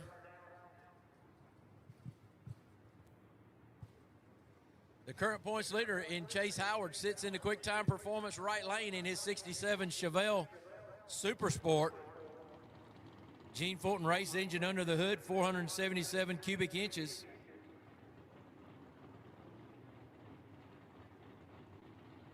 He is 5 points ahead of Leslie Horn, who just won his first round matchup. So to keep pace, Howard has to dispatch Blake Housley right here.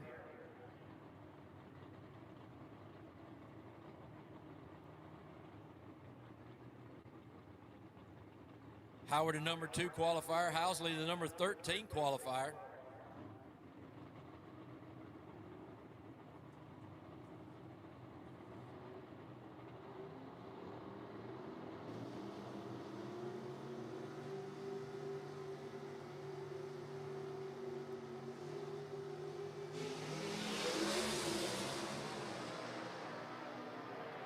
All over the racetrack is Housley.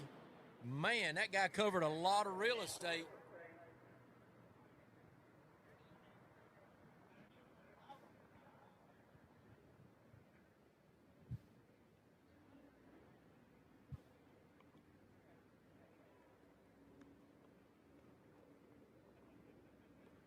So with Housley going out right there and Chase Howard, he's keeping pace right there with Leslie Horn.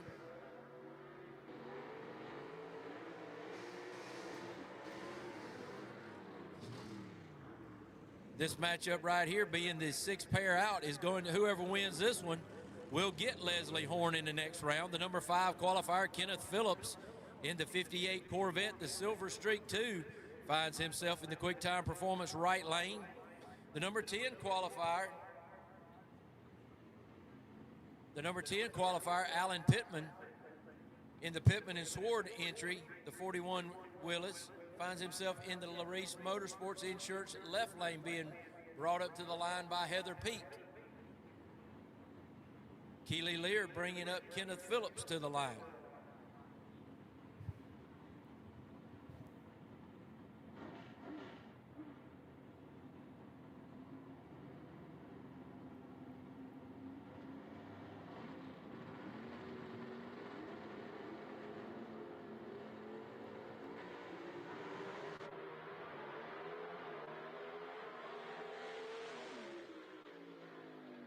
Pittman with the win right there. Man, we've been waiting to see the performance of that car all year. Now, Kenneth didn't run the ET that he's been running, but there for the taking, and Pittman took it. Man, good job by Alan Pittman right there in a great race. What was a margin on that race? 0.14 margin of victory at the stripe. So good run right there for Alan Pittman, and I know Mike Sward and crew will be glad of that. Dalton Pittman been turning the wrenches pretty hard there.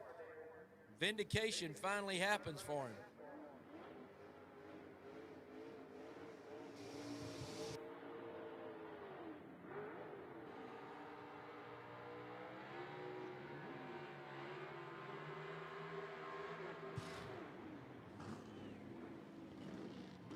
Number 3 qualifier, Ben Christopher out of Boiling Springs, South Carolina, in the Happy Days at 66 Chevy 2 with a Jason Line power plant underneath the hood. Finds himself in the the Larice Motorsports Insurance left lane, taking on Enoch Dixon in the Scrambler, who's the number 12 qualifier here today out of Tennessee.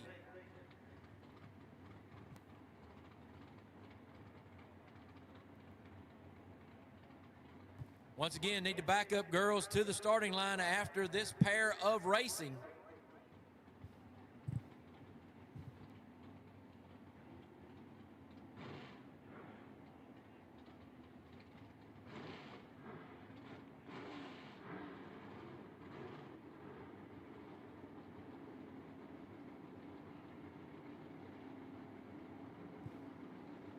Robin Harris bringing up Ben Christopher to the line.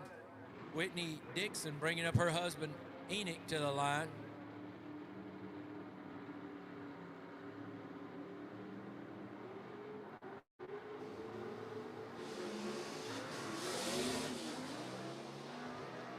Ben Christopher's car moves to the right a little bit. He straightens it up, gets it down the racetrack. Takes the win right there over Dixon.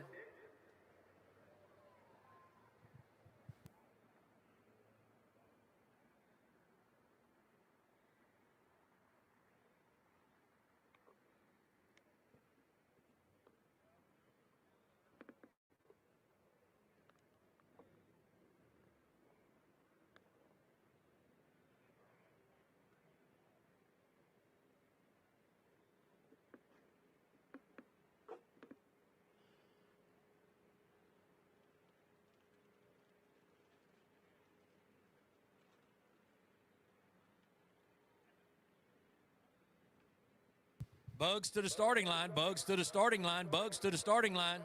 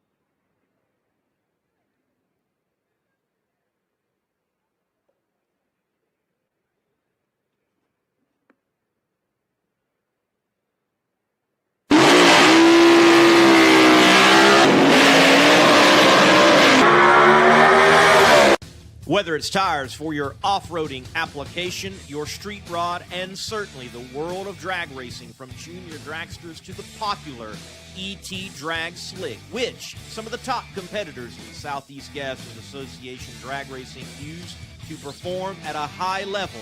It is Mickey Thompson, and high performance being synonymous for over decades. Those Mickeys are sticky. Get stuck with high performance with Mickey Thompson. These guys have to drive these race cars, and I know it's exciting to watch, exciting for me to watch. My name is Rocky Platt. I'm the Director of Operations and the Race Director for Southeast Gassers. Been doing it for a long time. And all these girls standing behind me, a lot of them been around here for a long time also.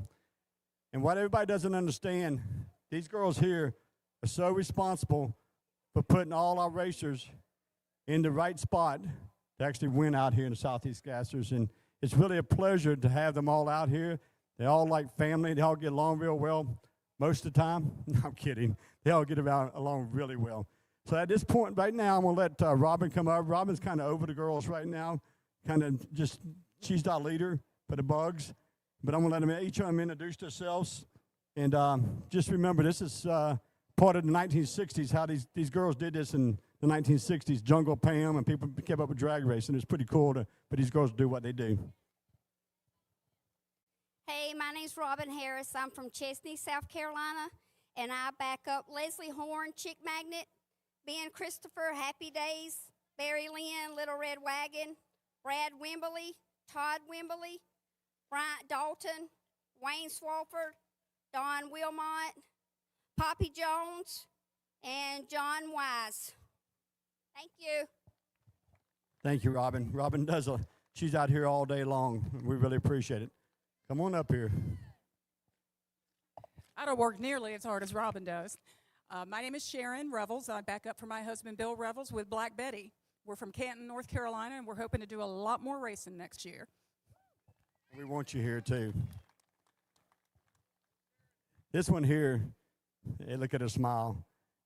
I'm going to let Leah introduce herself, but Leah is a big part of advertising for Southeast Gassers. Everything they do, they're just a big part of what we do. Hi, I'm Leah Stels. I back up my husband, the one and only Joker.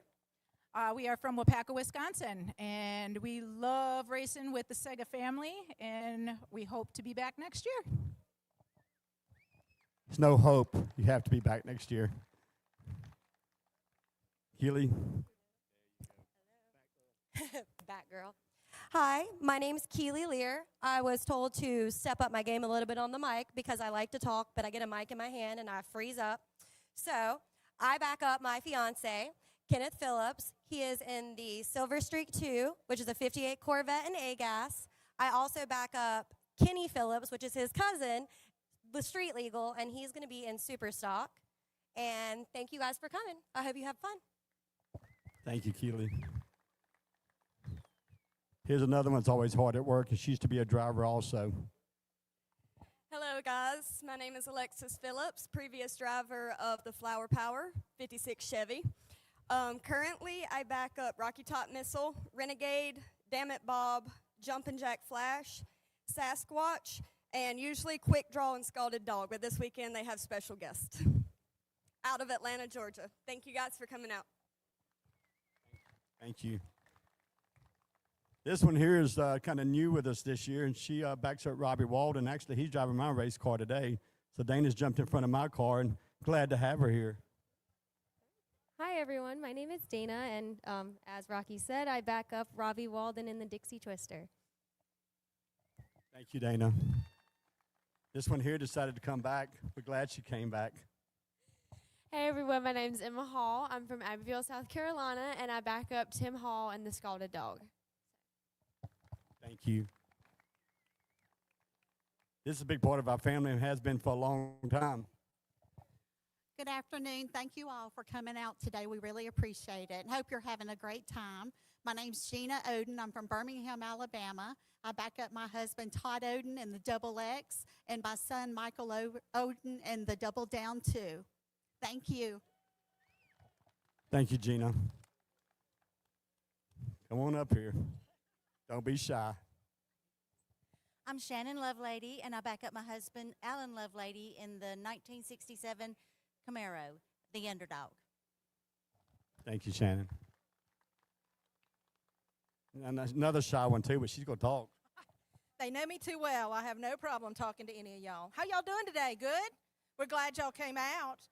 Many of these girls have a long list. I only have one. It's my husband, John McLaughlin, and he drives the Disorderly Conduct, which is named after him, by the way. So you'll see the little green machine going down the road, left, right, you never know. But we're from a little town outside Birmingham, Alabama, in Columbiana. So thank y'all for coming. Enjoy the race.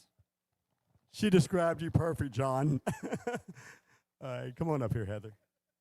Hello, y'all. Thank you for coming. I back up Rusty Bullet, Pittman Sword, Wasted Wages, Junkyard Dino, and Jaron Purdue, the current record holder and the 2025 SEGA champion this year.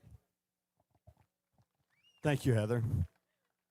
This another one's been around for a long time. She's backed up mine. She backs up Kelvin. She's backed up many people for many years. She's 10 years now, I guess. She might be the senior. Did he say I was senior? That means I'm old, right? It's okay. I can't tell y'all who I back up because I just back up whoever needs somebody to back up. Now, Kelvin is mine in the loose cannon. Anybody else? They do a great job. I appreciate you guys for coming out to see us. It is beautiful here. Thank you very much. You guys are what makes this show fun.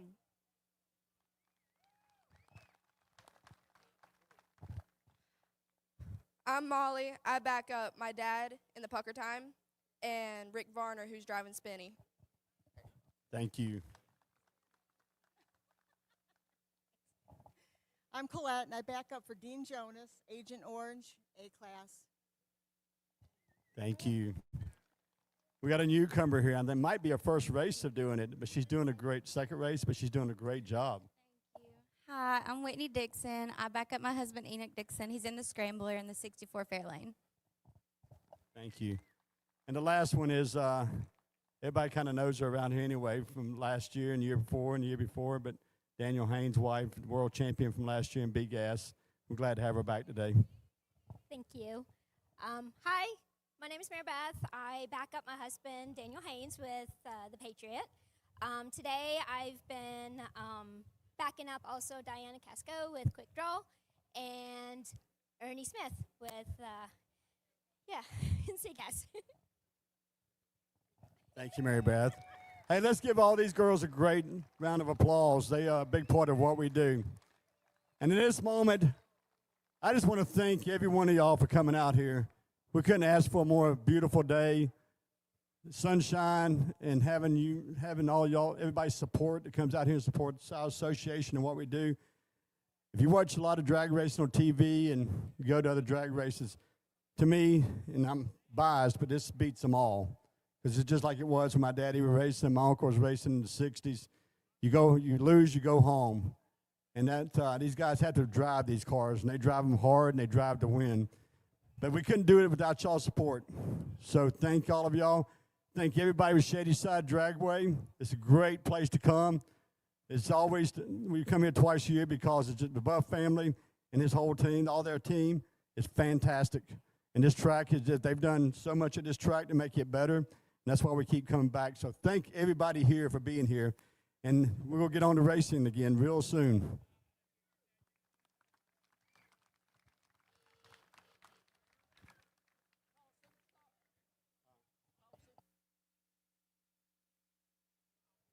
Super stock, please come to lanes. Super stock, come to lanes.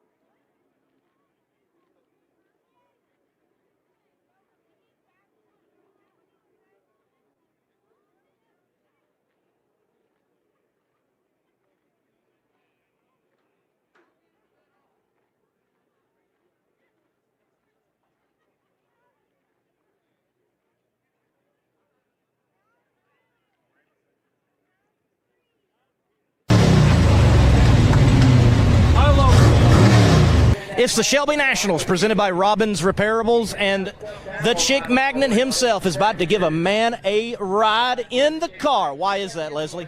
Well, what we've done, we got Bob Zabo, which comes with me to all the races. Him and Kathleen's a big part of the Southeast Gasser Association. Kathleen's fighting for her life right now, and we're doing it to raise money for her.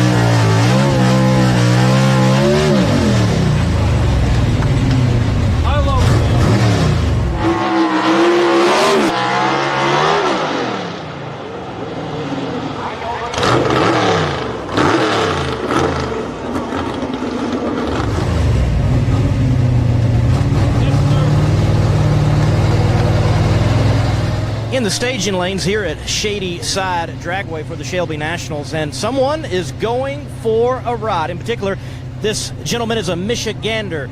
Man from Michigan, introduce yourself. I'm Bob Cody from Belleville, Michigan. Yep, I come down here. It's my second time down to Shelby, and I love it, man. It's a great time, great people, and I'm just very fortunate to be right here where I'm at right now. This is unbelievable.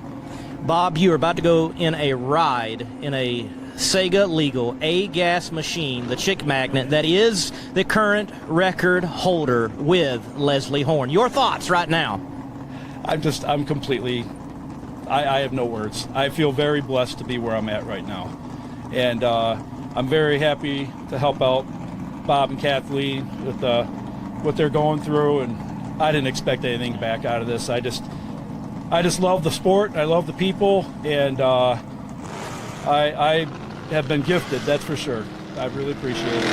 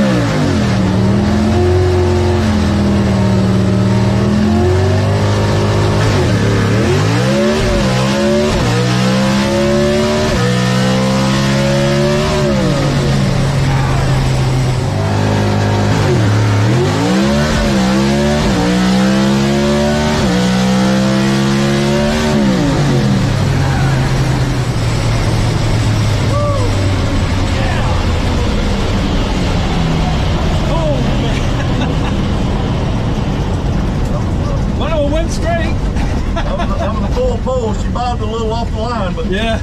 Well, it's got a little extra ballast in her. Yeah, that was a full pull. They didn't want me to go past third on you, so I went ahead and rolled it out.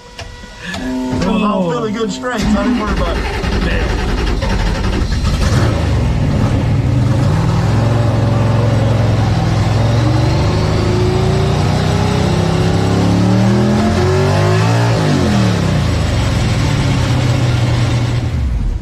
I told him I gave him a full pull. They didn't want me to go past third, but I went ahead, she's feeling good.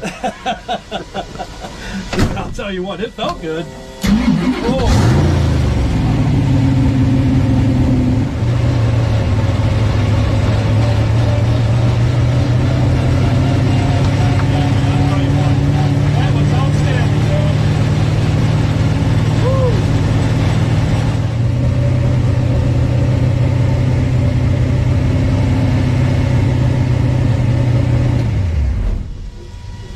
I'll tell you what, that was beautiful, man. Thank you, brother.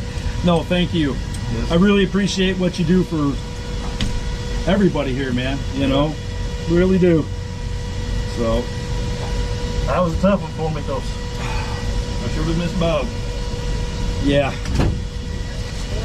She probably won't make it through the weekend. That's sad. Oh.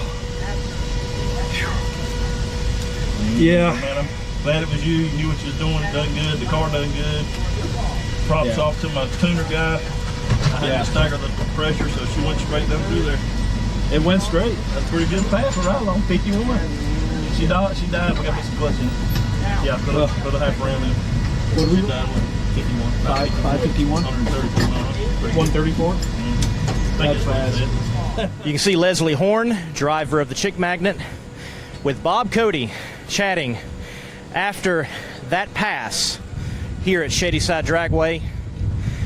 A pass, a ride along for a good cause here within the Southeast Gassers Association. We're looking forward to a word from Mr. Cody as he just took a lap down Shadyside Drag Strip in the fastest, the quickest A-gas SEGA legal car in the world, and that is the Chick Magnet. As he begins to work his way out of this gasser, challenging at times to get out of a race car, have heard that he's no stranger to speed. Bob Cody. Yes, sir. How was the ride? It was violent.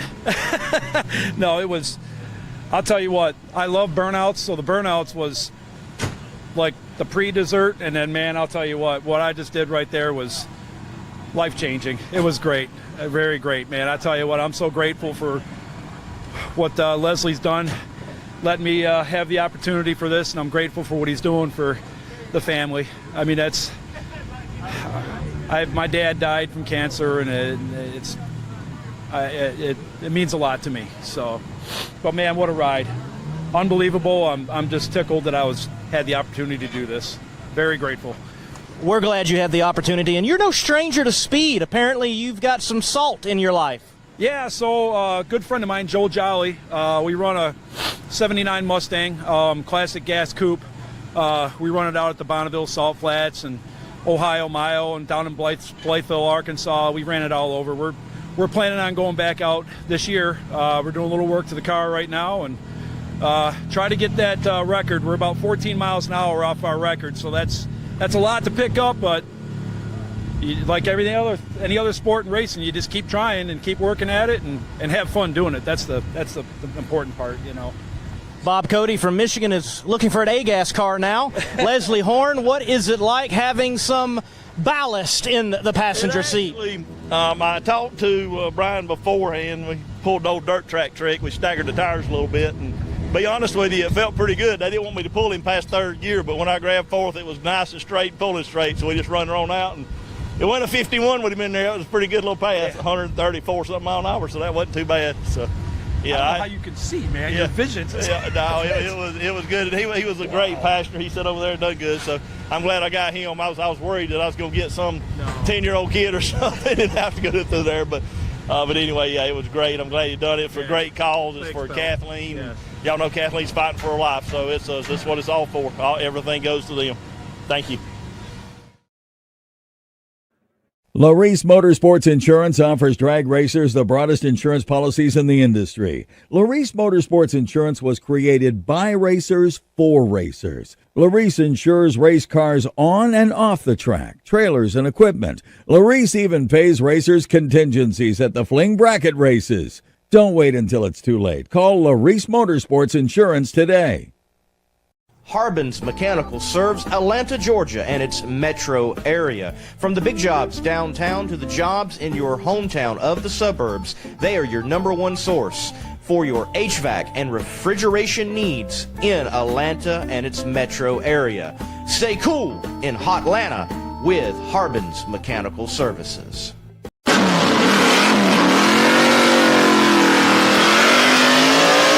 Summit Racing Equipment. From the store, the catalog, or online, you can get your street rod, hot rod, personal ride, and even race car, including a Southeast Gassers Association ride, ready for action. Build with Summit Racing Equipment.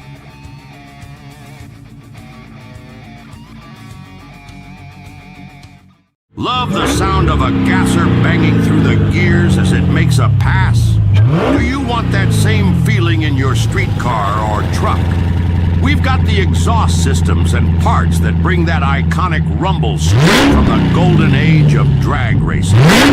With a QuickTime Performance electronically controlled exhaust system, you can have race car loud with the flip of a switch or a push of a button. Give your ride that gasser sound it deserves. Don Baskin Truck Sales has any kind of truck and trailer you will ever need. We have the largest selection and variety of trucks and trailers in the country, with over 2,000 units in stock. Financing is available. Visit our dealership at 1870 Highway 51 South in Covington, Tennessee, or visit our website at BaskinTruckSales.com or call 1-800-331-7110. Don Baskin Truck Sales has the truck and or trailer to get the job done.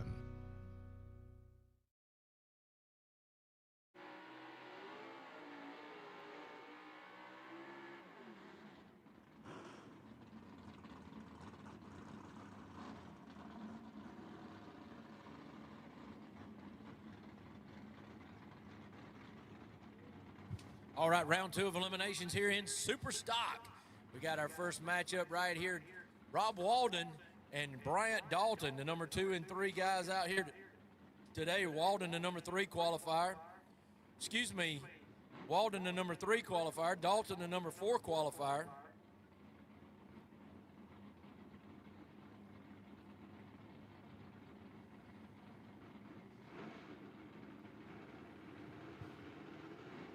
Dalton already solidified the number 2 slot in our championship points series for the year. Rob Walden been working very hard on his 63 Biscayne that is over in the Larice Motorsports Insurance left lane. So see how this one turns out.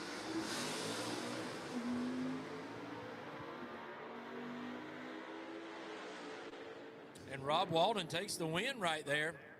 So that hard work that Rob Walden has been working on in that 63 Biscayne pays off right there.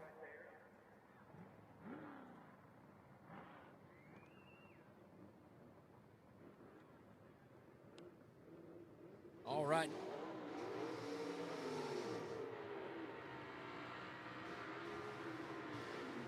Next pair, the number 2 qualifier, Kenny Phillips in the street legal.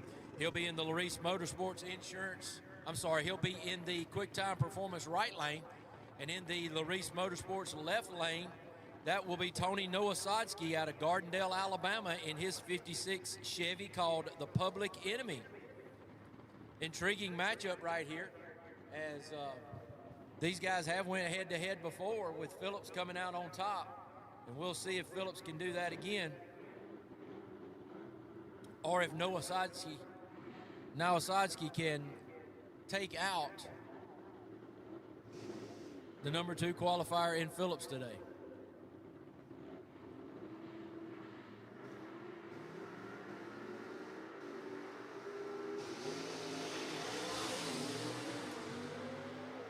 We got ourselves a drag race here, folks. And Kenny Phillips takes the win right there.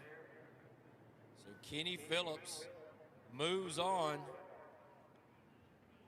in the bracket.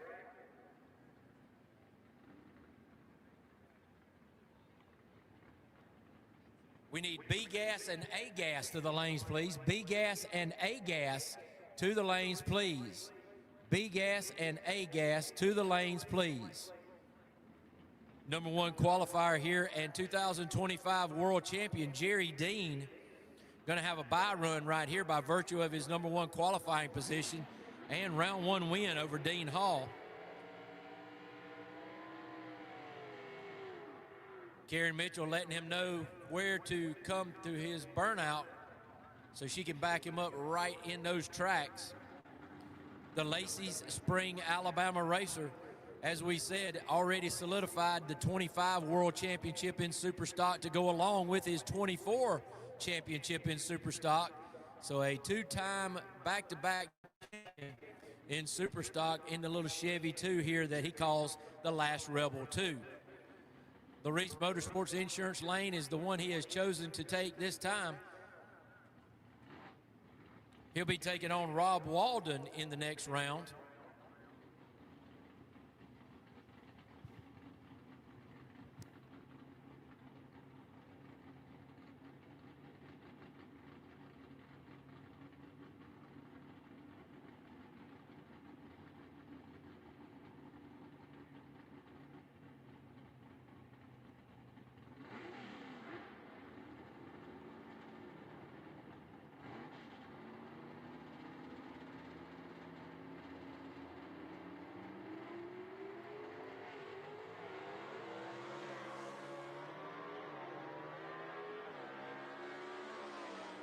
One man that can absolutely shift those gears flawlessly is Jerry Dean.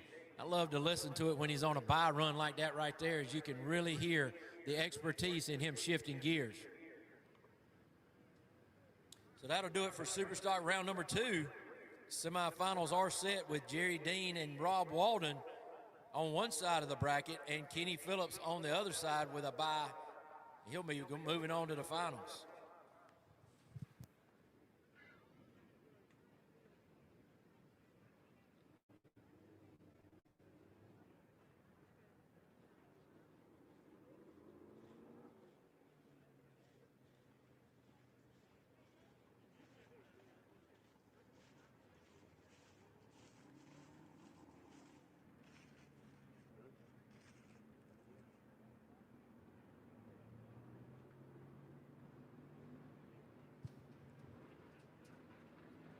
All right, first pair out going to be that Tony Tagenhorst and Larry Cummins matchup.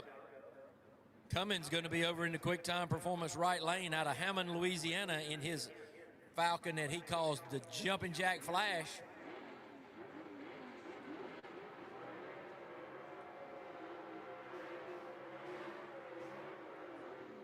Tagenhorst in his 63 Chevy 2, the Wasted Wages.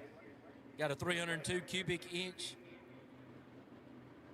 Ross race engines, small block Chevy under the hood. Heather Peak bringing back Tagenhorst.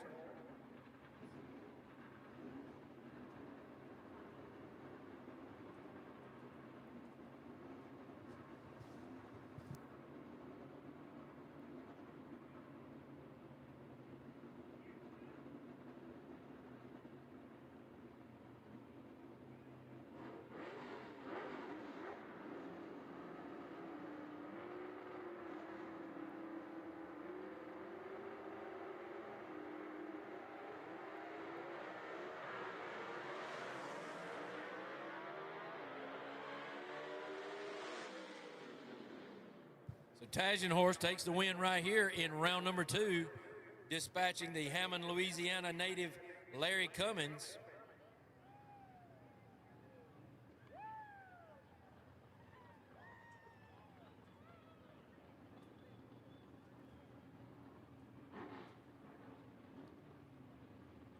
Huge matchup right here. All kinds of things on the line as we've got the last 3 world champions in our C-Gas category sitting on the line about to race each other. And if I had $1 for every time these guys have raced each other, I'd probably have about a $100 bill in my pocket.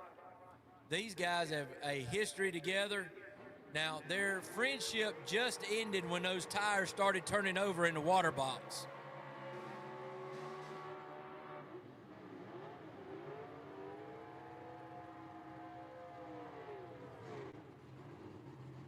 Definitely 2 great guys that we love having part of our program here. That is Todd Oden in the Reese Motorsports Insurance left lane in his 1958 Del Rey, the Double X. One-way technologies power underneath the hood. And over in the Quick Time Performance lane, that is Tim Hall, the 2022 and 2023 world champ in in C-Gas. In his car called the Scalded Dog Rambler out of Abbeville, South Carolina. Tim Hall builds his own race engines along with his family, and they do it as the family. And Gina Oden backing her husband up to the line right there now.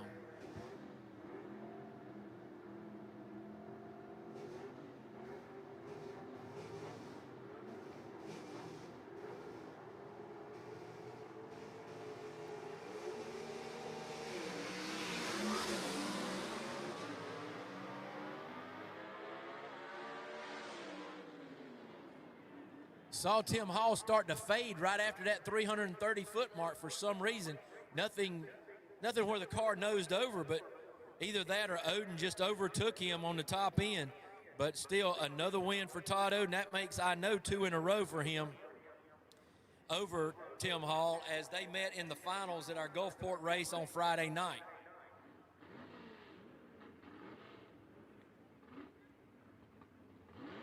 So number 1 qualifier, Jaron Purdue, going to get a bye run right here in this round by virtue of his qualifying spot and win over Doug Poston in round number 1. So he's going to try out the Larice Motorsports Insurance left lane in his 62 Chevy 2 wagon as he reaches in and buckles those belts a little bit tighter. I don't think he had them buckled real tight at all. Gene Fulton, small block Chevy underneath the hood right there.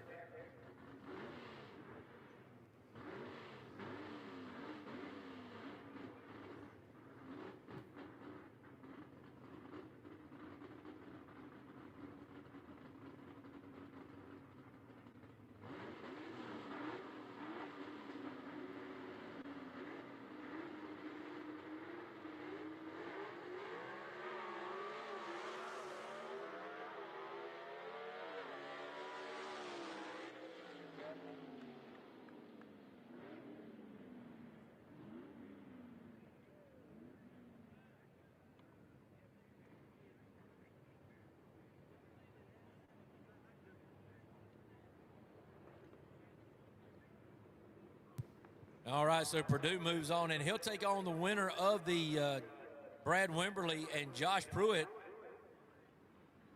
That won't be the next pair out. The next pair out will be the 4th pair out. That'll be Ernie Smith in the Saturday night special out of Spartanburg, South Carolina, and Heath Adams out of Greenville, South Carolina. So a little I-85 rivalry right here.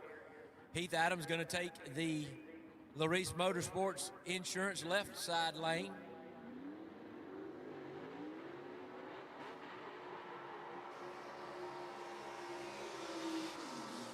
Ernie Smith going to be in the QuickTime QuickTime Products lane.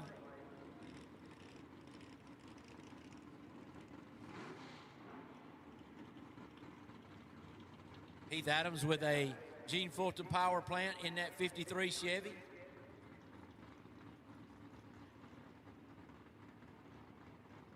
Todd Hertel race engine underneath the hood for Ernie Smith in his 66 Chevy 2 4-door. Woodfin towing on the side there, Priority Heating and Air, Wings, etc. of Bowling Springs. Just some of the great sponsors that help Ernie Smith pay the bills, as Ernie Smith is over 100 consecutive starts in the Southeast Gassers. There you see Car Chief Brian Harris behind the Saturday night special as he is trying desperately to hold on to that number 2 spot in points and needs to go rounds to do that because Todd Oden is hot on his trail.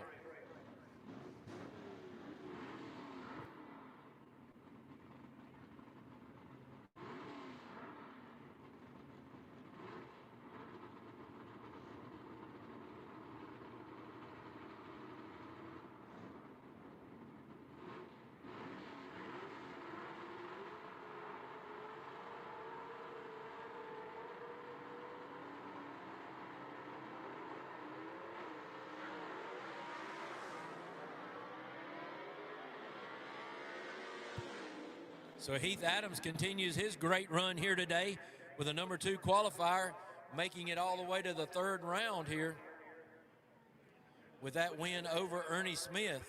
So the door is now open for Todd Oden, depending on how many rounds he can go. Can he catch Ernie Smith and overtake him in the points to get to the 2nd position? No way to get to Jaron Purdue and win the points, as Purdue has already sewn those up for 2025.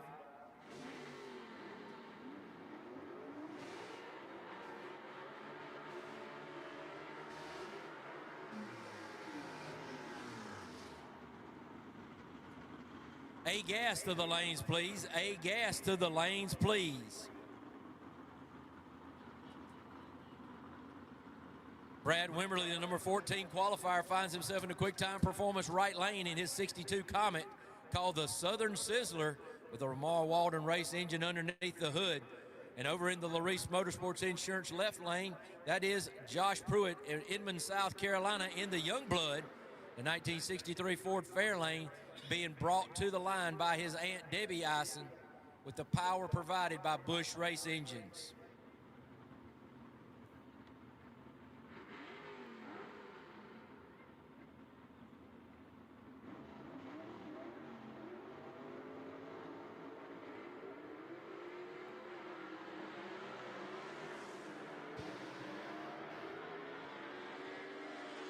Josh Pruitt takes another round win right here where he's going to get Jaron Perdue in the next round for his efforts.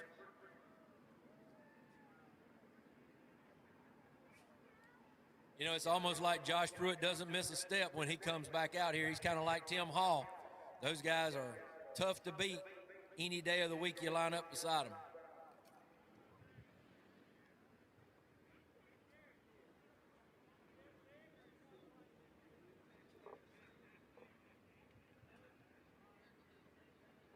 All right, that'll conclude C gas, and we're getting ready for our B gas category as they come up next. And we need A gas in the lanes.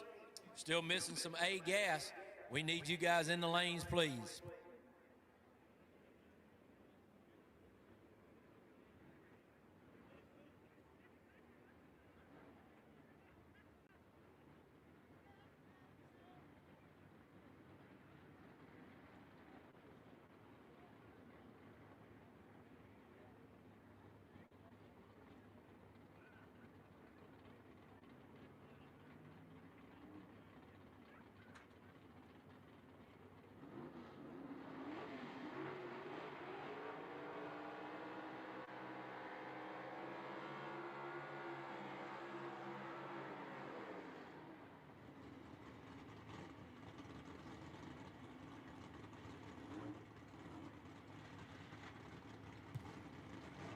Number 2 qualifier, Ted McKee in the Rocky Top Missile.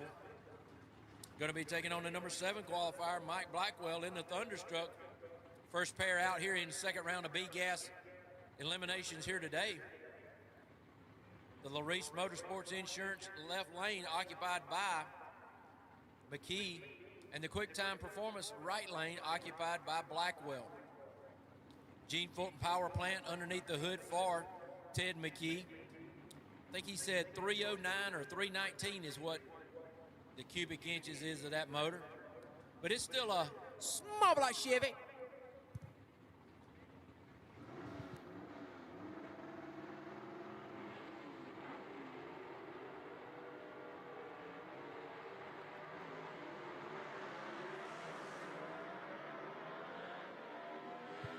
Mike Blackwell with the red light right there as he knew he had his hands full with Ted McKee.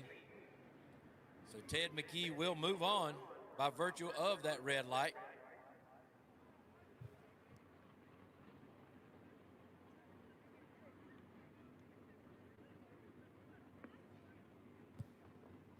All right, Ken Rainwater going to be taking on Bill Revels in the second pair out right here. As he just saw Ted McKee get the win. He's got to keep pace right here.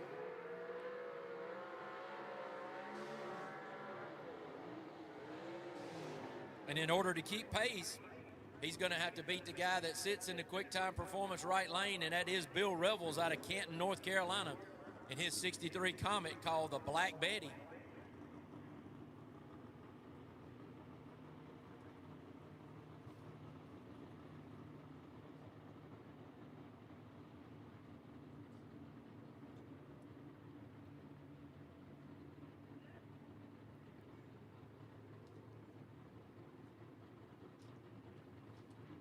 Alexis Phillips bringing up the Kimberly, Alabama racer Ken Rainwater to the line.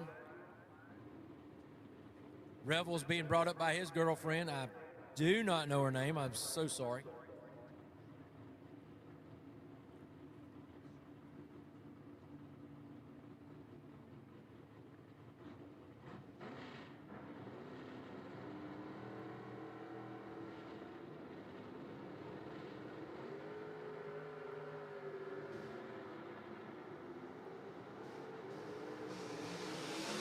Red light by Bill Revels.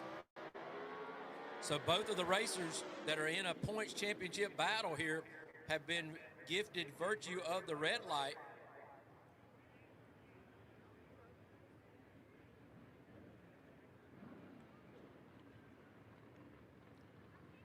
So by my calculations, that's going to make Ken Rainwater your 2025 world champion in B-Gas, because McKee needs 3 rounds just to tie him, but he would need to overtake him, and there's not that many rounds left in competition here today in B-Gas. So Ken Rainwater, your 2025 B-Gas world champion, and that makes 2 championships for him.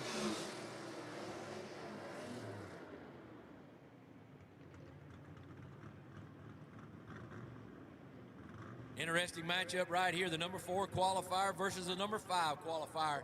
The 4 qualifier being Wayne Swafford. He's going to take the quick time performance lane on the right side in his 64 Chevy 2 that he calls Leroy. Gene Fulton race engine under the hood there. Riley Stott, the 17-year-old young gun, it says on the side of the cart, out of Columbus, North Carolina, in his 67 Rambler. He'll be over in the Larice Motorsports Insurance left-hand lane.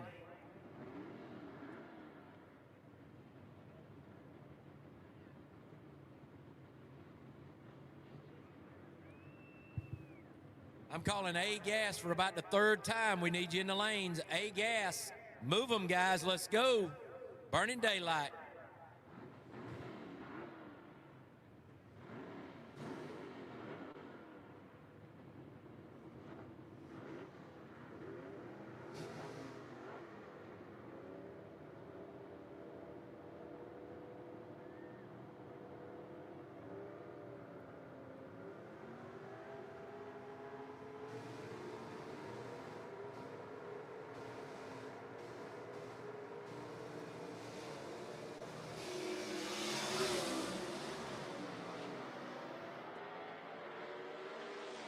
Wayne Swafford with a red light right there, giving the win over to Briley Stott.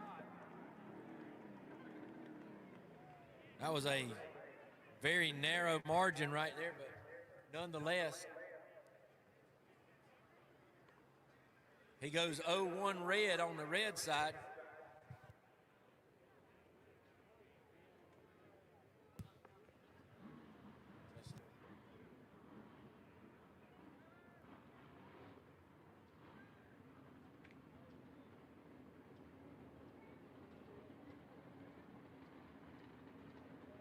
All right, we got reports that there's some debris in the racetrack on the right side, about 200 feet out. So we're going to take a second to check that out. And as we do, want to make sure we remind you, get you something good to eat at the concession stand up there. They got a full array of concession things that you might want, as well as check out the kettle corn guy. He's right up there, still selling kettle corn. Also, we got the officially licensed merchandise of the Southeast Gassers, Stephen and Holly Smith, sitting down there under the big flag. If you'd like any of your officially licensed merchandise, event posters from this race, or a packet from all our races, you can do that today while you're here.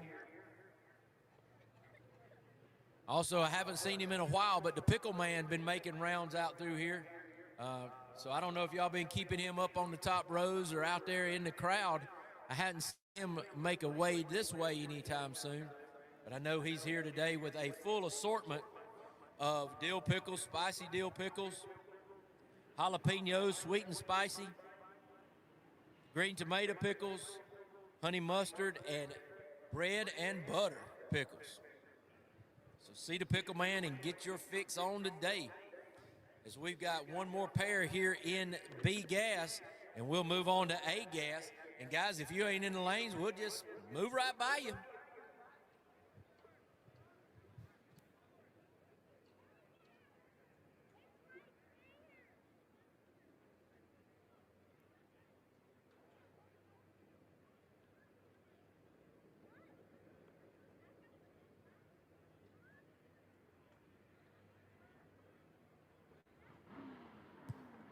Nothing like a little push start. You can't do that with an automatic.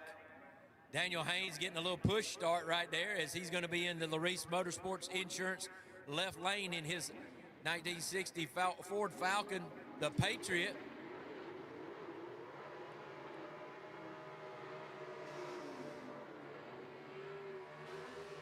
Haynes, the number 6 qualifier here today, going to be taking on Charlie Lee, the number 3 qualifier and man who won our most recent event, the Saturday event down at Gulfport, Mississippi.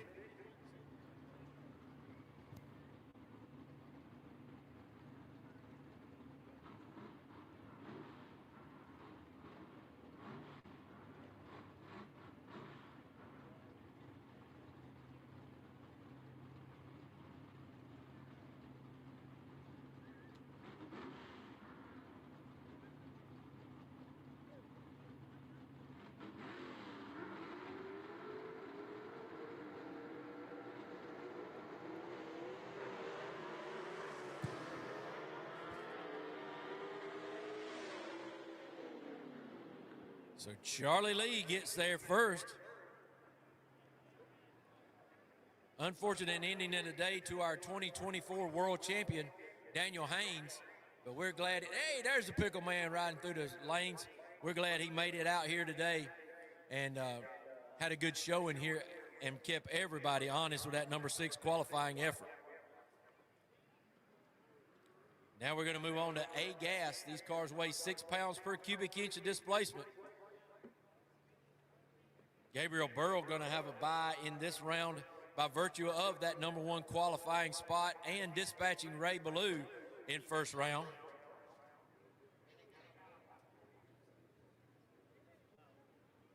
That Ben Christopher Greg Stelz matchup is one that's intriguing to me. I think it's going to be the first one off to get right here as we start round number 2 of B gas.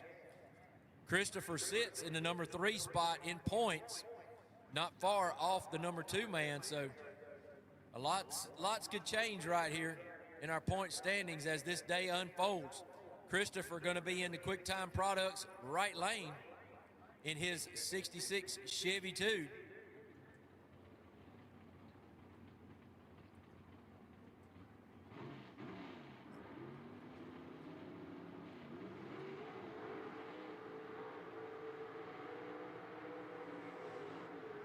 Ben Christopher out of Bowling Springs, South Carolina with the Jason Line Power underneath the hood.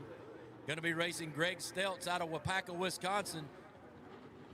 Greg's Speed Shop built 477 cubic inch big block Chevy underneath the hood of his 1957 Pontiac that he calls the Joker, which sits in the Larice Motorsports Insurance left lane.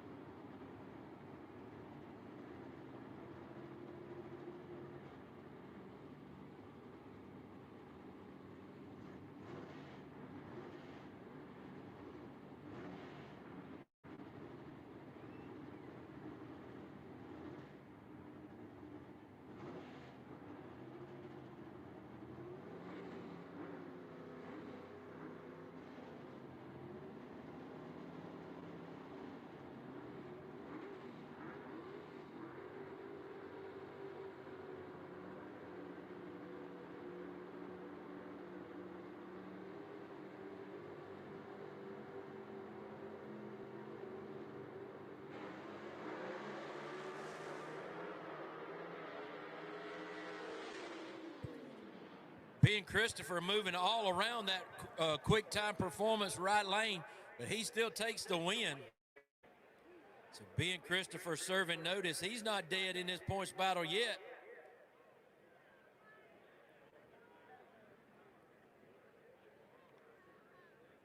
Not going to be taken lightly as he's going to get the winner of the Chase Howard-Barry Lynn matchup.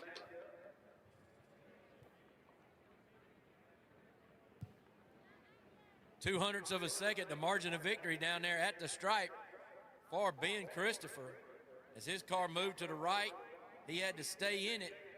And, man, he did some driving right there, did Ben Christopher, taking that win. That was a tremendous job of driving in a car that is extremely fast. 135 miles an hour as he went through the beams down there was Ben Christopher. Just gives you a little indication of how fast these guys do go in our A-gas category. It is not for the faint of heart. There's Gabriel Burrow in that 31 Ford, the Southern Flyer right there. Burrow's golf carts on the side.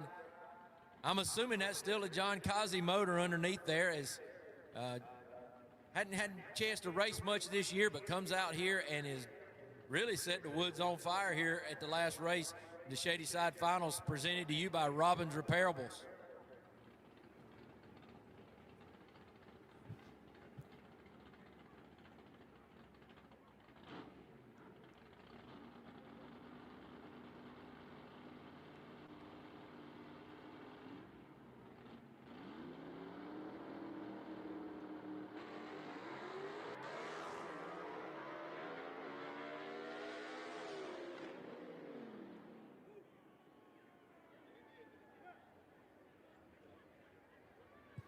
There's another 134 mile an hour rip right there down the racetrack.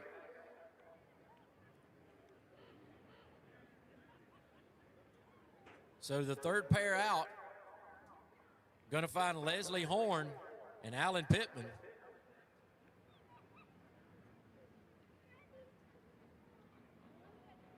And Horn must advance right here to keep the pressure on Chase Howard.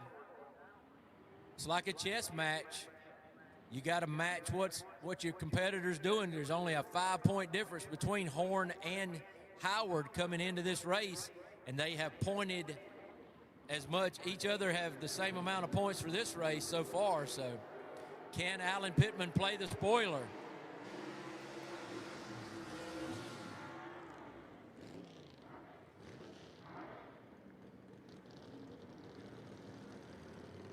Pittman going to be in the QuickTime Products, QuickTime Performance right lane in his 1941 Willys. The 55 Chevy, the all too familiar Chick Magnet, the defending world champion of Leslie Horn, sits over in the Larice Motorsports Insurance left lane. Gene Fulton providing the power for both of these cars. 477 is the cubic inch of choice for the 55 Chevy. 451 cubic inches is the motor of choice here for Alan Pittman.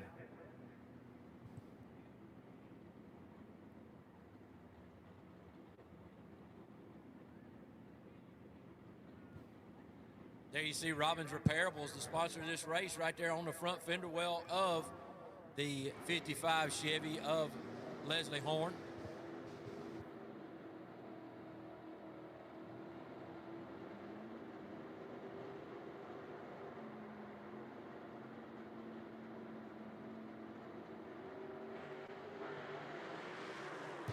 Leslie Horn into the wall. He hits the wall, folks. Man, that car makes a violent move to the right or to the left, and Leslie Horn's season ends with a scrape against this Shadyside wall. Let's make sure he's okay.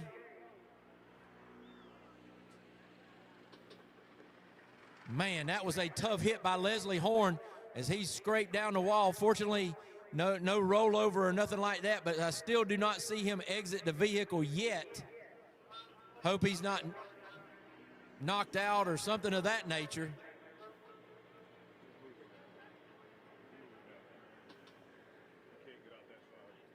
All right, Horn comes out the passenger side, so he has exited the vehicle.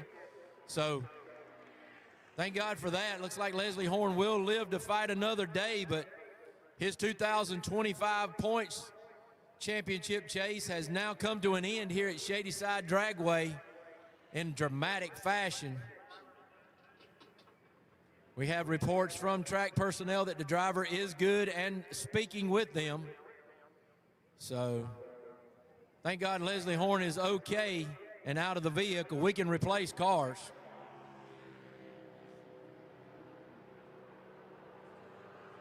So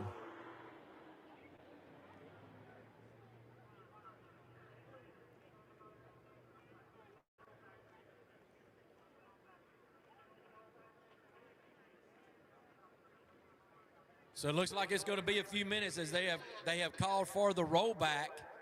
And they're not going to be able to just tow it off the track. Looks like it's going to have to be loaded on a rollback. But what a tough ending for Leslie Horn.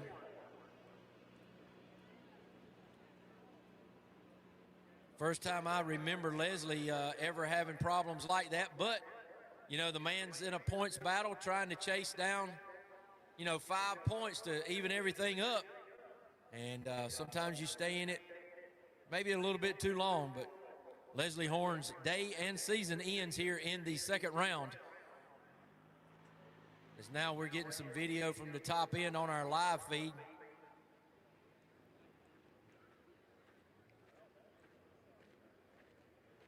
But again, thank God that cars can be replaced and everything else can be repaired over the winter break.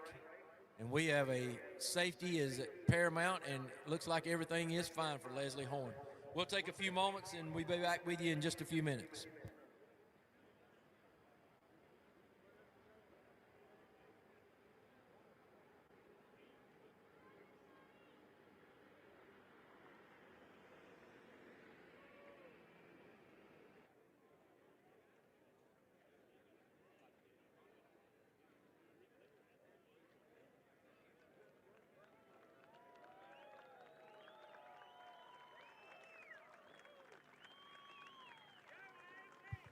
Leslie Horn in his John Force imitation right here as he rides up and lets everybody know he's okay. I know he appreciates every fan being here, but glad to see Leslie Horn okay.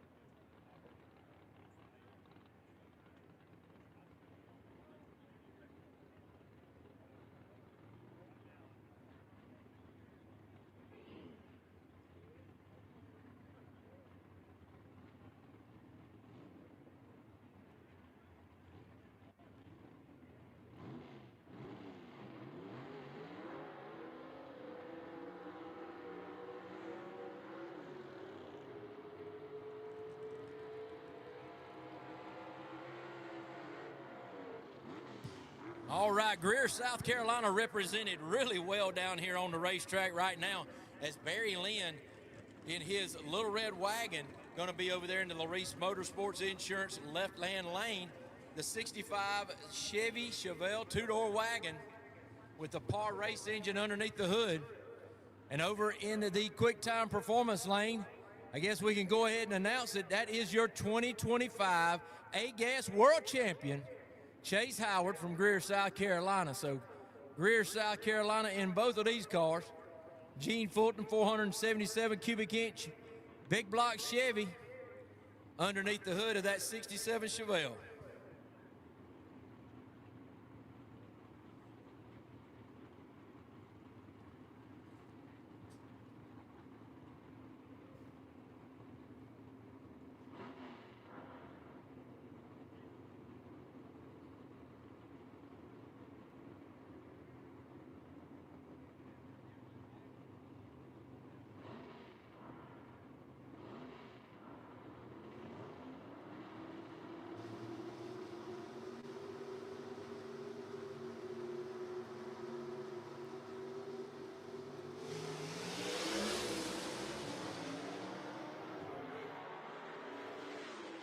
Barry Lynn knew he had to push it right there on the tree, and a big red eye catches him as Chase Howard moves on to the semifinals where he'll face Ben Christopher coming up.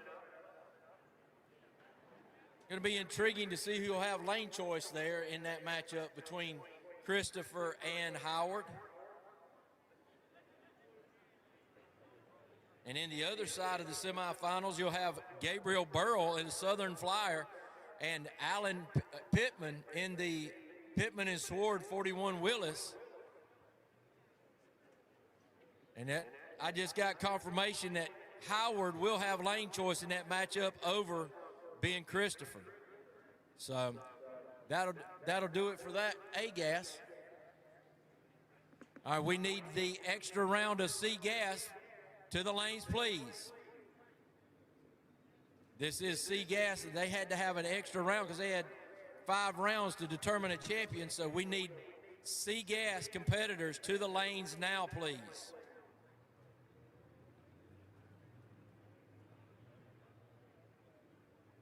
That's going to be Jaron Purdue, Josh Pruitt, Heath Adams, Todd Oden, and Tony Tagenhorst. We need you guys to the lanes now so we can keep this show rolling. Because you remember how it's going to be when that sun gets behind that mountain back there, that little hill back there. It's going to get cold down in this holler, everybody, in my finest southern dialect.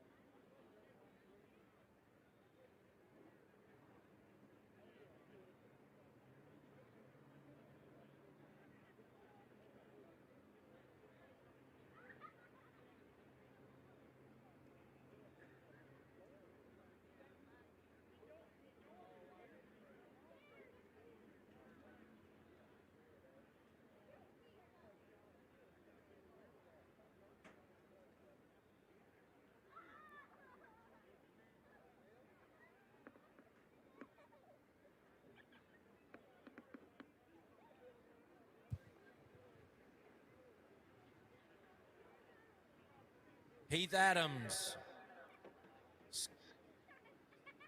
All right. Todd Oden, we need you. We got Tagenhorse. We got Adams. We got Purdue. We need Josh Pruitt. Need you in the lanes now, please.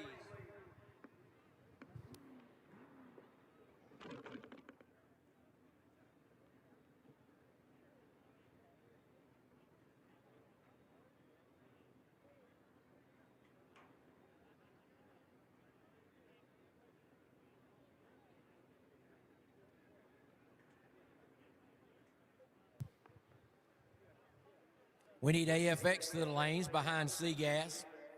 AFX to the lanes behind C-Gas.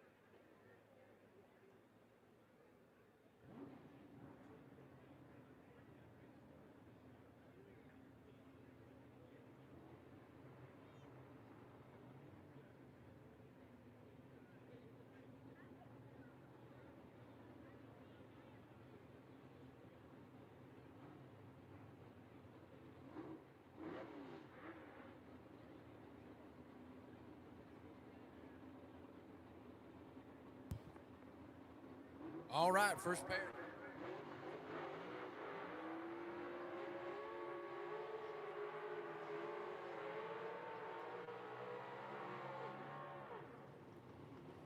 First pair out here in the third round of SEGA. Remember, it takes 5 to crown a champion here today.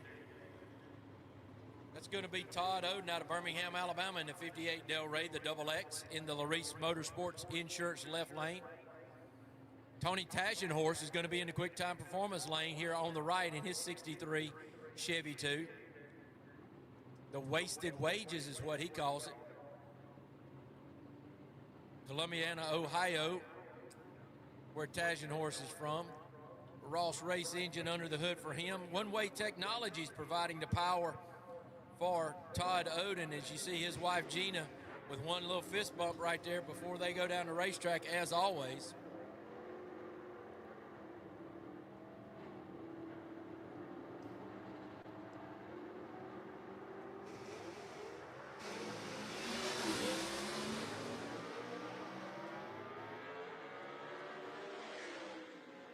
So Tony Tashenhorse takes the win right there in a bit of an upset over Todd Oden, but Tashenhorse has really been improving his performance, and evidence in that right there, putting Todd Oden on the trailer.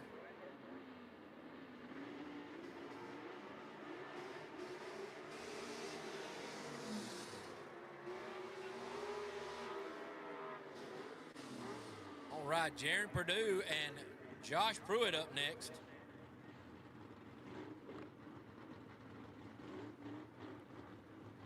Purdue, our 2025 CES World Champion, that's already been decided.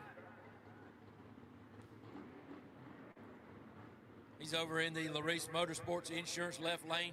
Trying to knock him off is the young blood of Josh Pruitt out of Inman, South Carolina.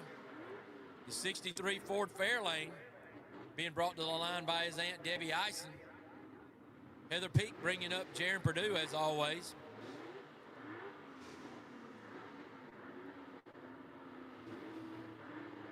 Twain Bush race engine under the hood here for Josh Pruitt. Pruitt gets him off the line, turns it on red though, so that gives it right over to Purdue. Josh Pruitt turning it red. 0.07 on the red side was Josh Pruitt. He knew he had to push it. Purdue, a great running race car. So that eliminates Josh Pruitt, but not without a valiant effort right there. So the People's Ohio champ moves on to the semifinals, where he'll take on Heath Adams, who has a bye right here.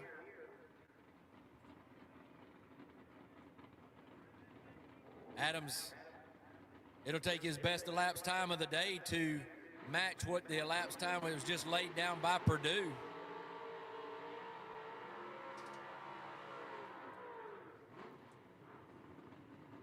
The Rusty Bullet, that 1953 Chevy, Gene Fulton motor underneath the hood for Adams, just like it is for Purdue. We need super stock to the lanes, please. Super stock to the lanes, please.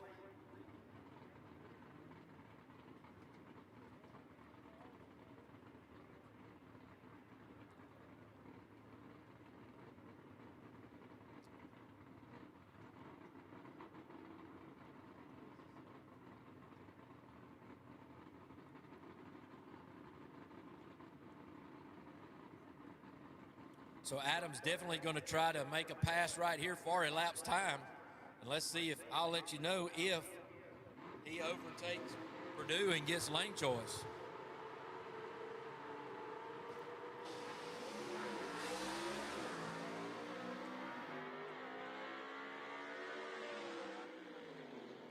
And he does not, so Jaron Purdue will have lane choice in that semifinal matchup, and Tony Tashenhorse will get the last bye in the bracket in the next semifinal, and he'll move to the final. So a great day for Tashenhorse as he moves to the finals.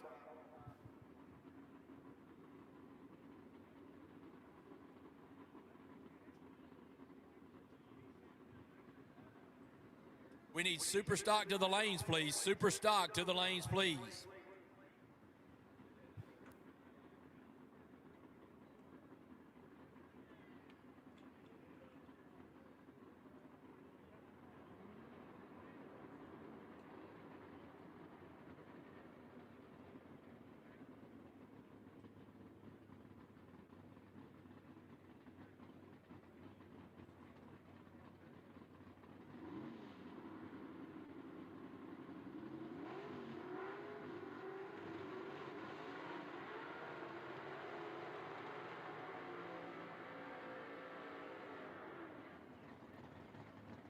All right, AFX right here. We got Robbie Walden in the Dixie Twister, going to be in the quick time performance right lane. And in the left, Heather Peak backing up Alan Platt in the Georgia Shaker 3. Walden, the number 2 qualifier in the Dixie Twister tribute car with the Rob Walden race engine underneath the hood. Blair Patrick FE horsepower, the 427 FE under the hood right there for Alan Platt. Both cars mechanically fuel injected on methanol.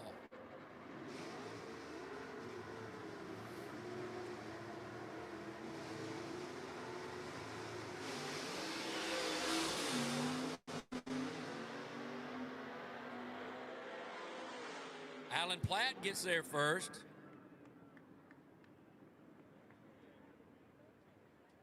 So Alan Platt. Then we got Todd Wimberly coming next. He'll make a solo run by virtue of being the number 1 qualifier.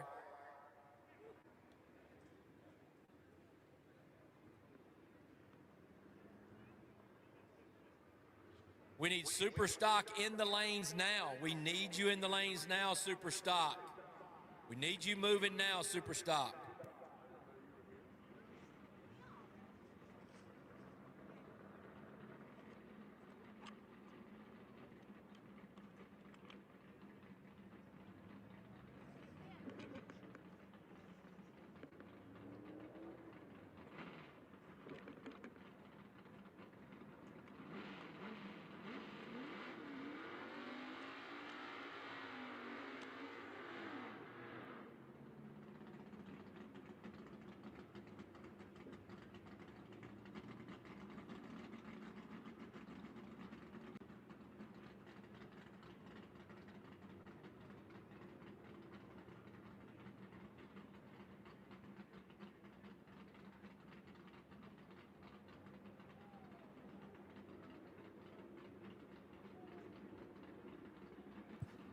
B gas. B as in boy. We need B gas to the lanes, please.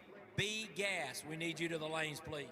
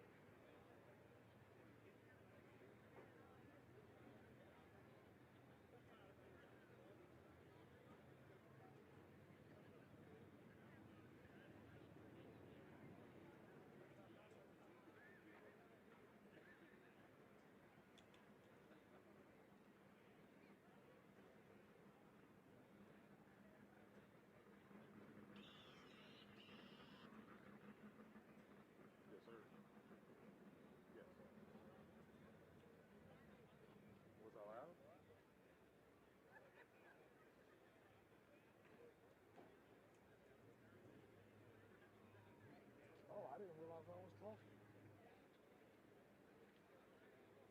I'm sorry.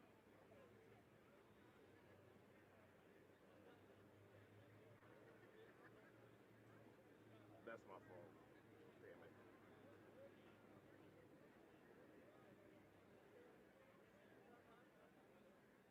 Right. Sorry, man. I messed that up.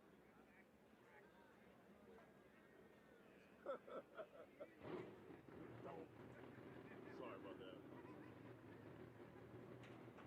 Sorry, brother.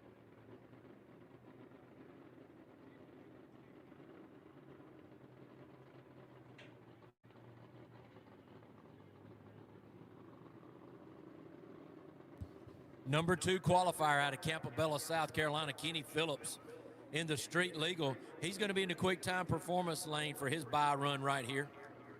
So he'll move on to the finals.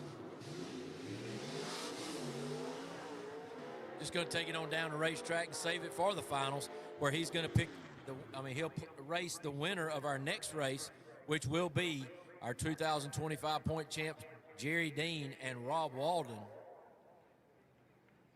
That's going to be a good matchup. Walden has been relentlessly working on his Biscayne, trying to match up with the performance that Jerry Dean has been able to accomplish this last couple of years, and that is no small feat in its own.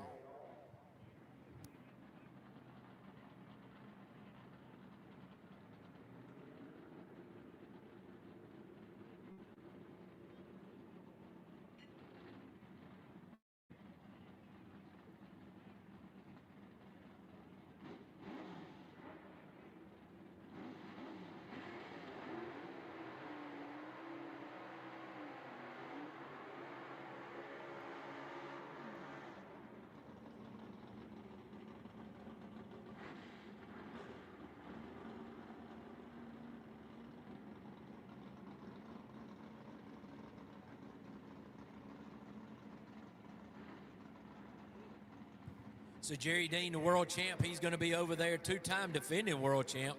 He's going to be in the Race Motorsports Insurance left lane, and in the quick time performance lane, that's going to be Rob Walden out of Doraville, Georgia, in his 63 Biscayne, the Strychnine, 409 cubic inch motor underneath the hood for him. All on that 7-inch Mickey Thompson Racing Slick. Karen Mitchell bringing up Jerry Dean as she always does, getting him in the perfect spot for the leave right here. They operate as a well-oiled machine, and that is the reason they are the now two-time defending champ.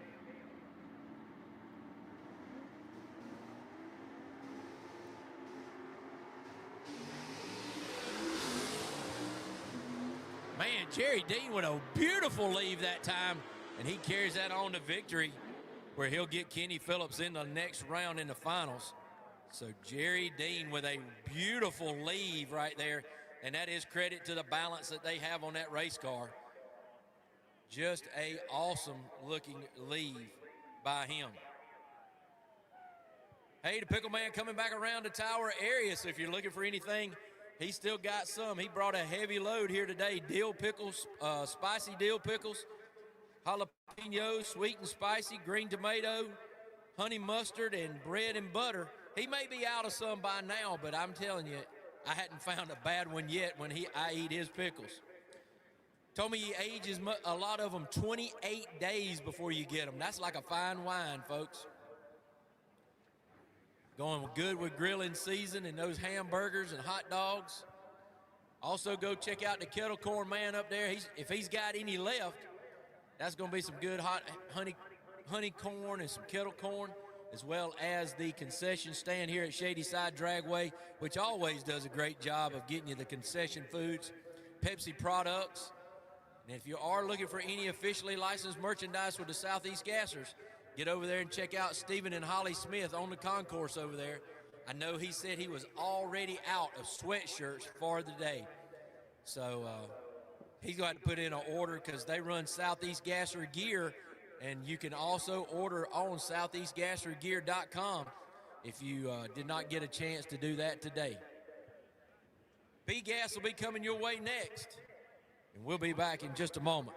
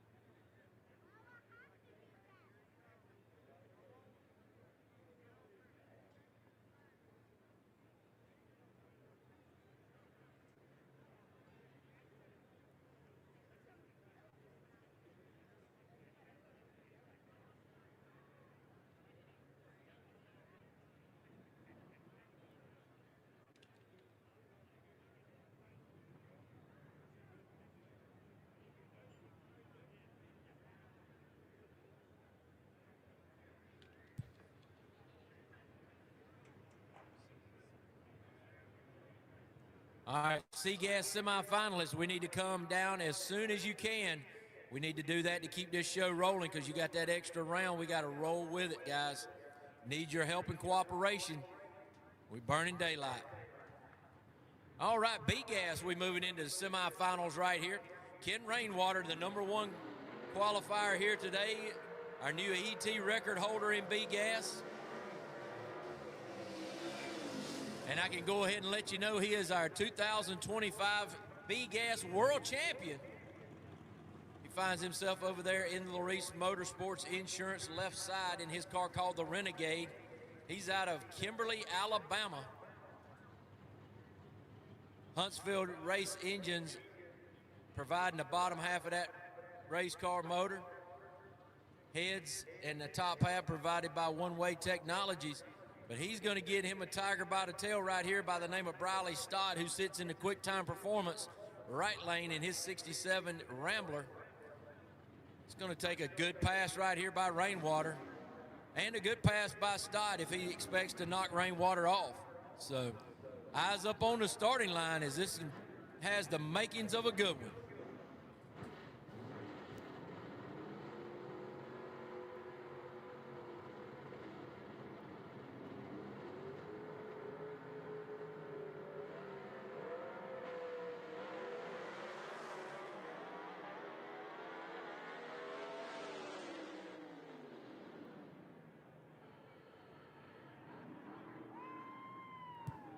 Ken Rainwater with an absolute rocket down the racetrack.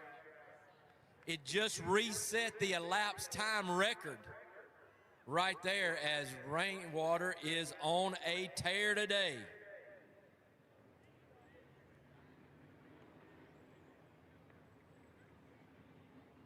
We need A-Gas to the lanes, please. A-Gas, we need you to the lanes.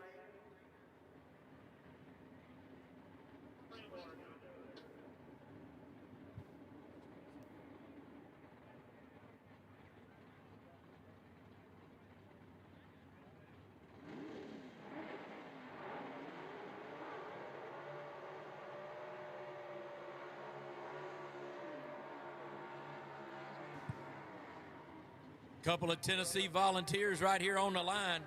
Tennessee Charlie Lee going to be in the right-hand lane. That is the Quick Time Performance lane. 322 cubic inches underneath the hood, built by his father in that beautiful 66 fastback Mustang. He was the winner of our last event down at Gulfport, Mississippi on Saturday. Friday's Gulfport, Mississippi winner sits in the Larice Motorsports Insurance left lane, and that is Ted McKee in the Rocky Top Missile, the Blake Housley race car, Gene Fulton race engine underneath the hood. Another dandy right here. B-Gas is on fire, guys. I'm telling you what. We need A-Gas to the lanes. A-Gas, we need you to the lanes, and we need C-Gas around here quickly as possible.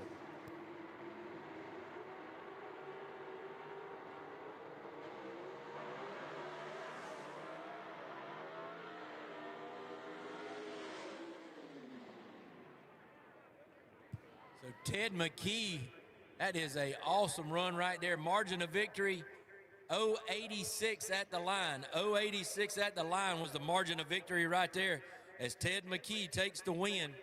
And folks, even though McKee comes up 15 points short this year in a championship chase with Rainwater, it has been an absolute war between those guys. McKee unfortunately went out first round on our Saturday race down at Gulfport, or it may be just a little bit closer, but that's the way the ball bounces sometimes. But he has rebounded nicely here today at Shadyside Dragway, doing what he needed to do and keep the pressure on Ken Rainwater. And Rainwater has definitely responded by resetting the elapsed time record not once but twice in B-Gas.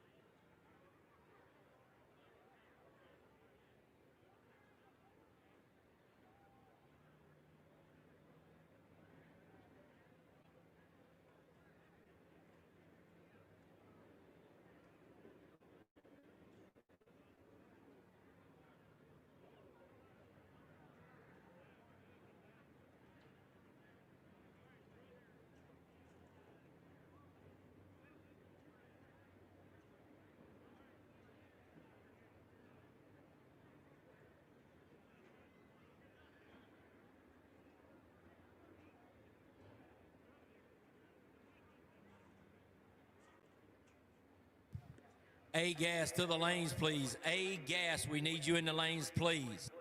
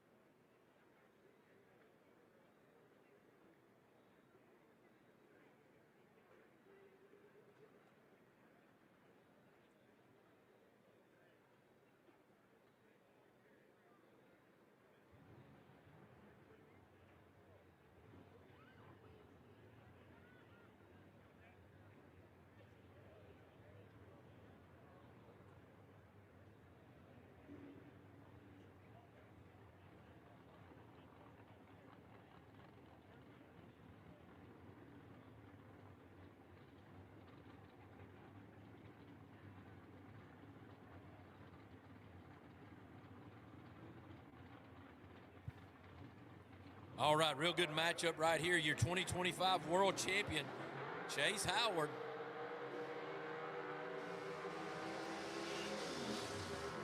Howard going to be in the quick time performance lane here on the right-hand side. He's going to be racing Ben Christopher out of Boiling Springs, South Carolina, who's over in the Larice Motorsports Insurance left lane. These two guys have been the fastest of the day today in eliminations. But you got to throw Gabriel Burrell in there too. I mean, the four that's left, I mean, you got some heavy hitters right here in A gas. Trent Howard bringing his brother back over here. Robin Harris helping out with Ben Christopher. Christopher with a 477 Jason Line power plant underneath the hood of his 66 Chevy 2. Gene Fulton 477 under the hood for the 67 Chevelle USA 1 of Greer, South Carolina's Chase Howard.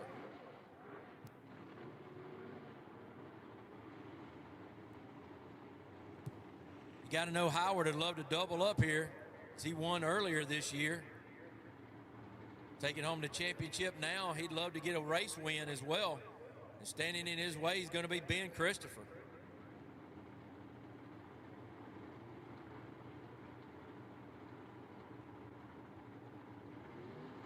Both cars taking their time going through the routines here. Christopher goes in first.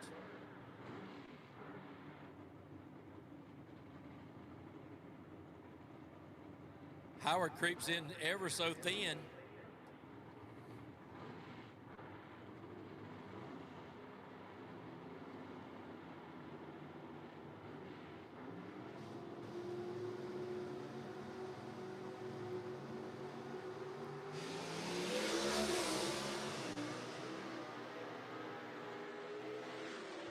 Chase Howard takes the win. That is a whole shot win right there for Chase Howard as Ben Christopher out-ET'd him. But that is a whole shot win for Chase Howard. Margin of victory right there, 0.39 at the stripe. Chase Howard takes the win and moves to the finals in a heck of a drag race right there.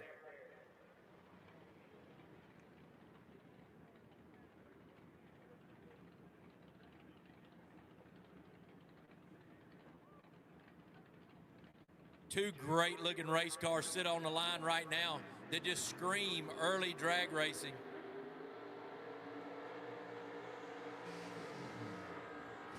The 41 Willis of Alan Pittman from Greenville, South Carolina. He sits in the quick time performance right lane with his 451 cubic inch Gene Fulton motor underneath the hood. And then you got Gabriel Burrell in the 31 Ford with a John Kazi power plant underneath his hood. Burrell, the #1 qualifier here today, and has marched through this field. Going to face his first real big test here today. But Burrell, got to give it to him. That car's been dormant all year. Comes out here in the final race at Shadyside, a track that's very close to his home in Columbus, North Carolina, and throws it right to the top. So no doubt the guy knows how to wheel a race car and prepare a motor and freshen it up.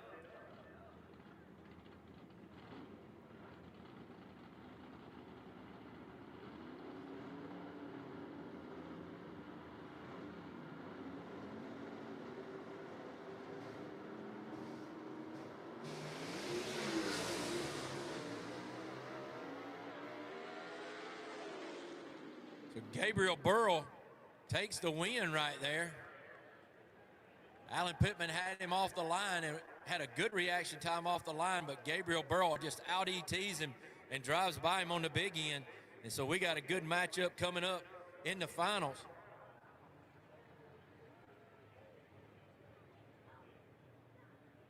So Chase Howard will have lane choice over Gabriel Burrell in the finals here coming up in just a few minutes.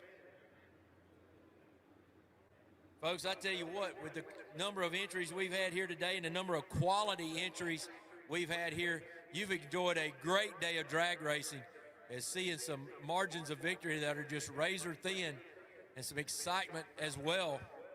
And that's what we always like to bring to you in the Southeast Gassers, and I think we have more than given you your $25 worth today, and we are thankful that you chose to be here with us as we continue to see great crowds here at Shadyside Dragway, and that's all because of you fans. Thank you so much for your attendance here today, and we're going to move into SEGA. Again, that's because they had 20 cars, so they got to make up a round of racing and get back on track to where they are in the finals. So you'll see semifinals in C coming up next.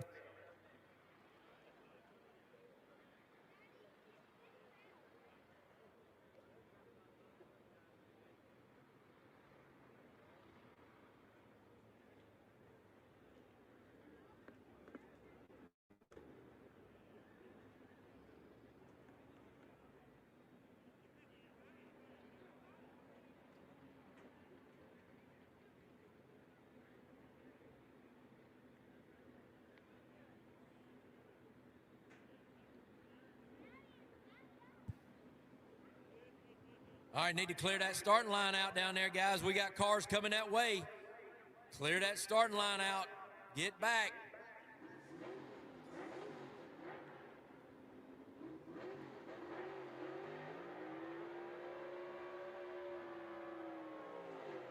Columbiana, Ohio, where Tony Tagenhorst calls home.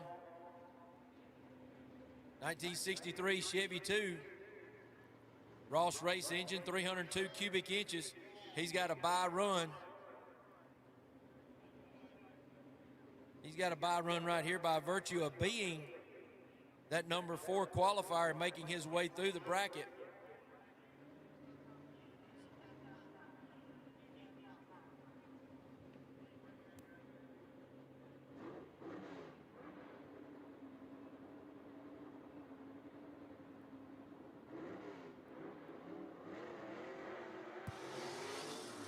Tagenhorst just going to take it easy and get down the racetrack, as he's going to be taking a look and seeing who he's going to be facing in the finals, whether it be Jared Perdue, the 25 world champ, or will it be Heath Adams in the Rusty Bullet, who is hungry for his first win, as those cars get ready to make their way here now.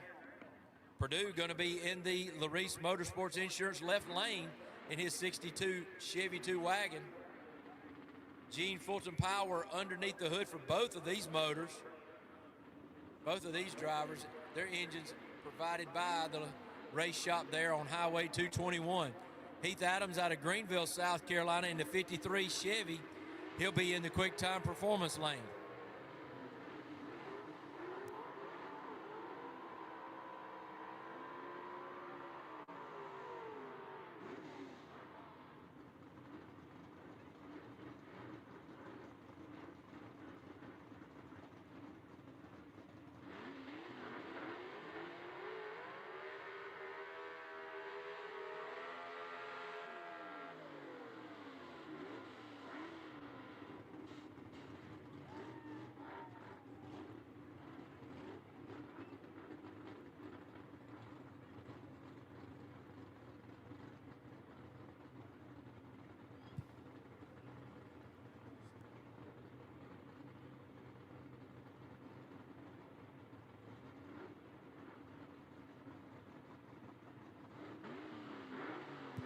So Alexis Phillips going to bring Heath Adams to the line. Heather Peak going to bring up Jared Perdue, as she always does, to the line. Getting ready for this matchup to see who's going to take on Tony Tagenhorst in the finals here of SEGA.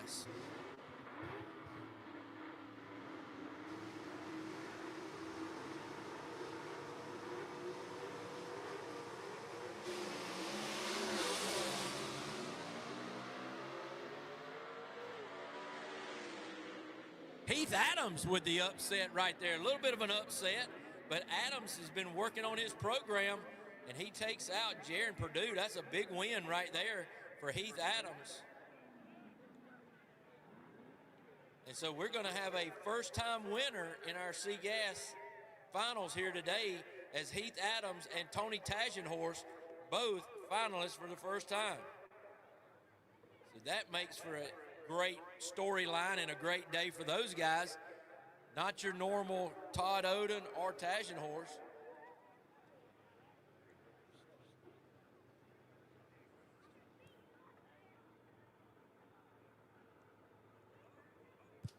Heath Adams with an 018 light beats an 058 light by Jaron Purdue. Purdue out ETs him. Purdue runs a 601 with a 4 at 114. And Heath Adams a 603 with a 6 at 113. I'll go ahead and tell you that right now. That was a heck of a drag race. Margin on that one, 015 at the stripe. So that's what we're talking about when we talk about the best drag racing in the country when it comes to nostalgia heads-up drag racing.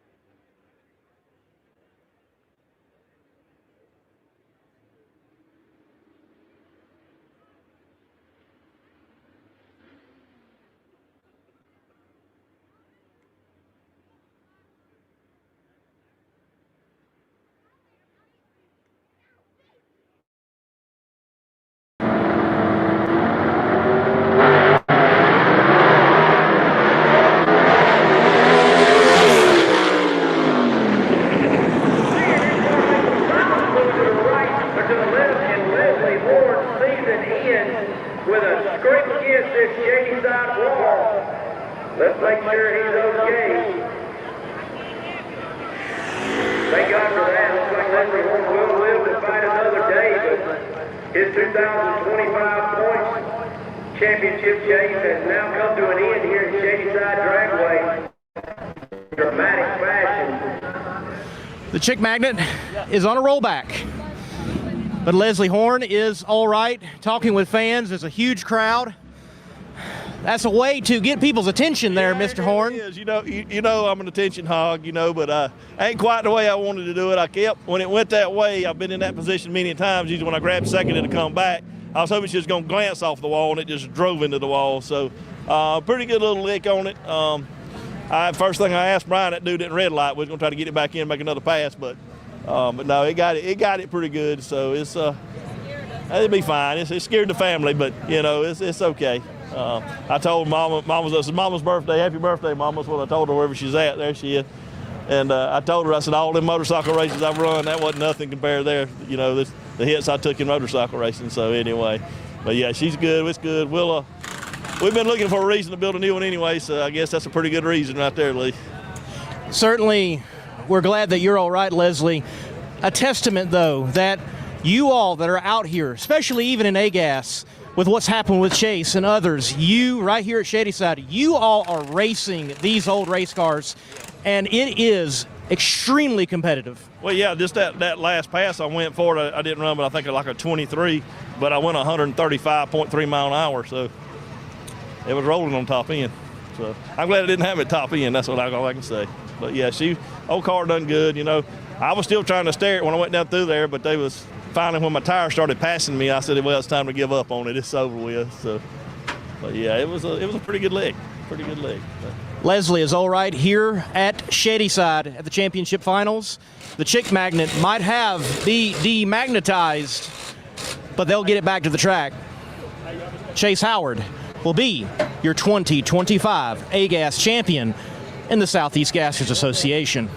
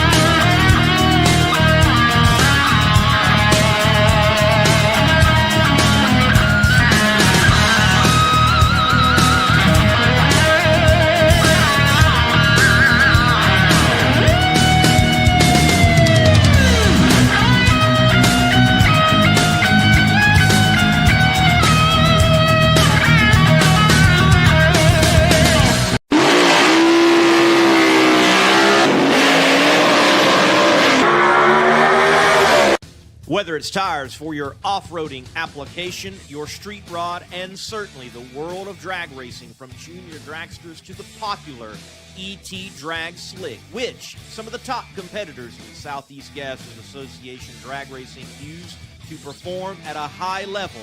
It is Mickey Thompson, and high performance being synonymous for over decades.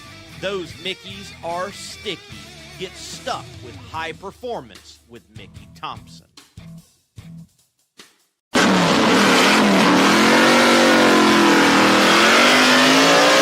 Summit Racing Equipment. From the store, the catalog, or online, you can get your street rod, hot rod, personal ride, and even race car, including a Southeast Gassers Association ride, ready for action.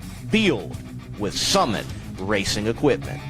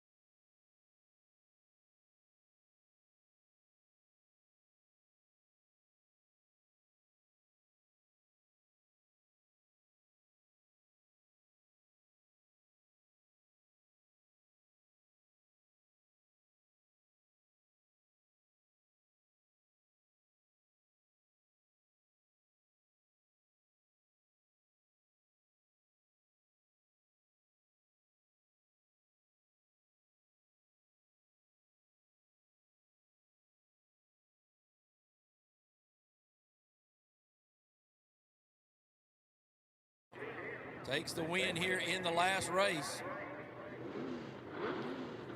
As we move into Superstock, Jerry Dean and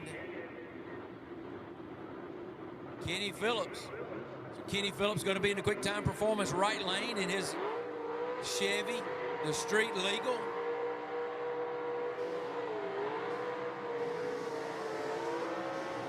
Jerry Dean going to be over there in the Larice Motorsports Insurance left lane, where he has really stayed all day, other than his qualifying run where he had to make a pass in the right lane, in the quick time performance lane. Karen Mitchell must have found something in this lane that she really likes. Keely Lear bringing back Kenny Phillips to the starting line. Karen Mitchell making sure that Jerry Dean is lined up correctly. They are a three-man crew, driver and two crew members, but make no doubt about it, Karen Mitchell makes the calls on that car.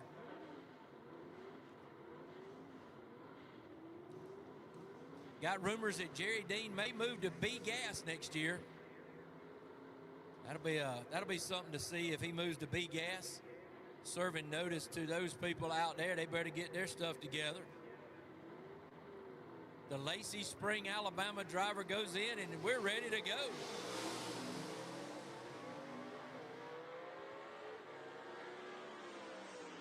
Jerry Dean with a blistering run right there as he takes the win here in the final event and goes back-to-back point champions in 2024 and 25 in the super stock category for the Southeast Gassers.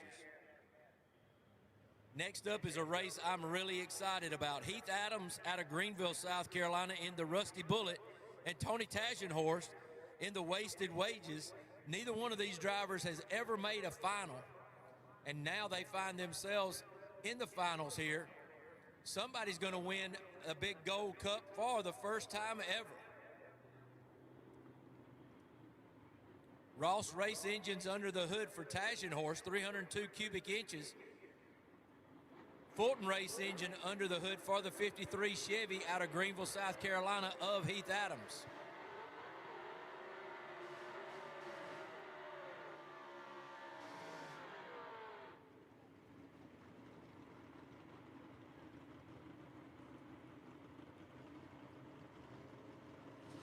Heather Peak going to help out Tagenhorst in the Wasted Wages car that sits over in the Larice Motorsports Insurance left lane. Mary Beth Haynes going to help Heath Adams stay in his tracks in that 53 Ford.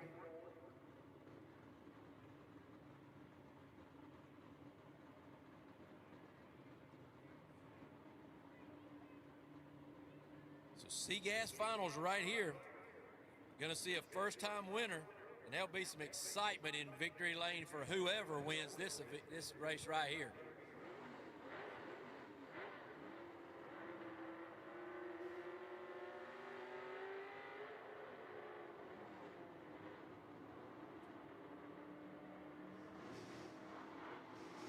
Heath Adams into the pre-stage first. Tagenhorst backing out. Heath Adams needs to let off that rev just a little bit.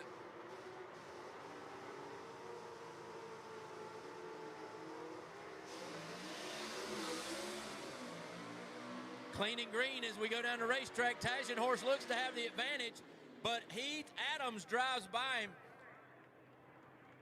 Adams with a 6 flat with a 5 at 113 miles an hour. Tagenhorst with a 609 with a 1 at 110. Margin of victory right there, 0.08 of a second at the stripe. So Heath Adams out of Greenville, South Carolina gets his first win here with the Southeast Gassers.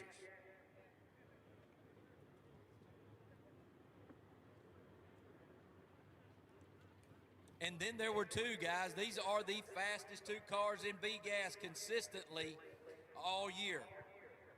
In the quick time performance lane, that is Ted McKee.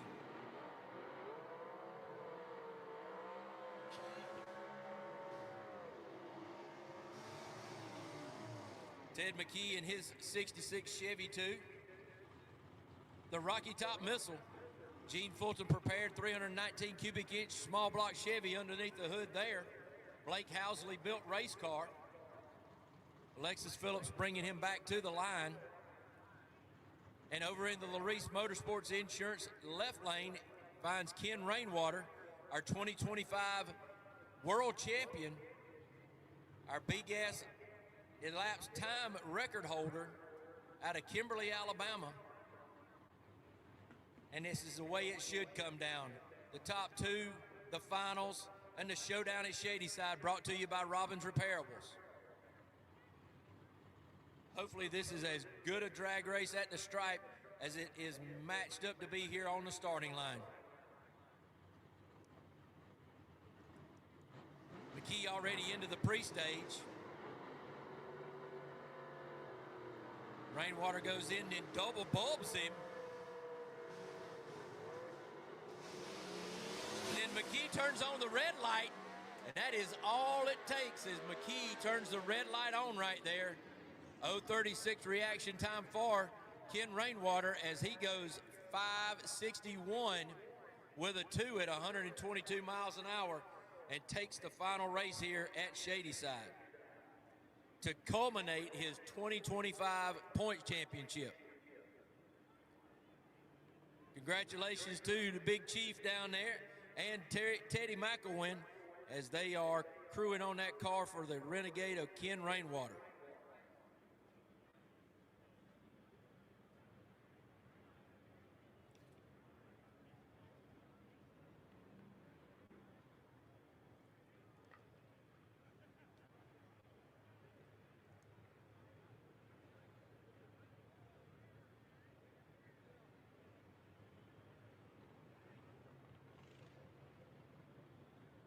All right, and then there were two in A-Gas.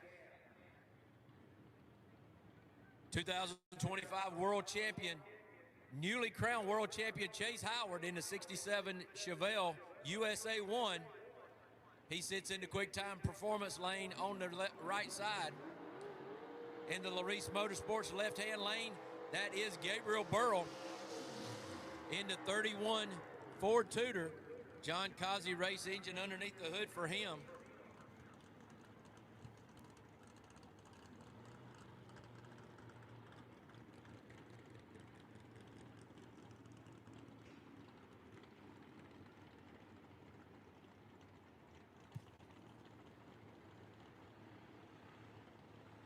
Katie Burrell bringing back her husband, Gabriel. Trent Howard bringing his brother back, as he always does for the Greer, South Carolina team that sits in the left-hand lane. Greer native Scotty Cannon, car chief for the USA 1, sits behind the car, making sure it's square and ready to go down the racetrack on launch.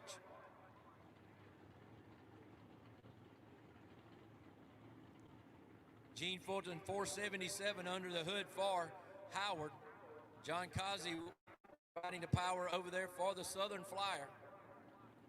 Ford versus Chevy right here. Who you riding with as we get ready to crown the winner of the last race in A-Gas for the 2025 season.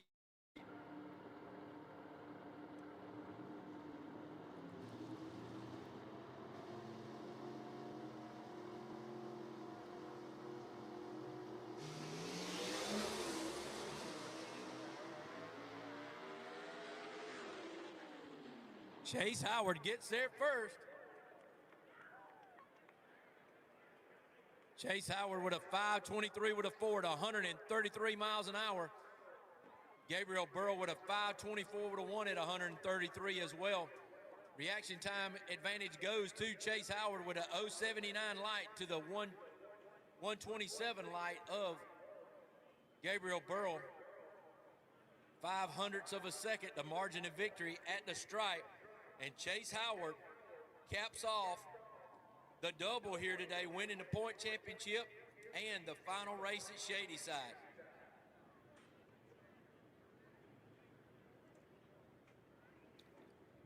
Folks, 2025 has been a memorable year.